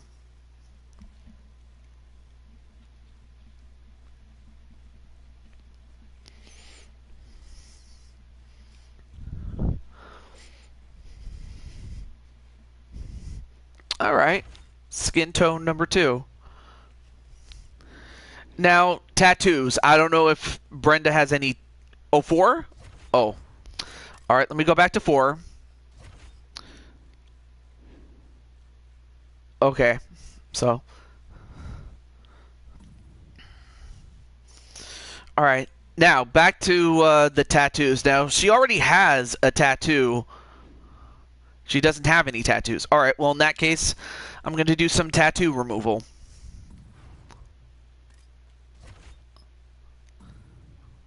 Obviously, I think she looks really good without the tattoos, if I'm being honest, but still. Now we get to clothing. Just as I was talking to Arkham, I would probably recommend against a hat since, well, for one, you can't even take it off during the fights, and I don't know about the face masks or like these type of masks or the luchador mask, unless you wanted one, or unless you wanted to cosplay as one of the Mortal Kombat ninjas. I would probably recommend against the accessories, so we'll probably skip that. Okay, so she doesn't have any mask or anything like that. Alright, cool. Okay, so next,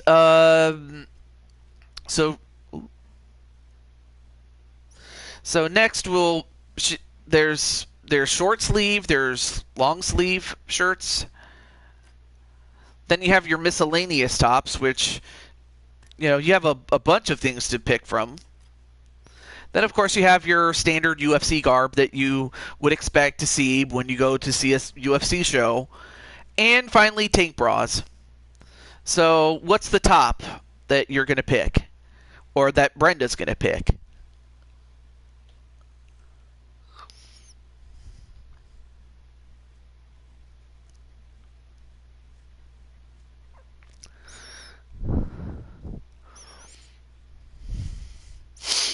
Excuse me.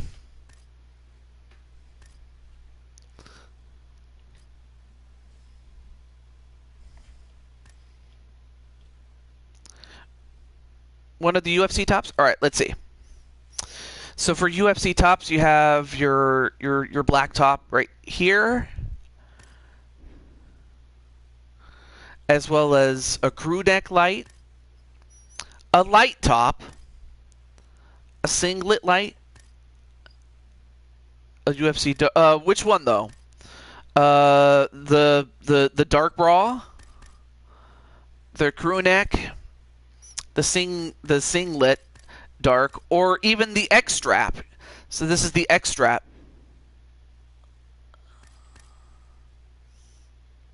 The first one? Alright. Alright, pretty standard. Not bad. And then you have more or less the same options, but now you have compression, which is, like I said, like wearing tights, board shorts, Vale Tudo, same as the last one, except they hug your legs. Muay Thai is kind of a combination of the two, where they look like board shorts, but inside they hug your legs, just like Vale Tudo. Or Gladiator.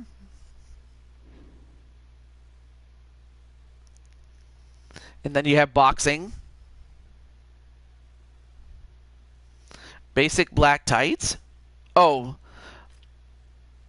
And as well as miscellaneous bottoms. As well as the UFC garb. But, alright, basic black tights. Let's see. Well, since black is definitely the Shield's color. Alright, so this one looks good. I like that one. Let's see, what other ones we have? Shackle. No, that's not good. I'm not picking that one. Definitely not picking that one. I'm just looking for other colors that... Oh.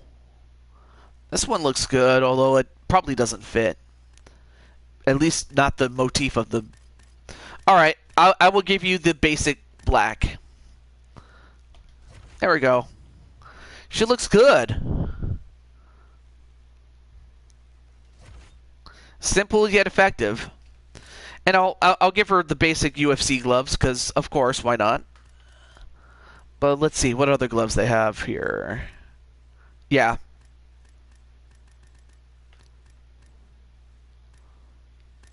Or you could just go with basic black for the gloves too. It's not a problem, but yeah, here's the UFC ones that they give you. So yeah, what gloves are we feeling?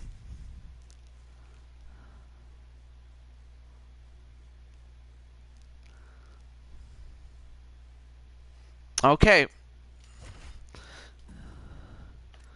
And finally, the mouth guard. They have a couple of different ones. You have a desert camo. You have one based in Canada. Ice. Ones that look like teeth. Shark teeth. Digi camo. I'm not sure about that one. Backyard. Or carbon. Ice. Okay, we'll go with ice then.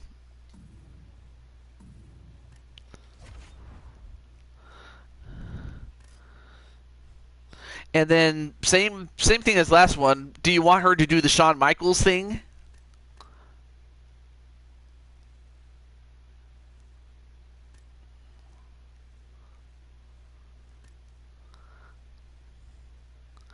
And then this one is like, just bring it. And then here she is doing a little dance. Oh, she was a big mic. All right, so I will put that in.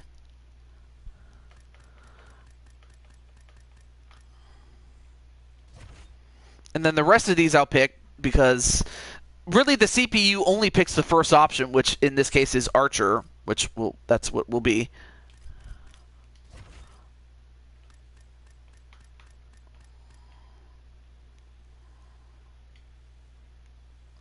Ooh, and then there's one where she shoots the gun. I'll put that in there.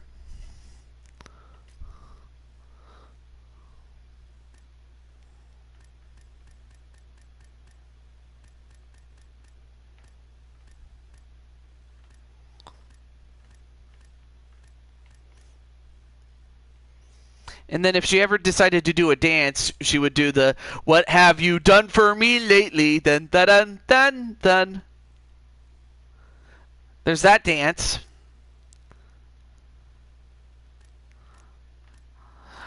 Or if instead, let's see, big things poppin'. Let me see, where's poppin'?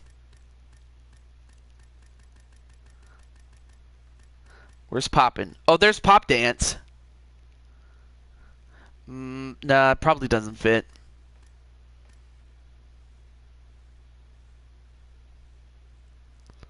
And that, ooh, oh yeah, that one definitely gives you vibes of the Undertaker. What do you think about that one? Cocky for sure.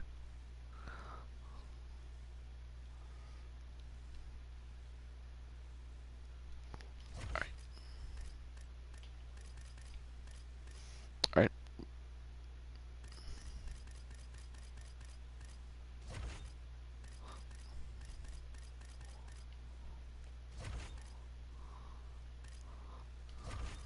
All right.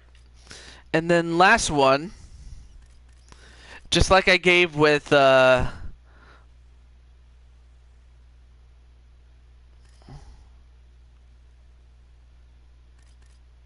wait, what's this one?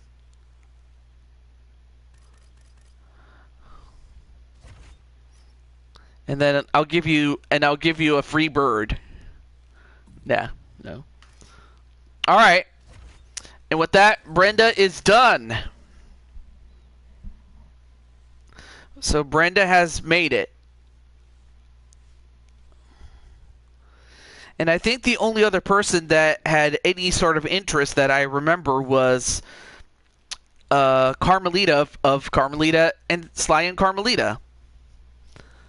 So here's Brenda. Wait, that's not Brenda. What?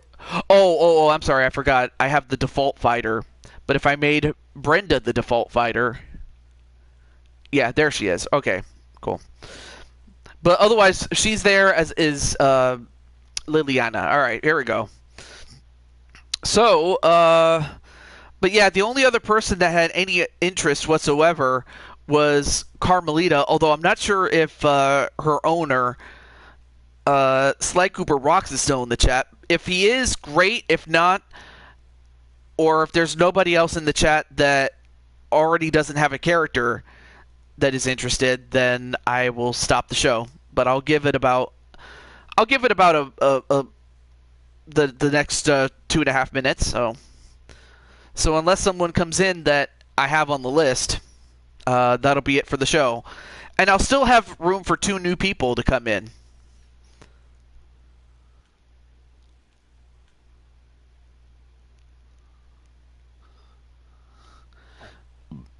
We'll change it up to what exactly?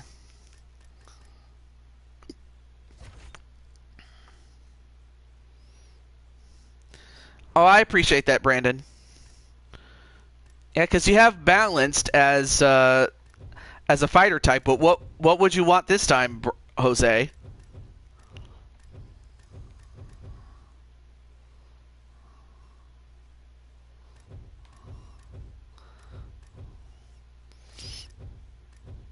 I mean, are you trying to submit your opponents, or are you trying to knock them out?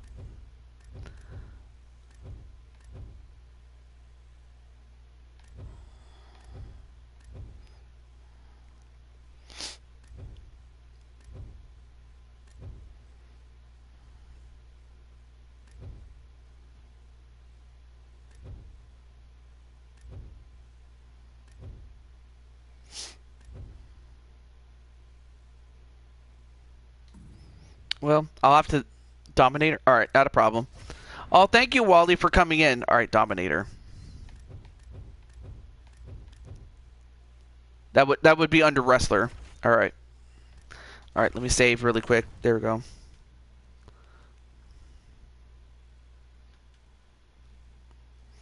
There we go. Alright, I'll give it about a little more than 30 seconds. If not, that will do it for the show. But like I said, I'll have 2 spots open for any newcomers or anybody who previously had a spot can get it back.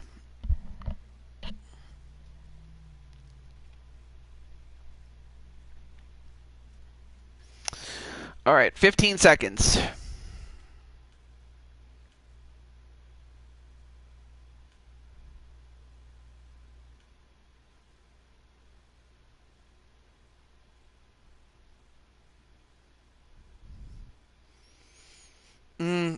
Yeah, sometimes that could be the case, but what can I say?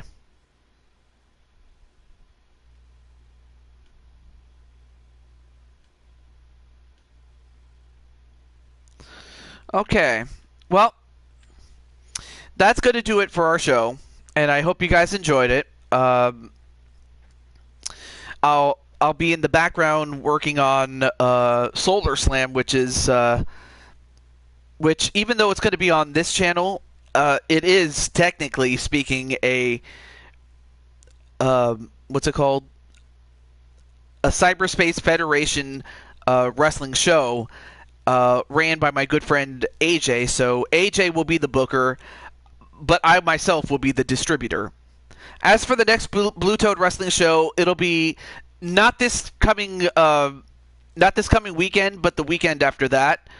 Again, we're going to give that a break. So, but of course, in its place will be Cyberspace Federation, as well as another episode or a super show on UFC 4, lest plans change. But until then, this is the Blue Toad, Deju22, signing off, saying goodbye. Have a good night. Do take care of one another. And just as important, I got to get something to eat because I am hungry. So I will take care of that. And do stay safe, my friends.